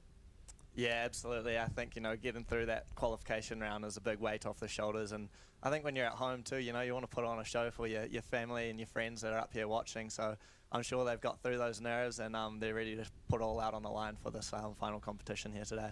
Okay, what about the Chinese athletes, Ruby? I'm going to put you on the spot here, and I know it's really hard because a lot of the team that have come down for this, there's almost no history to them. Like they haven't competed at an FIS level. Very few people have seen them traveling and competing. So you've got these unknown quantities, disruptors as I like to call them, who can come in and really spoil the party for some of the established superpowers. Yeah, absolutely. Yang Ruyi, she was at a couple of World Cups this year and was starting to really break into those finals at the World Cup. So I think she's definitely going to put on a show here on the jumps, especially. She's got some big tricks on the jumps. And Han Lishan, she's done 3 comps in China, FIS comps, like those national level comps, and done top 10s in them. But certainly looking down the start list 2 days ago, there was nothing that suggested she was going to be finals material, and yet she skied really beautifully to get here. Yeah, absolutely. She was skiing amazing yesterday, so I'm really interested to see if she pulls a little bit more out of the bag. I think she's got a bit more in the tank for these finals today here at Cardrona. Okay, well, that's the women's start list. We've got a little course hold on. We'll be getting into that shortly, but while we're there, we can take a look at the men's start list, and that will give us a run through on that. So no shortage of talent. Finn Melville-Ives qualified just on the top third there, and as you said, Finn, he's got quite a bit to give here. He knows this course, he knows the speed. Yeah, absolutely. I mean, he's going to be the most comfortable out of anyone in this field today riding this course, and we saw a hint of it yesterday in the qualifications. You know, he put down his safety run with a 12.60 on that second to last jump, and then went to increase that with a 16.20 in his last run. Not quite putting it down, but this kid's got the pedigree to do 1800s. He's even tried 2160, so I'm pretty excited to see what he does today, and I think he's going to have a lot of local support up there. What's fascinating, there was talk at the start of the contest of having a smaller field and 3 runs in the final. They've broadened the finals, so we've got more athletes, but they've only got 2 runs. Do you think that's going to change the strategy, Ruby? I think these boys are going to go full steam ahead for these finals. 2 shots to make it onto the podium, really. I think all of them are podium contenders, so they're all going to be pushing for that full pull round top to bottom, super clean, grabs, 4 directions. They're all going to want to get on that podium today. Okay, so Finn, do you see a safety run coming out first, or do you see it going absolutely berserk first run? I think maybe in the first few riders, they might be playing it safe, put one down, you know, squeaking into the finals. They might just be looking for putting a run down and getting a result. But I think when we get to the later half of the list here, we're going to see some heavy hitting runs right out of the gate. You know, they've kind of just got to put it all out on the line right from the get-go, and having 2 shots instead of 1 for that could be what it takes to get onto that top step. Yeah, maybe. Okay, so if you're in 1 to 6, you're kind of thinking, I can put a safety down and maybe sneak up a couple of places because there'll be a few people who fall. But then you've got probably from Finn onwards, they came to play and they're going to go all in from the off. Yeah, for sure. And I mean, you look at how international that field is. They've come a long way to get here, so they might just be willing to risk it all today and just go for it right straight out the gate. Okay, I'm just getting word through from the technical team that we might have to go delay for a couple of minutes. We're going to just put a graphic up to put you on the hold. You'll have word as soon as we know what is coming up, but we'll come back to you with more news as it comes to us. For now, though, we'll leave you with the schedule.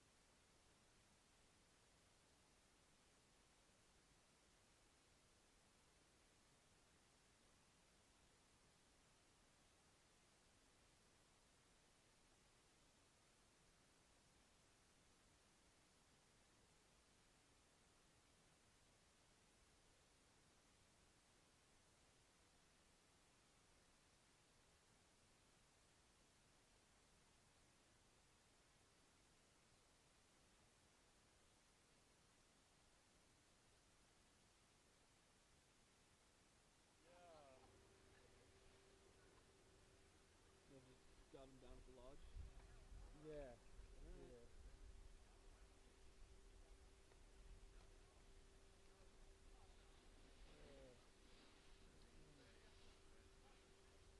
There you go. Just to play with it.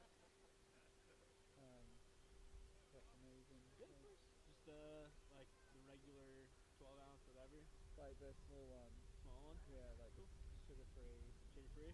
Yeah. Alrighty. Drinking it. Yeah, dude. I'm not really doing much, but we'll try to soak up the 5 laps or so, bro. Cool. Thanks. Yeah, dude.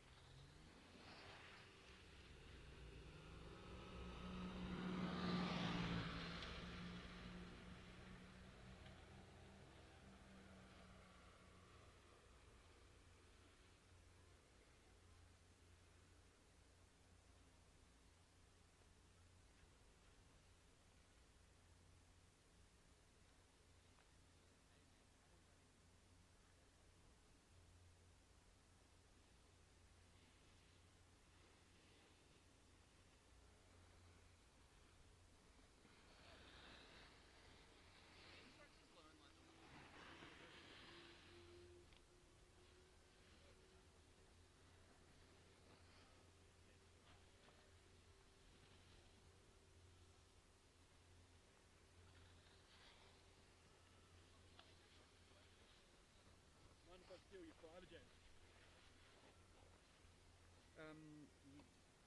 Bob, we just got to do a camera test and we need to take camera 2 offline. Can you cut to another camera, please?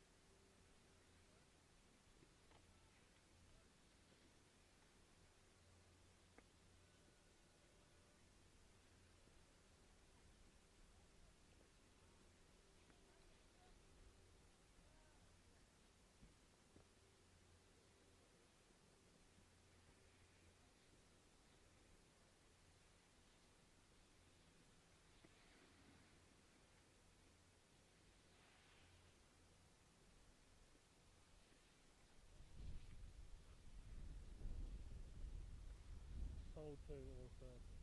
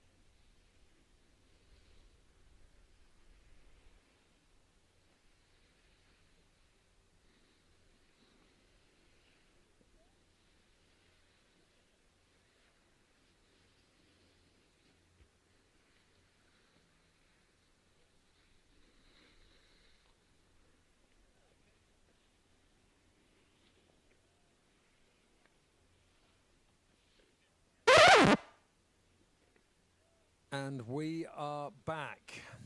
Thank you for holding out. If you're still there with us, this is the live stream. We've had... Yeah, we'll be...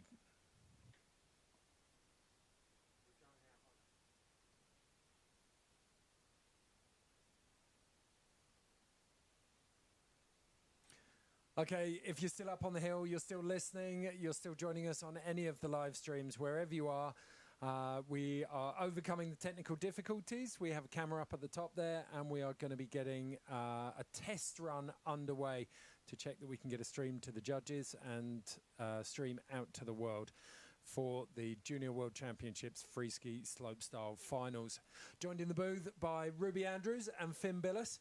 That means we've got the reigning... Right now, it's been delayed for a whole day, Ruby, but you've had an extra day out of your Junior World Championship title.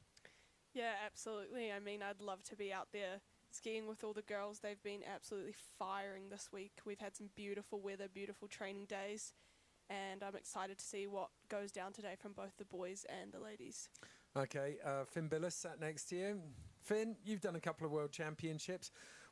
It's been difficult. They've been on a hold now for coming up on 2 hours. How hard is it in that situation? You've been there to sort of sit on a hold and keep the adrenaline high but not peak, and then be ready for when they do say go. Yeah, for sure. Today's definitely going to be a roller coaster of emotions for all the riders out there, and I think it's going to be one of those events where you really see people's mental capacity come into the event. You know, they've gone up, they've done their training, they've been waiting at the top of the course, and now they're going to really have to rely on what they've been training over the past few weeks, put it down in competition time, even when it is coming into 2:30 p.m. You know, it's a late start for them, but these athletes definitely have what it takes to show the best, even in adverse conditions like we've got today. Well, I'm pretty sure what we're looking at now on these pictures is actually a drone. The way that it's hovering, because we've got a camera on rail 2 there as well, so it'll be interesting to see if we can get a picture out of that drone. Let's hope that thing doesn't fly away on us halfway through. That's definitely not a drone, because we just saw someone's head right next to it, so it might Maybe not they're be. getting a little haircut right now. Yeah, just a little bit of fringe there. So if you're just joining us, this is the FIS Freeski Slopestyle World Championship Finals. We have 10 women and 12 men, and it is a stacked field. They're running in reverse order of qualification. So Daisy Thomas will kick us off, followed by Misha Thomas, Madeline Disbrow. Here's our test runs. Looking good. Coming into really the second rail. Ailey Babin. Oh, nice. Yeah, I think that might be Jason Beecham coming through into the first kicker right now. Okay. Nice. Nailed through there. Course is still looking pretty good in there. Yeah. Even this late in the day. Kind of the opposite of what you want, isn't it? Shade on the landings and sun on the takeoffs. But it'll still be running. And certainly with this jump line, we've talked about it a lot. Speed doesn't seem to be an issue. No, I think this course has had some amazing earthworks done that makes it pretty easy to clear these jumps in most snow conditions. Yeah, and I mean, even with the shade coming onto those landings right now, it might be a little bit firmer on the landings, but they're definitely not going to be having troubles with speed clearing those. You know, it's going to be a bit faster right through the landing and coming into those jumps, so they should have plenty of speed to clear and go to the sweet spot, even the Gucci Plateau down there in the bottom. Couple of beanbags waiting for you if you make it to the finish. So just waiting on another couple of forerunners. All being well, we will get this underway very shortly. So we've got the B netting up on the left-hand side. Who stands out to you off the women's start list?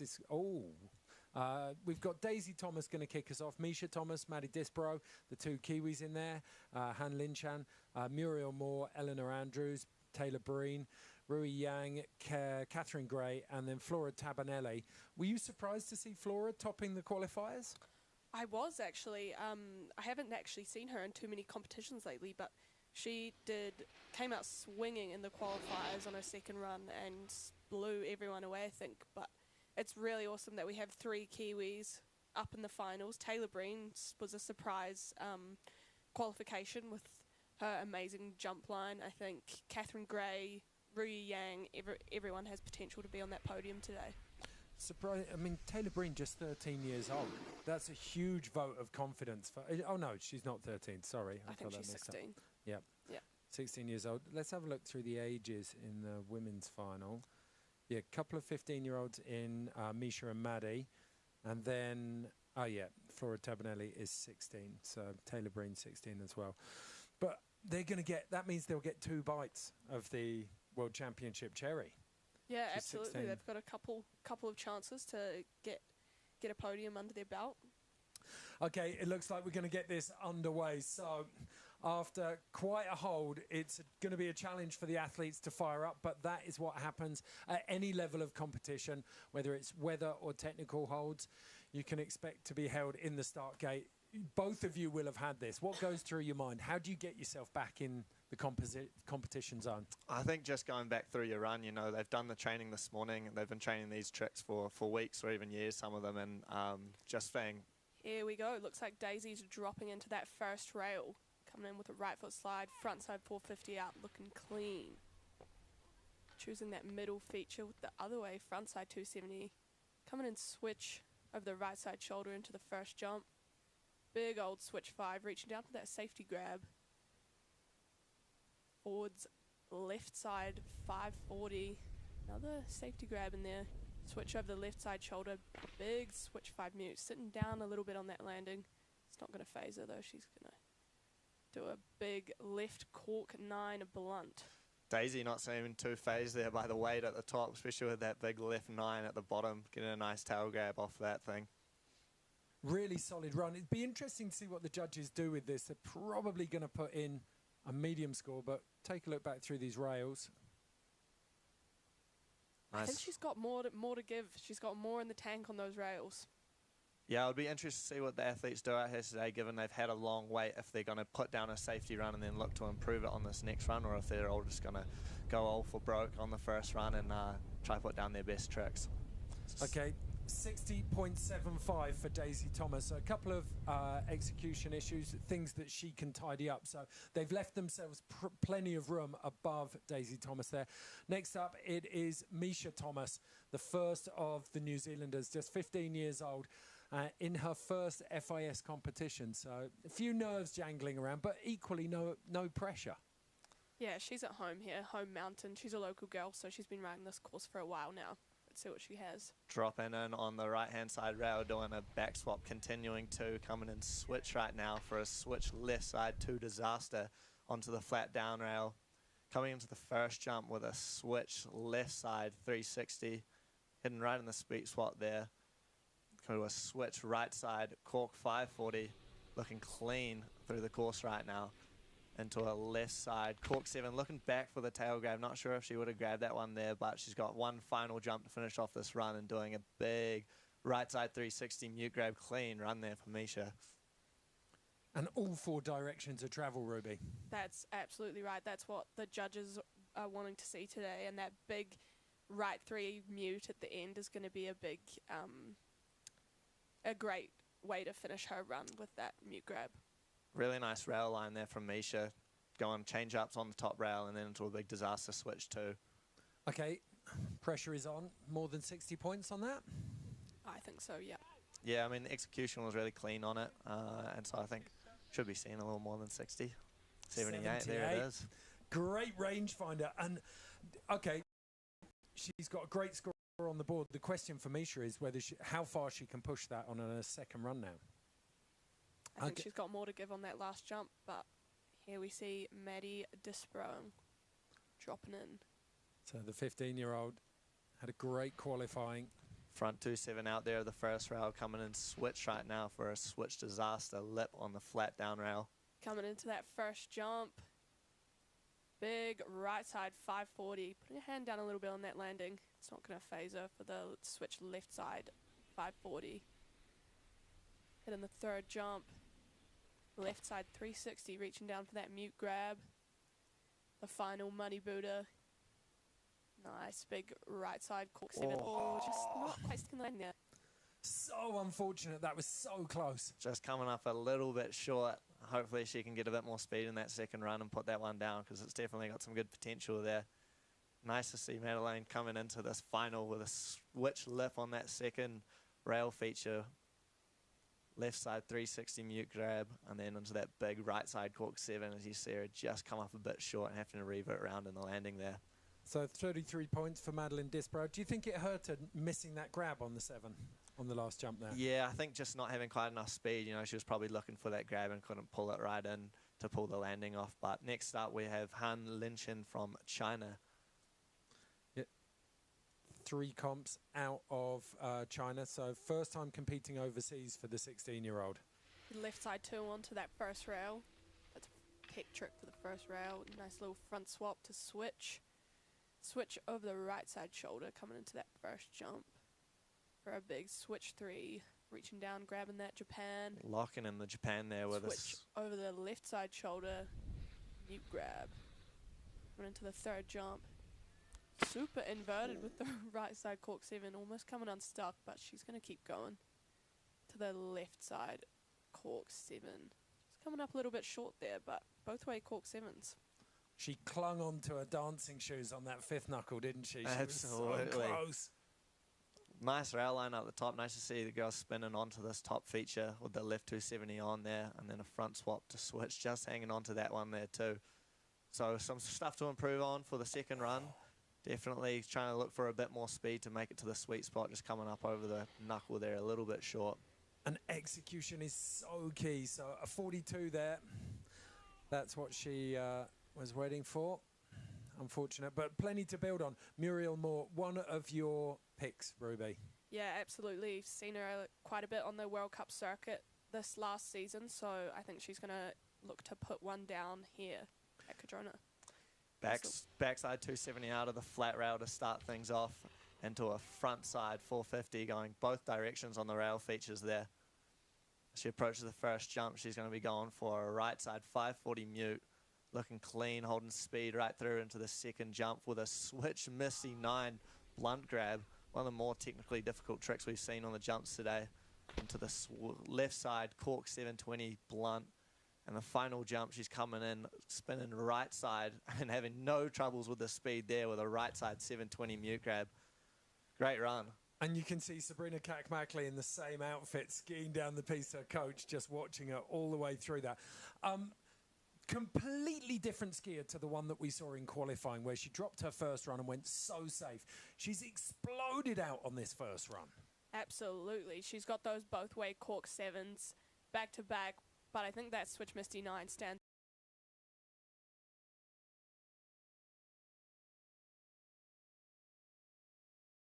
to be happening in a Junior Worlds competition is really strong from Muriel. Okay, at the moment we've got Misha Thomas leading the way, the New Zealander on 78, Daisy Thomas on a 60.75, Han Lin Chan on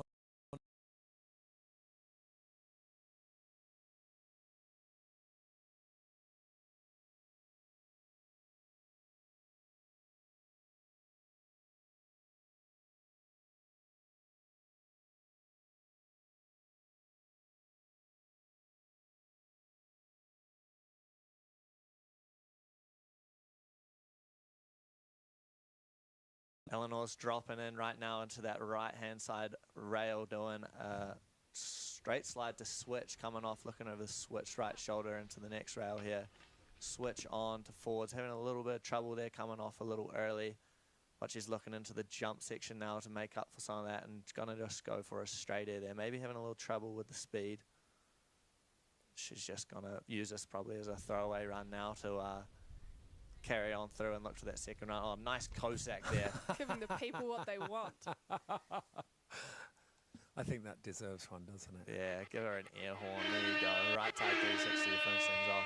Looks like she just got a little hung up on that first rail. Maybe it's a little sticky. It's later on in the day, but not quite going for the trick she was looking for. You know, she's got more in there. Came off a little early there, didn't she? She knew it straight away, didn't she? But that's the thing. I'd put notes down after her qualifying runs that she'd got the super tech rails, but almost at the expense of execution. You wonder if she could dial it down a bit. Yeah, and I mean, looking at those scores that have come in already, you know, they're really rewarding that execution. Looking at Misha's run, you know, it's clean top to bottom, a little less difficult. The Muriel's run that was in second place, but some notes maybe for the girls coming up as we have Taylor Breen coming in stuck at another Kiwi. It did Northern Hemisphere winter up in the States, and then she got a decent result at the Remarks a couple of weeks ago. We we go. Drop it into that right side rail with the front side 270 out. Come in and switch to the flat down. Little switch lip. Little shifty coming off there. Swerving it out of the second rail there. Onto Nice. right side. 540. Coming in and switch over the right side shoulder. Switch 540. Reaching out. Safety. Big cork 7 to the right. Getting that blunt grab locked in. Just going to do a big left side cork 5. Just going down there. That was about to be so sick. Wow, really liking those cork variations that Taylor's putting into that run. She looks gutted there to not put down that last trick. That was shaping up to be a beautiful run by Taylor. It was, absolutely. Front side 270 off there to start things off into the switch on. I really like how she just gets jiggy with it off that second rail. Right side cork 720 blunt there, and then this big cork 540.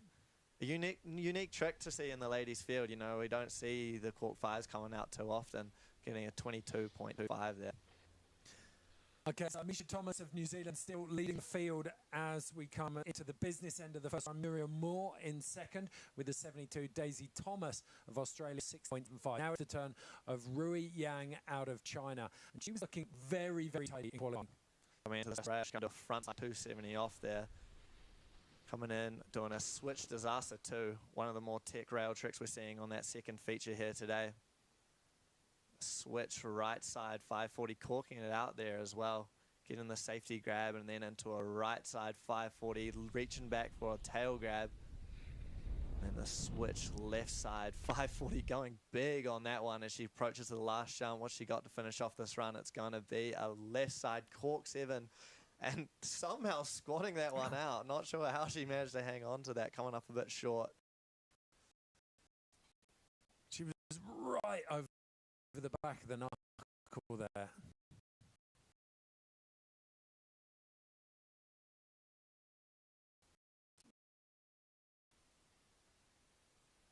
Front side 270 out there.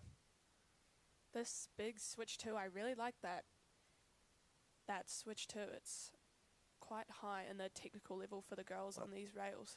Squatting it out. She just held on to that one, I think. Did an impressive job to hold on to that last jump there. She comes in with a 52.25 for that first run. So definitely if she can get a bit more speed and clean that run up, that's going to be a high scorer, I think, today.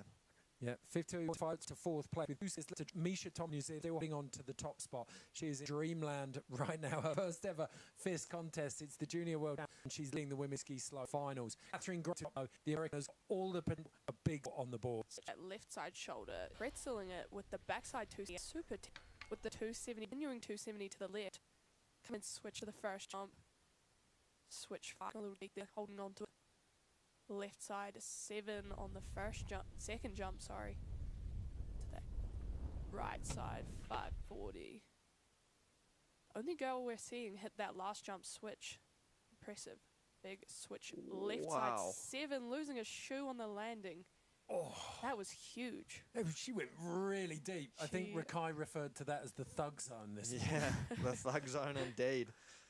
Shame to see her go down on that last jump. She had a really tick rail line there, doing a pretzel up the top and taking a different option to the rest of the girls in the middle section there, doing a 2-7 on, 2-7 out into that right 540, into the big switch left 7. Wondering if she was going for the switch 7 or if she was looking for a 5 and maybe just over-rotated there as the ski came off, unfortunately. Yeah, I think you're right. She was looking for that 5, but to take it to 7. One skier left, Flora Tabanelli, highest placed qualifier. Just 15 years old. She was really impressive yesterday in the qualification round, doing a big switch Misty 9 as well. So I wonder if we're going to see that again today. She drops in for this first rail, doing a back swap, continuing 2-7 out there, just like Misha, who's currently holding our top score. Switch disaster onto the second rail. Coming in, Flora is going to do a right side 540 to get underway with the jumps here with a safety grab, looking clean. There's that big switch Misty 9, having no troubles there. Into this third jump, doing a big right side 360. It looks like there's plenty of speed into that second to last jump. And to finish things off, she's going to go a left side cork 7, really clean run, top to bottom there. She's definitely got the memo from the judges, hasn't she? Absolutely. Exactly the same as Misha Thomas. Like, make it clean. Keep it simple. Exactly. This first rail was so sick. Not overcomplicating too many things, you know, and getting that switch Misty 9 in. Maybe taking a little easy with the right side 3 on the second to last jump. A smart move. We've seen a few girls have had some troubles, you know, coming into this jump section right now in the evening light. Okay, well, let's take a look at has it paid off? Well, undoubtedly, it's going to be one of the highest scores, and the coach would have been looking at live scoring, seeing what was coming in and saying, Misha Thomas leading right now with a 78. Put something simple on the board, put some pressure on some people, make them ski that second run. Don't give anyone an easy ride. Their score coming in right now is a 74.75, so putting her in the second position. Just knocking Daisy Thomas off the podium there, knocking her into 4th with that 60.75. She's going to be looking for more than that on her second run. So the top 3 ladies, they're all in the 70s range. Fascinating. So we've got Misha Thomas on a 78, Flora Tabanelli on a 74.75, Muriel Moore on 72. Those are your medalists at the moment, just outside the top 3. Maddie Disbro down in 7th with a 33. At least 5 skiers there with falls that they're going to want to step up in their second run. Right now, though, we're going to go back up to the top where we have the men. We can take a look at that start list now as well. So plenty of big names to look at. So many incredible skiers who are starting to make a name for themselves. The one that jumps out to any of the New Zealanders out there is the other side of the Melville Ives twins, Finn. We saw Cam in action this morning in the snowboard slopestyle Junior World Championships. Finn is going to take it definitely to the field. Yeah, in this final. Awesome to see Finn in here in the finals today. You know, he's been a threat in all 3 disciplines. You know, he's competing in big air, half pipe and slopestyle, maybe having more recognition for his half pipe riding in the past season, but he's definitely got some huge tricks to put down here today in the finals. Okay, so first skier is up top, ready to drop in, and we're going to run, as we did with the women, in reverse order of qualification, which means that Aimo Mandolin out of Finland, the 17-year-old, has got some big, consistent spins in there, Finn. Yeah, absolutely, and got a really big range of accesses as well as he's approaching the first rail feature, taking the Harry Potter rail over there, doing a backside 450 out into a switch right side 270 back to.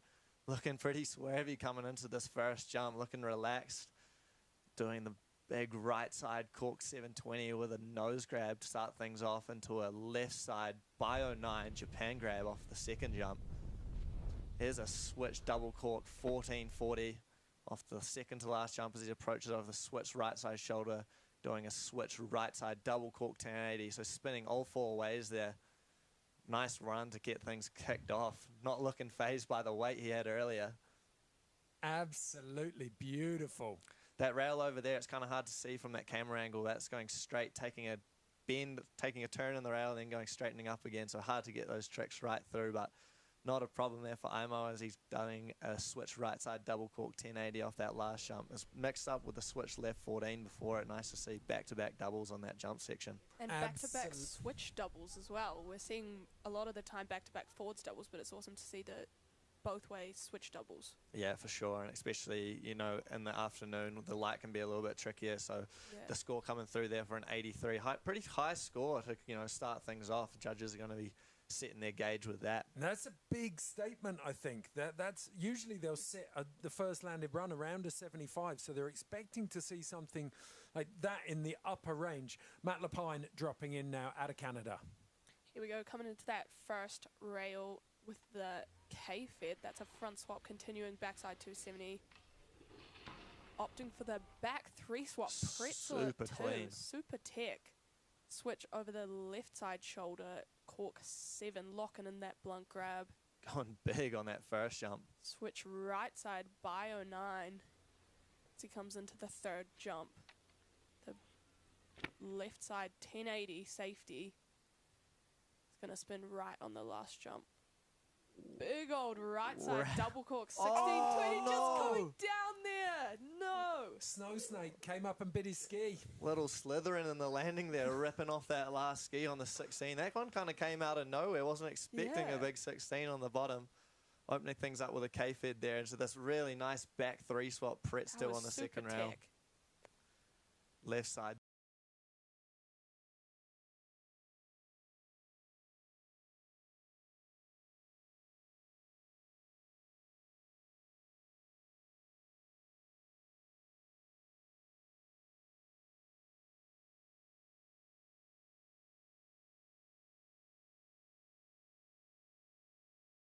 Expelliarmus and doing some spells down the bottom section there. Yeah.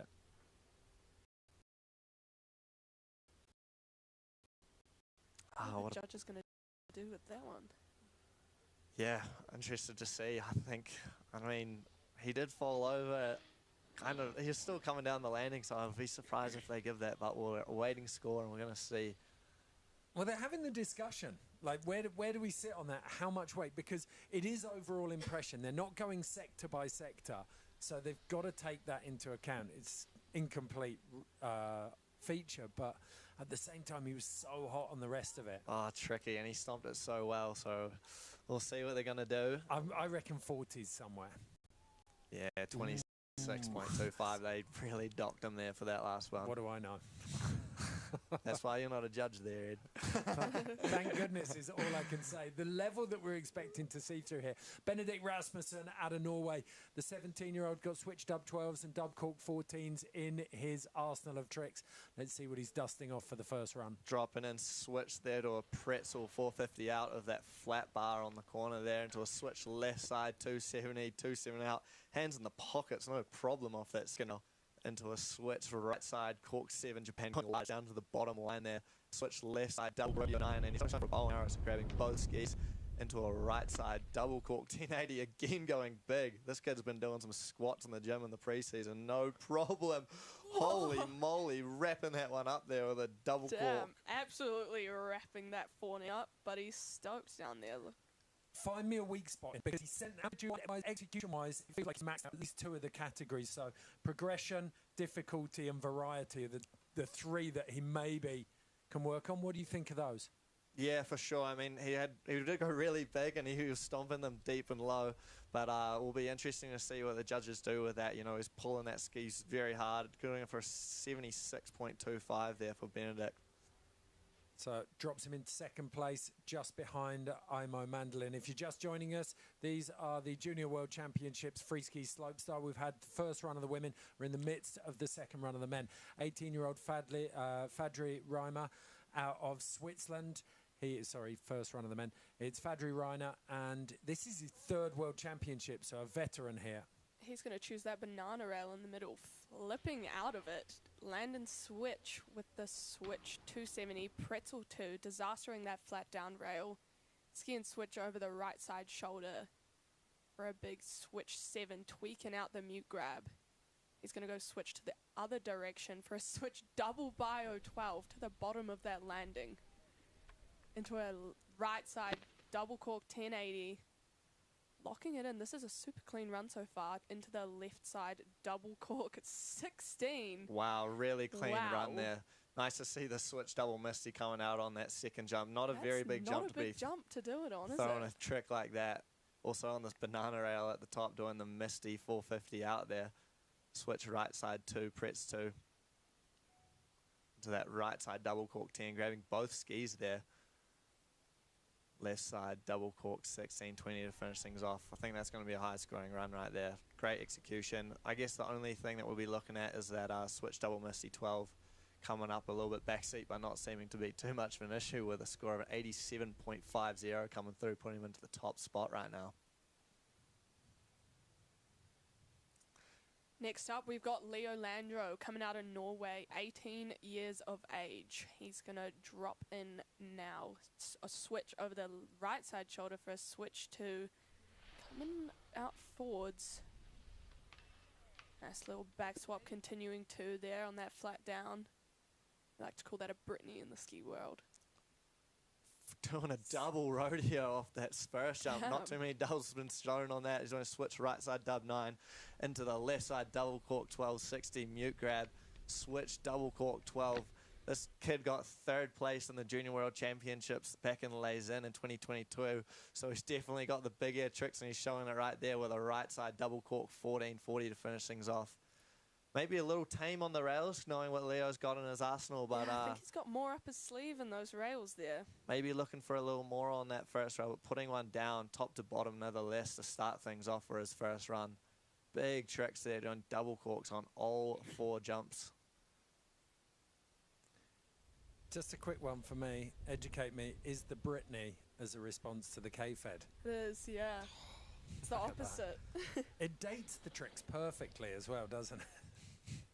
You know exactly when they were developed. So at the moment, Fadri Reiner is on an 87.5, Imo Mandolin on an 83, Benedict Rasmussen on a 76.25, Matt Lapine on a 26.25, the only rider so far, the Canadian, not to land a run. Leo Landro just waiting on that first score of his. I think we're going to be seeing a pretty high score for that, you know, first run that we've seen all 4 doubles going down, you know, switch left up 9 on that first jump. Not a big jump, but he's taking it big and popping hard on that one to get it around. A couple of people have messaged, put on comments, how the jump line here is called 0, and then you've got 1, 2, and 3. 0, how far do you reckon it is on those angled takeoffs to the knuckle? I would say probably 40 feet, maybe even less. Okay, so 35? around 9-10 meters. Yeah, not far at all. Okay, and then, oh, here we go. Leo Landro, 85.5, slots in beautifully, making a very symmetrical set of scores on the podium between Imo Mandolin in 83 and Fadri Reiner on 87.5. Next in, Jakob Durapros. 17 years of age, coming out of Canada. Jakob just taking a moment here just to get his thoughts aligned as he drops in, and he's going to be hitting that banana rail. Oh, looking like he just slipped off a bit early there.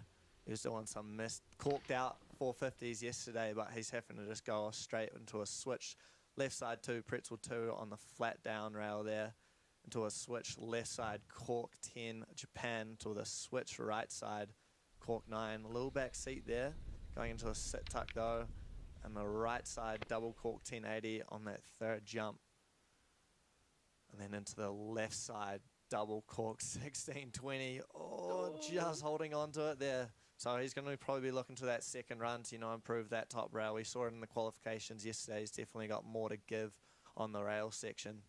Just slipping off, maybe sliding off that little banana skin there, eh? That's a really difficult rail to judge as well, because if you're committing to that any kind of flip out, then if you go for that and you don't get the purchase off the rail, be interesting to see whether they mark him down for that landing. Looks like they have there with the score coming through for a 35.50. So he's going to be using that second run to get back into those higher positions. Okay, next up, Lars Ruckchi out of Switzerland. Put in a really big crew this year, the Swiss, both snowboarders and skiers for the Junior World Champs down here. Yeah, these guys have been training over in Silverplana, Switzerland, arguably one of the best jump lines in the world, so they've got some big jump tricks, and not to be forgotten about on the rails. He's doing a left side 2-7, continuing 2 into the switch right 2, pretz 2. Coming into that first jump over the switch left side shoulder for a switch left cork 7, to the second for a switch double cork 900, locking in that safety grab to the right side double 14. Wow. Double cork 1440, that is, on that third jump into the left side dub 12, just not sticking the landing there quite. It's bummed down there. He's putting his hands on his head. Few riders having troubles with that last jump. You know, it's a bit more of a longer in run for that last jump here at Cardrona, so maybe having a little bit of troubles just with the speed since we're getting into the later afternoon here at Cardrona. This big right side double cork 1440 though off that second to last jump. Very impressive. Unfortunately going down though on the left side double cork. Okay, so another 20-something score. Starting to stack up a little bit down there. We've got Lars Ruckchi and Matt Lapine in the 20s. We've got Jakob Durapos on a 35.5, and then it steps right up to the 70s going into fourth and up. But right now on top we have Finley Melville Ives, Kiwi boy, local boy, with a switch right side 270 back to into the left 2, continuing 6. So big rail tricks to start things off for Finlay. He's coming into the first jump and doing a switch right side cork 9, reaching back for the tail grab, just getting a little tickle there into a right side double cork 1080.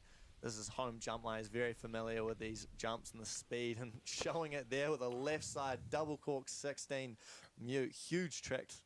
Finishing it off with a switch left side double cork 12. An amazing run for Finlay there. That double cork 16 on that second jump was amazing. We saw him go for it in the qualifications yesterday, not being able to put it down, so awesome to see Finn sticking it in the finals here today. And that second rail, super tech with the frontside 630 out there. Look at that mute grab, just wrenching that thing. And then a switch left side double cork, 1260, finish things off. Hands by the Landing like side. he never even left the ground. Thoughts on the score? I'm putting them up high. Hey, that's an incredible run. I think I might even push into the 90s with that one. But I might be biased as being a little Wanaka boy myself.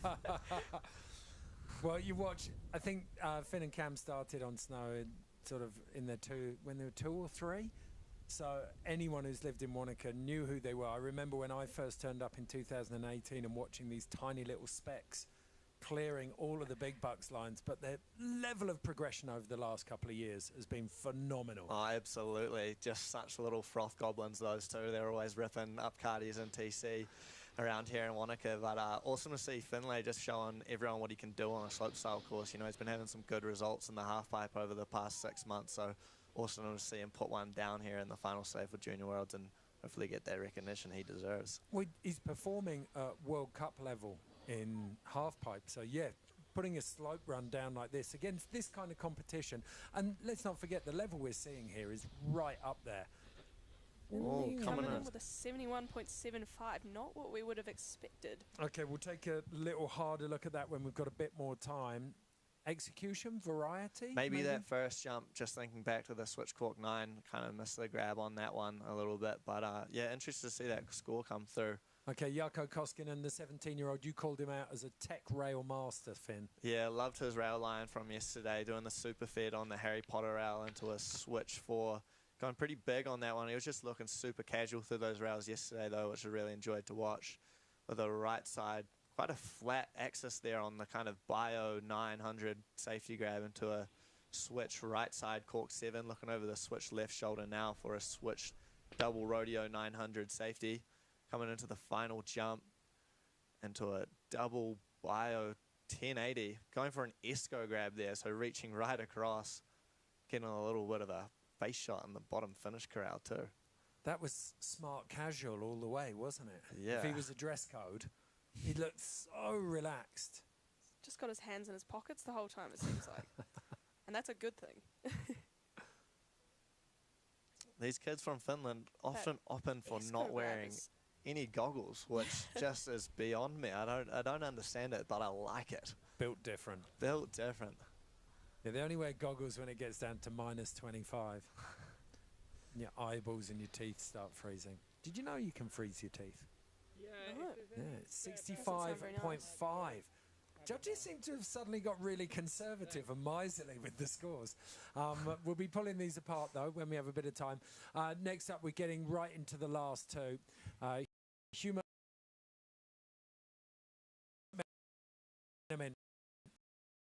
on course. Coming from the USA, 17 years old, choosing that banana rail, flipping out of it, landing switch again with the switch left side 450, continuing 270. Squeaking that one round there. Around. First switch jump. Right side, cork 900, reaching down for that safety grab. Into the right side, double 1080, another safety grab. Into the left side, double cork 12, tweaking out the mute. Come and switch into that last final money boot into the switch left double cork 12, going to the bottom of that landing. Taking it to the thug zone as recorded. Really looks first, going for 630, just dipping it over the shoulder.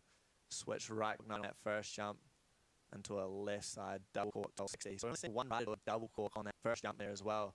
Interesting to see how the judges are going to reward that. That was a pretty tidy run though. 29th in Laysan in the slopestyle in 2022 at the Junior World Champs. He's already made it into the top 12 here. But this score will be critical. It's his setup, and it will dictate just how he approaches the second run, undoubtedly.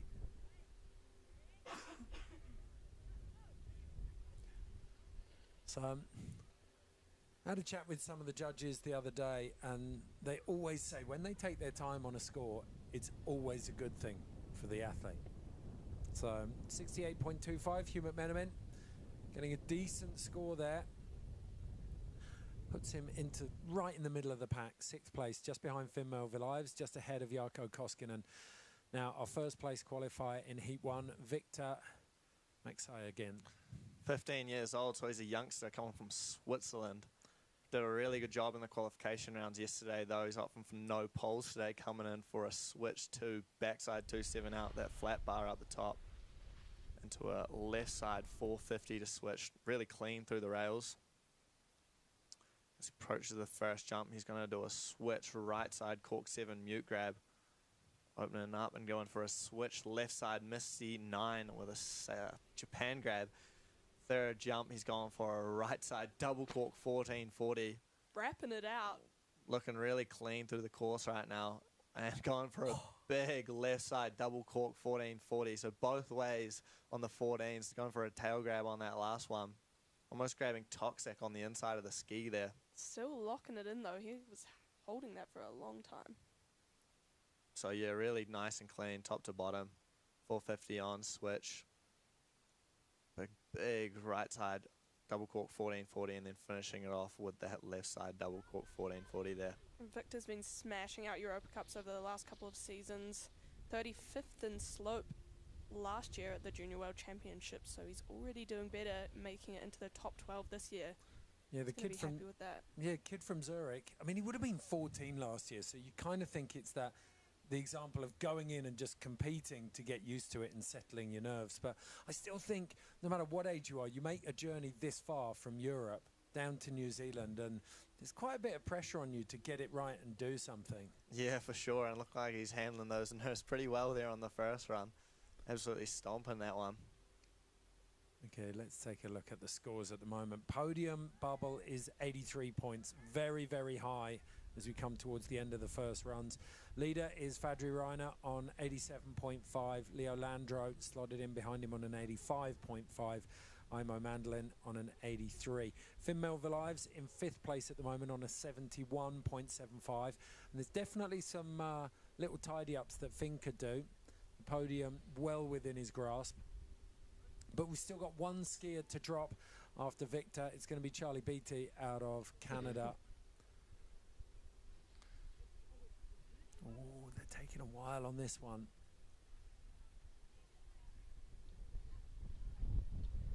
No doubt going back over a couple of the replays. Really stacked riding here today, though, on that first run. All these riders hanging out at the top for a while before this competition today. So pretty stoked to see most of them, you know, make it down to the bottom. Just getting that fire back in your belly to compete. 84.5 for Victor Maxey. So solid podium spot there for him. We're getting a lovely little traffic jam on the podium spots, which is what you want to see. As Charlie Beattie, first place qualifier from Heat 2, drops in. He is the last man to drop in run 1 of the Junior World Championship Freeski Slopestyle Finals. Residing from Canada, he's going for a 2-on, continuing forward, dipping out that first rail off the banana rail into a left side 450 on, coming out straight there. Almost looked like you might have wanted a little more coming off that rail, Yeah, but maybe, but going for that left side cork 900, reaching back for the tail grab, coming and switch over the right side shoulder for the big switch cork 9, another tail grab there. The right side cork 9. That's not going to be what he wanted, I don't think, but yeah. I think he might have been looking for a pretzel 270 out of that second rail there, just looking like he was having to do a bit of improvisation. And yeah, coming unstuck, unfortunately, on that second to last jump. So Charlie's going to be looking for his next run to improve that, but definitely has what it takes to jump up into those top spots. He did really well in the qualifications yesterday. See just that rail there. That pretzel 270 there. Switch right cork 9 and then a right side 9 here. We know he's got more in the tank, so yeah, looking forward to seeing what he can do in those second runs. 22 flat is his score coming in for run 1, and that's going to round out our first runs for the men's finals here at the Junior World Championships. Yeah, Fadri Reiner in first, followed by Leo Landro and Victor Maxey again in third. So plenty of work to do as we go straight into the women's second runs. And we're going to kick off with Daisy Thomas, currently in 4th place, sat on a 60.75. If she can get it up to a 72, she is in the podium spots.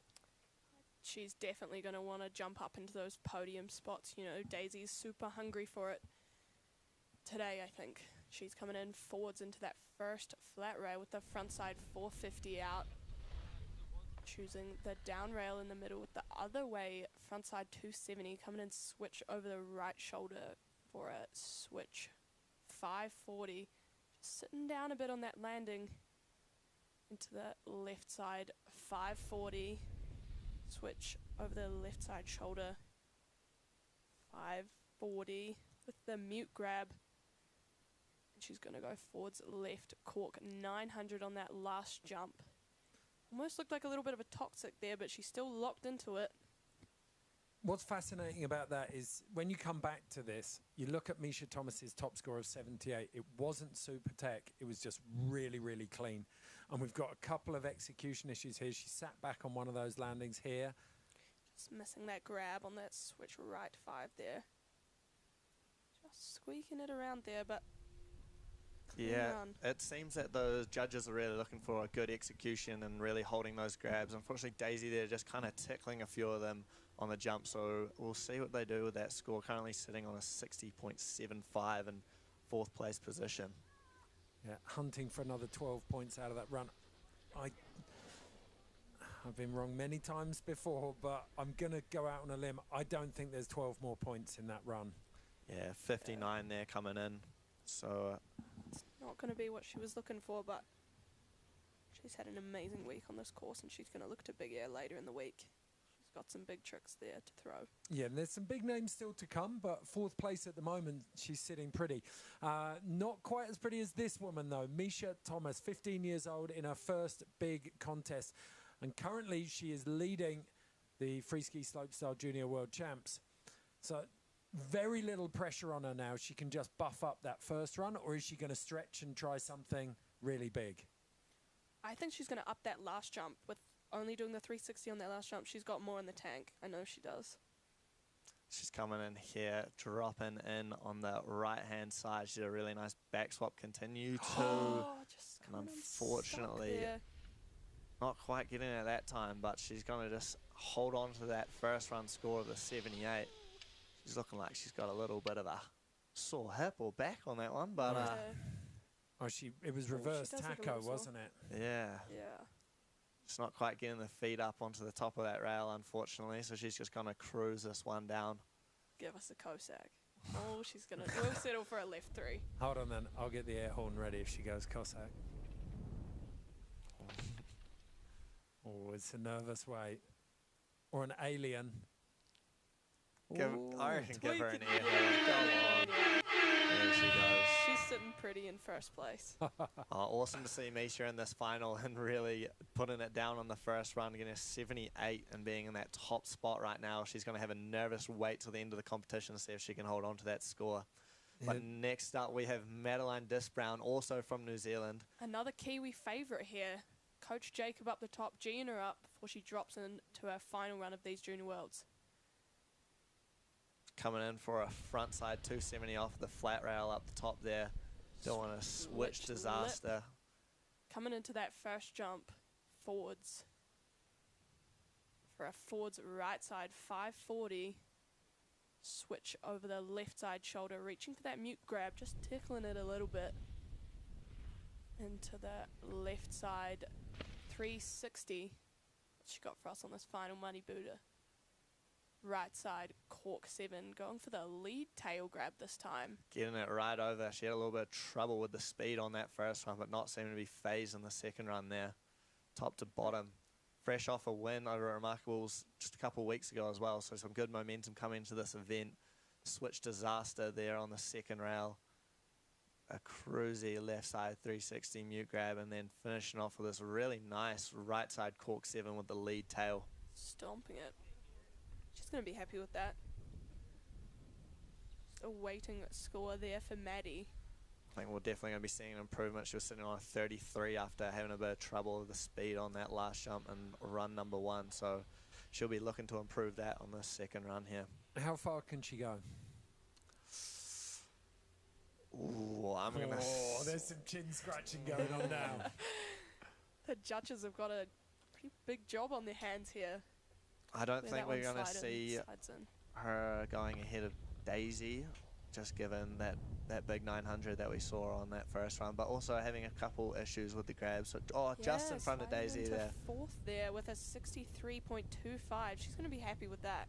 Yep, moves into fourth place, just behind Muriel Moore in third, Flora Tabanelli in second, and Misha Thomas still holding on to first as Han Linshan out of China gets ready to drop.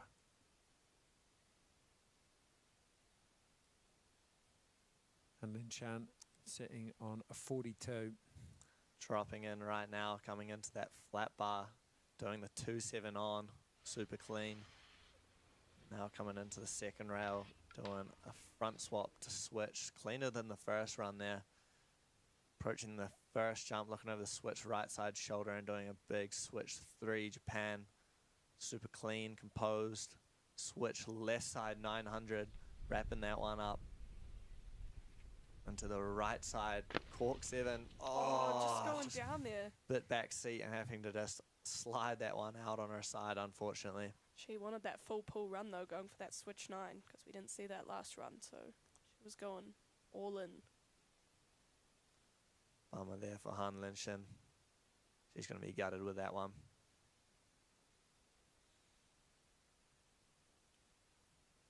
Two-7 on, one of the only girls we're seeing spin onto that top rail up there. Front swap to switch. And then the right side inverted cork on 7. that right side cork 7, just can't quite hold on to it on that landing. Just pressing out that back ski there and having to take it to the side and slide on down, unfortunately. So with each skier, Misha Thomas getting a little bit closer to the podium. She's currently sat in first place. We've had 4 of our 10 skiers down. Muriel Moore is up next. The 16-year-old German, one of Ruby Andrews' picks to do well here. Where's she going to step up this run? And let's not forget that first run was a real statement after qualifying. It absolutely was. She's going to want to shake up this podium even more than she already is, sitting in third right now. Let's see what she's got for us. I think she's got more to give on the rails, but jumps are always clean from Muriel. Backside 270 out of that flat bar. Choosing that middle feature into the K-fed. So that's a front swap, continuing 270, upping that second rail pad into the right side 540 with the mute grab. Switch bio 9, blunt. Locking it in. Here we go. Left side, cork 7. Locking in all these grabs that we see with Muriel. Yeah, into the right side 720. That's going to stir up the podium, I think. Standing up straight and tall there, Yeah. looking proud of her run, finishing it up. Doing the backside 270 off the top here. Quite a technical jump run that we're seeing from Muriel today. The switch 9 and then back-to-back 7s. Getting that tail grab. It almost looked like on that first guitar, grabbing over the top, doing 2 hands on the mute grab, one we don't see too often. I think what really stands out with Muriel is just her grabs. She's locking into all 4 of those grabs on all 4 of those jumps. And an there we see an 86.25 coming in right now. She's been rewarded. She skied that with so much speed. It was almost inevitable from the start. You could feel the run was on the right track. Next up, Eleanor Andrews out of the US. Eleanor coming in right now, going slow. She had a bit of troubles on this first rail on run number 1, but not this time, doing a K-fed on that one. Coming into the second rail feature, hitting the flat down bar, doing a front swap to switch the other way, so spin in both directions, showing she can slide rails in both ways into a switch left side 540. Going a left side 900 with the mute grab there, opening up and doing a switch right into this, just going quite small on that second to last jump, doing a switch right 180, but she's tucking into this last jump and going to do a right side 360. So an improvement from that first run after coming unstuck on the rails there, but not sure if that's going to be able to shake up that podium positions.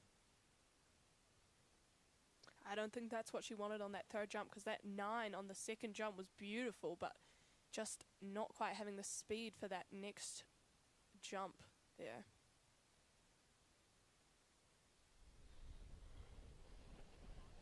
Just awaiting score for Eleanor Andrews out of the USA. Currently sitting in 8th position.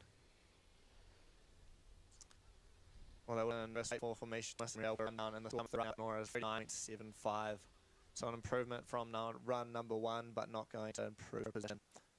Skiers, 17 years old. Taylor Breen coming out of New Zealand. She's a Kiwi girl. Awesome to see Taylor in this final here today as well. She really killed it in the qualifications yesterday, surprising a few people. She's dropping in right now, though, on the right-hand side, doing a frontside 270. Looking mellow, coming in switch. She's been doing a little swerve off this second rail feature. She's coming in. Coming in forwards to the first jump for a right side 540. Looking nice and tidy on that first jump. Into a switch right side 540.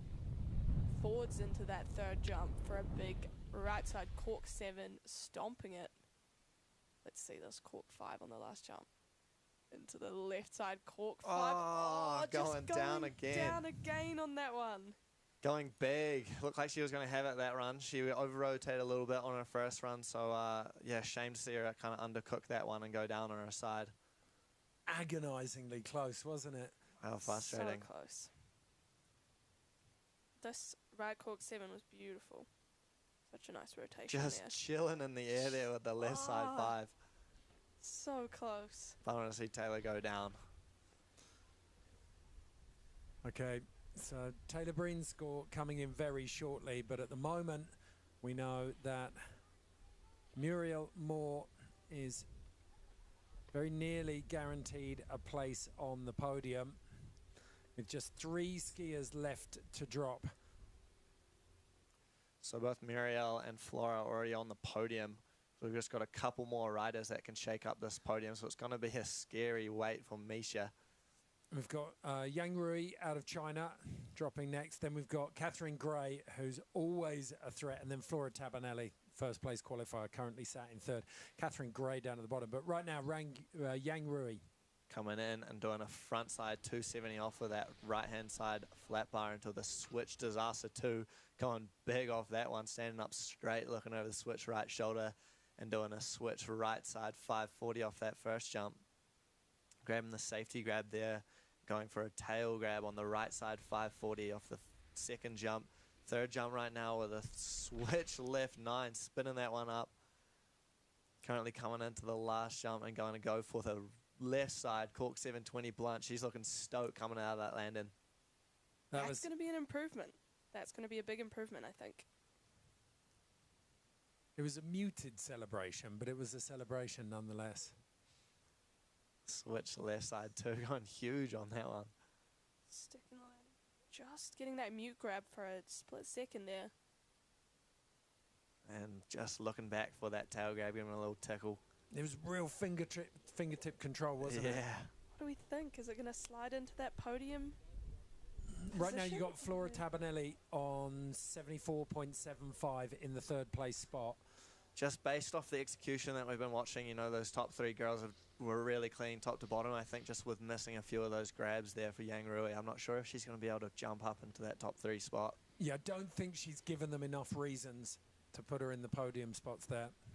Yeah, unfortunately, she's coming at 62.50 as her score coming through for run number 2.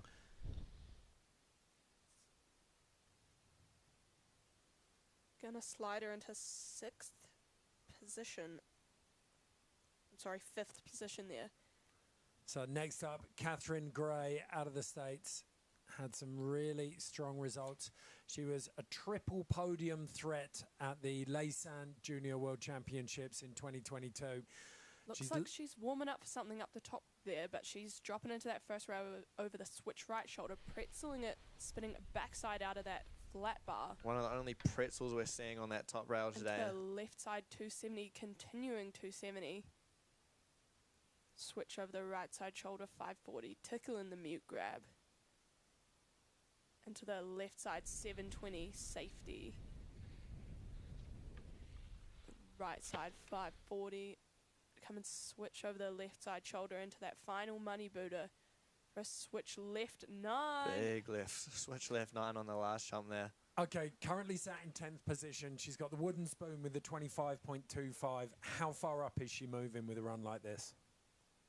I mean, those rails were tech. But she was off a Just tiny bit early on that. early, but that second rail could make up for that, because I got to say that's the most tech rail run we've seen in these finals. Yep. From the ladies. Judges have got their work cut out for them here. Okay. Maybe sliding into fourth, possibly. She's got 3 from 3. 3 Junior World Championships events entered, and she's got 3 podiums. Is she going to be able to keep up that tradition? Where are the judges going with this? 74.75 is third place. Well, she's going to need 74, well, basically 75, isn't she? So, judges working on overall impression and using progression, amplitude, variety, execution, and difficulty as the criteria which they look at the runs through. A lot of different reasons that you can find there to always punch a score up or to bring it down. Ultimately, the number will represent a position. You can't compare scores between different events because they're using a different scale according to the course and the level of tricks that you'll see. But right now, Catherine Gray biting her fingernails in the finish area, waiting for this score to come in. She's got a nervous wait down there. She wants to keep that podium tradition going. We've got a big gap between fourth, Maddie Disbrow, on a 63.25, and then Flora Tabanelli on a 74.75. I think she's... Squeaking into sixth there with a 61.50. Wow. So not going to touch our podium. We've next up got Flora Tabanelli coming in from Italy. She's currently sitting in third place, so the podium can't be changed at this point. However, she can jump up into that second or first position if she can improve on this run. She's looking to improve on her score from run number 1, beat Misha and Muriel. She's gone for a back swap, continuing 270 off that first rail into a switch disaster forward, looking smooth, cool, calm, and collected as she approaches the jumps. To the right side, 540 safety grab. Are we going to see that big switch 9 again? Yes, we are. Switch Misty 9 mute. Coming up a little short, but she's carrying a lot of speed into this next jump. Right side 360. And one more jump to really put her statement on this course. Is she going to have what it takes to change that podium? A left side 9, so really clean run. Very clean. Ooh, what do we That was an think here? improvement on the last jump, because she did do a left cork 7 last time, and that was a left cork 9, so I think she could possibly jump up. Really tidy top rail. Yeah, she cleaned up those top rails too, so... That one looked a tiny bit basic for me. If there was one hole in the run, but then that, as you said, that makes up for it. She stepped it up on the last jump. Yeah, so quite a lot of variety through those jumps, doing a switch Misty 9 into the right 3 and then left side 9, showing that she's more comfortable on that switch left side. Interested to see what the judges do with that. Well, as you said earlier, though, Finn, New Zealand is guaranteed yet another medal at these Junior World Championships. We saw Lucia Georgali claim gold for the slopestyle snowboarding this morning. Misha Thomas is guaranteed a spot on the podium, currently sat in second, 1 spot ahead of Flora Tabanelli, 1 spot behind Germany's Muriel Moore. The score we're waiting on from Flora Tabanelli will decide the final podium positions. And it is a nerve-wracking wait. So almost a 10-point difference on the podium there for Flora down to Madeline Disbrown in the 4th position. So a bit of a cut between the podium that we can see today. Those girls are really pushing the runs in the top 3 positions. You made an interesting point earlier, Finn, about how as much as you're representing your country for the first time here... Oh, wait a second. I think we've got a score coming in. Or I wander off on a tangent. 81.25, so jumping Dropping up. into second, pushing Misha Thomas back into third, but she's still going to stick on the podium for New Zealand. So that's a 3rd and 4th place for New Zealand there, with Misha Thomas coming in 3rd and Madeline Disbrown in 4th. But it's going to be Muriel Moore from Germany taking the top spot with an 86.25, and Flora Tabanelli following up with that last run there of an 81.25. So what's fascinating about that is that we talked about it, but you said this is the first time you get to represent your country, so there's that kind of expectation and pride.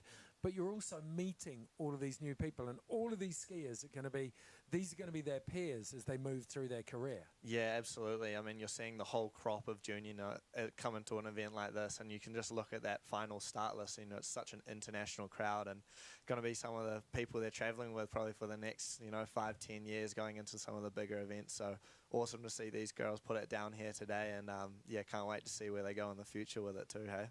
Some brilliant friendly rivalries building up, Ruby. They're all going to be in with you pretty soon. Absolutely. Some of them already are. And I mean, it's so awesome to see Muriel Moore take that top spot. I'm super proud of her. She killed it on the World Cup circuit this year. And to finish it off with a win here at the Junior World Champs, she's still going to be hungry for that big year next week, though.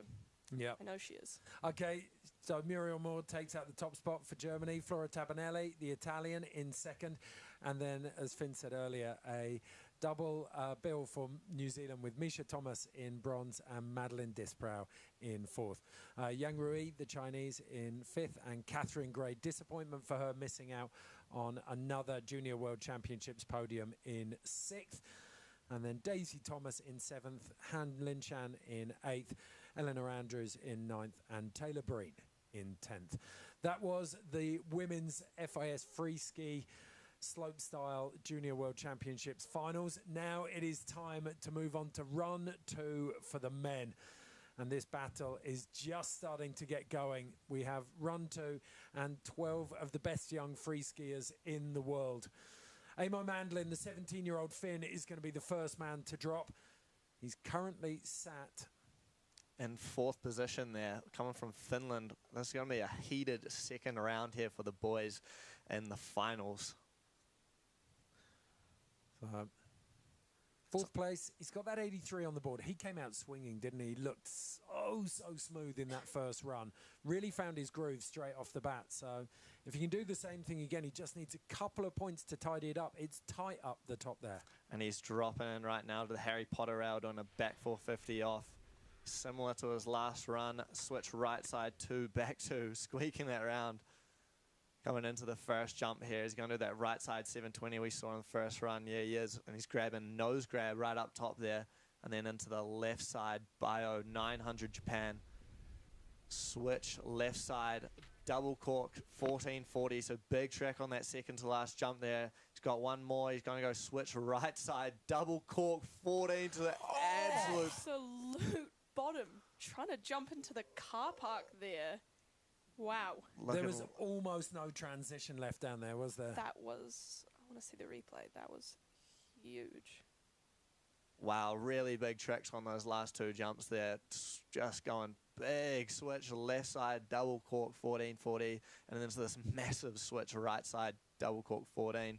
Like kind of rocked his dome there. Hopefully he's doing all right down the bottom, taking a 21.25. So he's going to use that 83 from run 1 and sit on that for the rest of the competition. Currently in 4th place. Next up, the Canadian Matt Lapine, 15 years old. Coming into that right side rail, opting for the front swap pretzel 450, coming a little unstuck. That's not going to phase him. That back 3 swap to switch on that flat down rail, super tech. Into the switch switch left cork 7 blunt into the switch right side bio 900, coming forwards into the third kicker of the 4 for left cork double cork 1080 safety grab into the right side double cork 12, just whipping that last 180 around. So a bit less from what we saw on the first run. He did that big right side double cork 1620 on the first run. Unfortunately, these rails just weren't quite up to par. He was doing that back 3 up, frets 2 on the first run. So not sure if we're going to see an improvement here on the scores, but good to see him get down top to bottom again. Oh, he snuck that last 180 in, didn't he? I thought he was currently top 10, but it just squeaked it around. Currently sat in 10th on a 26.25, but he's improved that with a 42. It's not going to push him up too far, though, at this stage. Bendik Rasmussen is the next rider in the start gate coming from Norway. He's 17 years old, currently sitting in the 5th position. He's coming in, doing a switch right on to pretzel 450 out of the flat bar. Switch left side 270, coming right to the top of that rail, greasing the whole thing, and then doing a pretzel 270 out. Switch right side, cork 7 with the Japan, looking over the switch left shoulder now for that switch, dub roadie 9, going in the burrow almost on that, grabbing both skis, and then a right side double cork 1080. He's got one more jump coming into the shady landings right now. He's not going to be phased by it though, doing a massive left side double cork 14. Unfortunately going down on the landing there. Just these riders going right down to the bottom of that landing on the last jump there, hey? They're speeding up with that shade just coming into those jumps. It's getting fast. There's zero self-preservation going into jump 3. Like, if we're doing it on the card, it's called 0, 1, 2, 3. The speed he was traveling, 25.25, so he'll sit on that 76.25. But the speed he was going in and how hard he threw for that last kicker, you knew it was either going to go really big or really deep or both. So our current leader, Fadri Reiner, is on an 87.5. The 18-year-old has one run to better that score and cement his position at the top of the table. Can he do it? He's going to drop in forwards to that banana rail. Boink. Doing a misty 450 out of that first rail. Switch over the right side shoulder. 270, pretzel 270. Switch. Right side, cork 7, tweaking the mute grab out. Switch other direction, bio 900 to the left. Tweaking out that safety into a right side double cork 1440, wrapping it out into the left side double cork 16, just not sticking it again on that fourth landing. I think that last landing might be getting pretty shady and icy down there, looking like it's causing a bit of trouble for our riders out here today. You've got to be perfect there, haven't you? Yeah, absolutely. Getting a huge pop off that first rail though, doing the misty 450 out of the banana, and then the right side double cork 14 on that second to last jump, and this is where he had trouble just putting this down. You see, he landed pretty clean there, actually over the top, but I wonder just how much of the vision's playing in with the shade at this time of the day. So he's going to stick with an 87.50 from his first run as we look back to the top now. Leo Landro, coming out of Norway, 18 years of age. So Leo's definitely got what it takes to jump up into the top spot. He played it a bit safer, but he's not this run, doing a switch right to Pretz 4 on that top rail, and then into the back swap continuing to. So clean through the rail section as he approaches the jumps here. He's doing a switch right side, double rodeo 9, but going big again. Sit down there on that landing. Having to miss that second jump. So unfortunately, Leo's going to have to sit with that 85.50, but that's currently got him in second position. So hopefully he can hold that score right through to the end. Take a look at the second run scores so far. We've got a 42, a 27, and a 21.5. So coming to the afternoon, late afternoon, how he's going to switch missions, getting 80 it's faster on this course. We haven't even stick it, but damn hungry riders definitely to send to a break to the last one. So just like Fadri Reiner before him, he's going to have a long, agonising wait. Better is next in Jura Pass. Currently sat in 10th on a 35.5. He's going to drop into that banana rail. Another cork 630 out landing switch. Switch to pretzel 270, disastering that flat down rail. Coming and switch over the left side shoulder. That first jump for a switch cork 10, reaching down for that Japan grab. To the switch right, opting for the cork 5. Into a right side double cork 1080, going big on that third jump. Into the left side double cork 1440, stomping full it. pull there as well. We saw him come unstuck on that first rail in the run number 1, coming off a little early. So nice to see him put that first rail down nice and clean and making it top to bottom. Not too many of these riders doing that in run number 2. I think that switch cork 5 is going to hold him back a little bit on the score. The difficulty not super up there for that one, but this left side 14 on the last one was super clean. It felt like he had a little bit more traction to work with, landing forwards on that last jump as well. Yeah, I think smart move, just given the time of the day. You know, you really want to get that speed dialed in for that last jump because it can be pretty challenging with the die lines not being able to see too much when it's coming into the afternoon here. No two ways about it. Jacob Durapos going to move his way up the standings, currently in 10th on a 35.5. Bubble score with Victor Maxigin is 84.5, so it's a big, big stretch. I'm not sure if he's going to make it quite that far. What's your call, Rubes? Yeah, I think that switch cork 5, it could have been more, and then he might have jumped up into that podium. Yeah, coming in with a 69.75.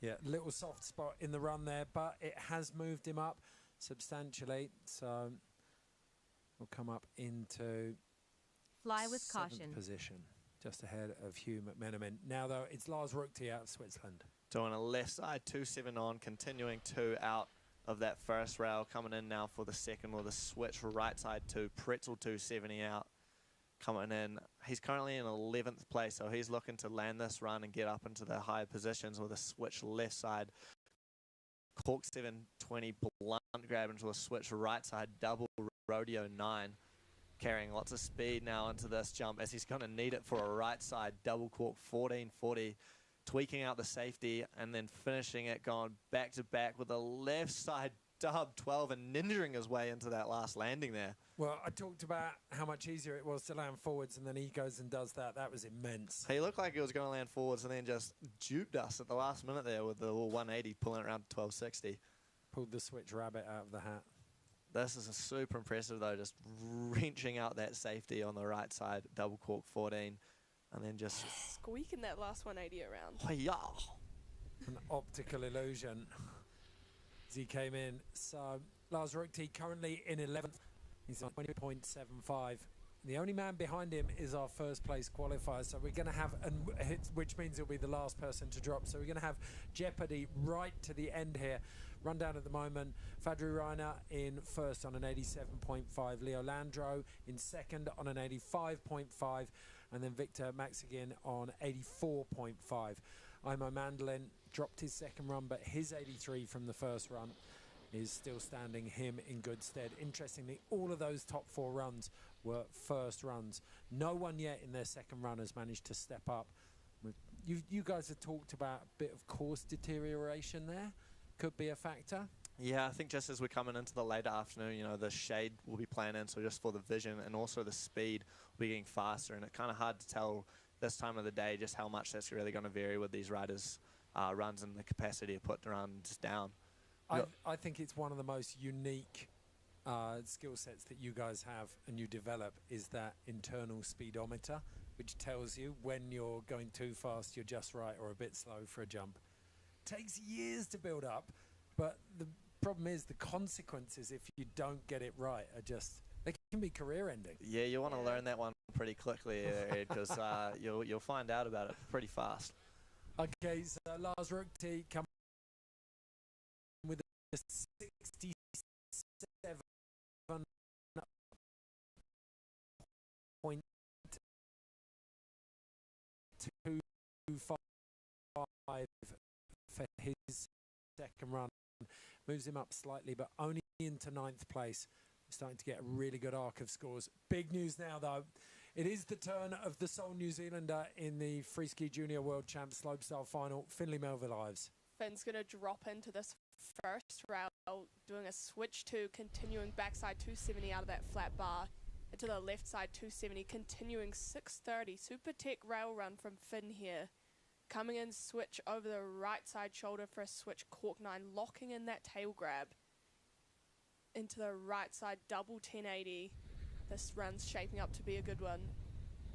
To the left side double cork 16. Wow, big trick there from Finlay. Ripping that mute grab into the switch dub 12, boning it out there, Finn. Finn showing his familiarity on these jumps, just getting perfect speed right through into that final jump there. Huge left side double cork 16 on the second to last jump. That's a good run for Finlay.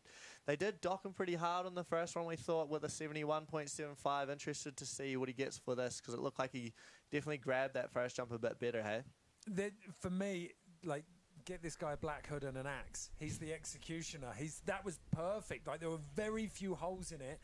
It's going to come down to trick selection, technicality, the difficulty in there, but there were it didn't feel like there were any holes in the execution. And it's just that comfort level. I mean, Finn is really just skiing on this course like he's at home, and it is because this is his home. You know, he skis at this resort here all the time. He's looking to improve it. 84.50 would be the current third place position, but he's going to come in at a 73.75. So judges not sitting with Finn on that one today, unfortunately, but a great run nevertheless, and definitely showing a lot of promise in the slopestyle course. Well, three skiers left to drop. One is still above him. Scarron to pay finish. Koskinen and Finland being in. Super fed on the tech rail trick it off, and then the switch 4 just chilling off of that one. Coming in, no problem. And a right side 900 starting off on the jump section, coming in for a right side cork 7 dub Japan grab there. He's doing a switch left side double cork 1260, holding on to it, going pretty deep in that landing. Can he hold this last one? And he's going massive. Whoa! Stop the damage. He's gone to the bottom line there, mate. Sliding his way right down into the flags. That was huge. Get that man a wingsuit. That was free fall. Scary one coming out of a bio. Going big is a scary one. You got to be Glad he's careful. okay down there. Got to be careful with those bio and misty tricks. Jumping forward off the takeoff, you know, you get a couple extra meters and really showing it there. He definitely got a couple of extra meters there. Glad he's all right. He had one too many Wheat Bix for breakfast this morning, that's for sure. 19.25 for Jarkko Koskinen. The Finn just missing out. He'll end up in, right now he's in 10th, but Hugh McMenamin still to drop. McMenamin sat in 8th position on a 68.25. Getting some props from the coach up top there. Hugh McMenamin coming in right now for his second and final run, doing a upward cork 630 off the first rail on the banana. Super nice rail trick there into the switch left 4, continuing to tech rail run to start things off, spinning both directions. Into the right, switch right side, cork 900, tucking into that next jump for a right double T. Got last line, cork 60 just going out here. It's a yard sail. Hugh going massive on that second to last jump. He's old. I was picking up a little bit there. He's going to brush that one off, no worries, mate. Chuck some duct tape on that ski and get back up there. This is super nice though, corking out that 630, and then the switch left side 4, going big on the disaster there, and then continuing to. So let's see what happened here. Just went too big. Too big. Kind of showing some influence from Valentine Morel, having some similar stees there on that left side, double cork 1260. Yeah, absolutely. So at 16, he will be leaning into that 68.25 for an 8th place. We have 2 skiers left to drop, and the first of those is Victor Maxigan. He is currently sat in 3rd place. Can he bump that up? No doubt he's got the skill. No doubt he's got the repertoire. It's just a question of whether he can lay it down over the course of the next minute. I wonder what the coach is saying to him. They'll have been able to see some of these runs. They'll know what's been going down on that final kicker. Coming out of Switzerland, 15 years of age, so one of our younger athletes in this Junior World Championships. He's going to come and switch over the right side shoulder for a switch lip 2, continuing backside 270 out of that top flat bar for a left side 450, locking into that rail, landing switch over the right side for a big switch cork 7, tweaking the mute grab out, switch left side bio 900, tweaking this Japan as well. Into a right side double 14, going big, but he's going to hold on to it for a left side double cork 14. That was a full pull. So tidy run there from Vic to bottom, going big. Those bottom two jumps, just like we've seen from some of the other athletes, but not having any troubles with the landings. Absolutely taking it to the thug zone. Thug. Left 4 to switch there on the rails. Currently sitting in that 3rd place position. So can he jump up in front of Leo Fudry? 78.5. It won't improve on that first run score. So Leo Landro and Fadri Reiner are guaranteed podium spots now. One skier left to drop. It's our first place qualifier, Charlie Beattie, and he's currently sat in 12th position in this final. Final run of the day here in the Junior World Championships final for the men's, and he's starting off with a bang, a 2.7 on, continuing cork 450 out into the left side 450, pretzel 270. What can he do on these jumps to really put his statement on this junior world? Switch list, start off then into the right side. Bio 10, rare trick to see. Going into a left side double. Massive. Charlie's going to finish things up with a switch right side double cork 14, going big again. Steezing out the landing there too. Pick up your tool belt, because this kid just dropped hammers on this course. Way to finish it up. Absolutely nailed that run. He's got a nervous weight there at the bottom. Super nice with that 450 on, pretzeling 270 out there. Going huge onto that second to last jump. He's done his squats in the gym. No worries. Okay, so the conversation begins. You've got to cast your minds back almost 20 runs to Fadri Reiner's 87.5 or Leo Landro's 85.5 runs. Do you think there's enough in that? Has he got the beans to go for a podium spot with that run? Wow, I mean, the technical difficulty was right up there. You know, he had some really interesting tricks too, doing that misty 1080 on the second jump. Pretty rare trick to see. And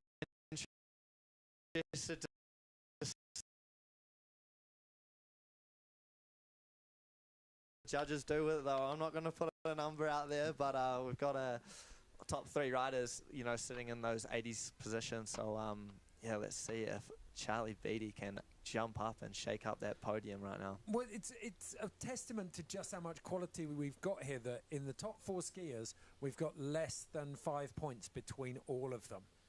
Yeah, wow, I think Charlie's run definitely has the ability to jump into that 80s range, but we'll see from the judges in a moment here. Really tech rail line as well, you know, that 2 on continuing cork 4 out of the banana rail. Pretty risky one to start it off, but he having no problems on that one. And that's maxing out that progression category. Absolutely, I think he should be rewarded for those rails.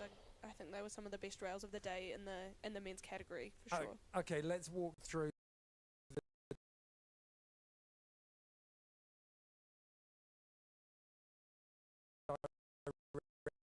directions of spin then. Lots of different axes in there and 4 different directions of travel. That's what the judges are looking for. Let's see if they're going to give it to him, eh? Got a nervous weight down there, and they're making weight. Well, we've said many times today, whenever the judges are deliberating like this, it's in the athlete's best interest. 92.25 coming through for Charlie Beattie. First place position. There you go. For Charlie Beattie out of Canada. He's going to be happy with that one. We'll chuck in some air horns on that one. Yeah, Charlie taking out the top spot today. Way to finish it up with a bang, having everyone nervous there on the end of their seats. That's going to put Leo Landro into the 3rd place position with an 85.50, and Fadri Reiner from Switzerland with an 87.50 in 2nd place. Oh, holy guacamole! That's good TV there, Ed. Last rider of the day to that 92.25 to go for Beattie. Well, and to say that he did it on the cross, the light, everything was working against him, and yet he was able to go out there, find the execution, find the difficulty, and deliver under those conditions. That is what makes a champion. Yeah, that's some experience right there. I mean, it's 3:45 right now, and Charlie just absolutely lacing up that last run, taking that top spot as we skied. The scores come onto the screen right now. The 92.25 for Charlie Beattie from Canada. Fadri Reiner with an 87.50. Leo Landro in the 3rd spot. Victor Maxigan from Switzerland taking 4th. Imo Mandolin from Finland in the 5th position. And Bendik Rasmussen from Norway rounding that out in the 6th position.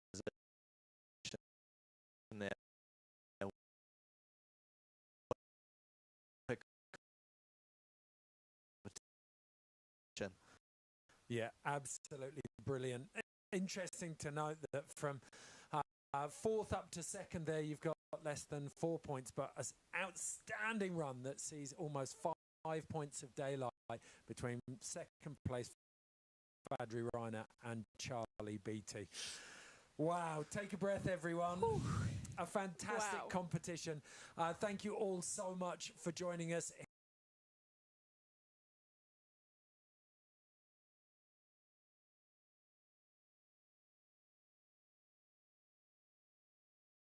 Part of the Big Air Free. Please come back and join us then on all of the FIS channels, on the Winter Games channels, and you can find us if you're in New Zealand on TVNZ+. Thank you so much for joining us. Congratulations to all of our winners today. We will see you on Sunday.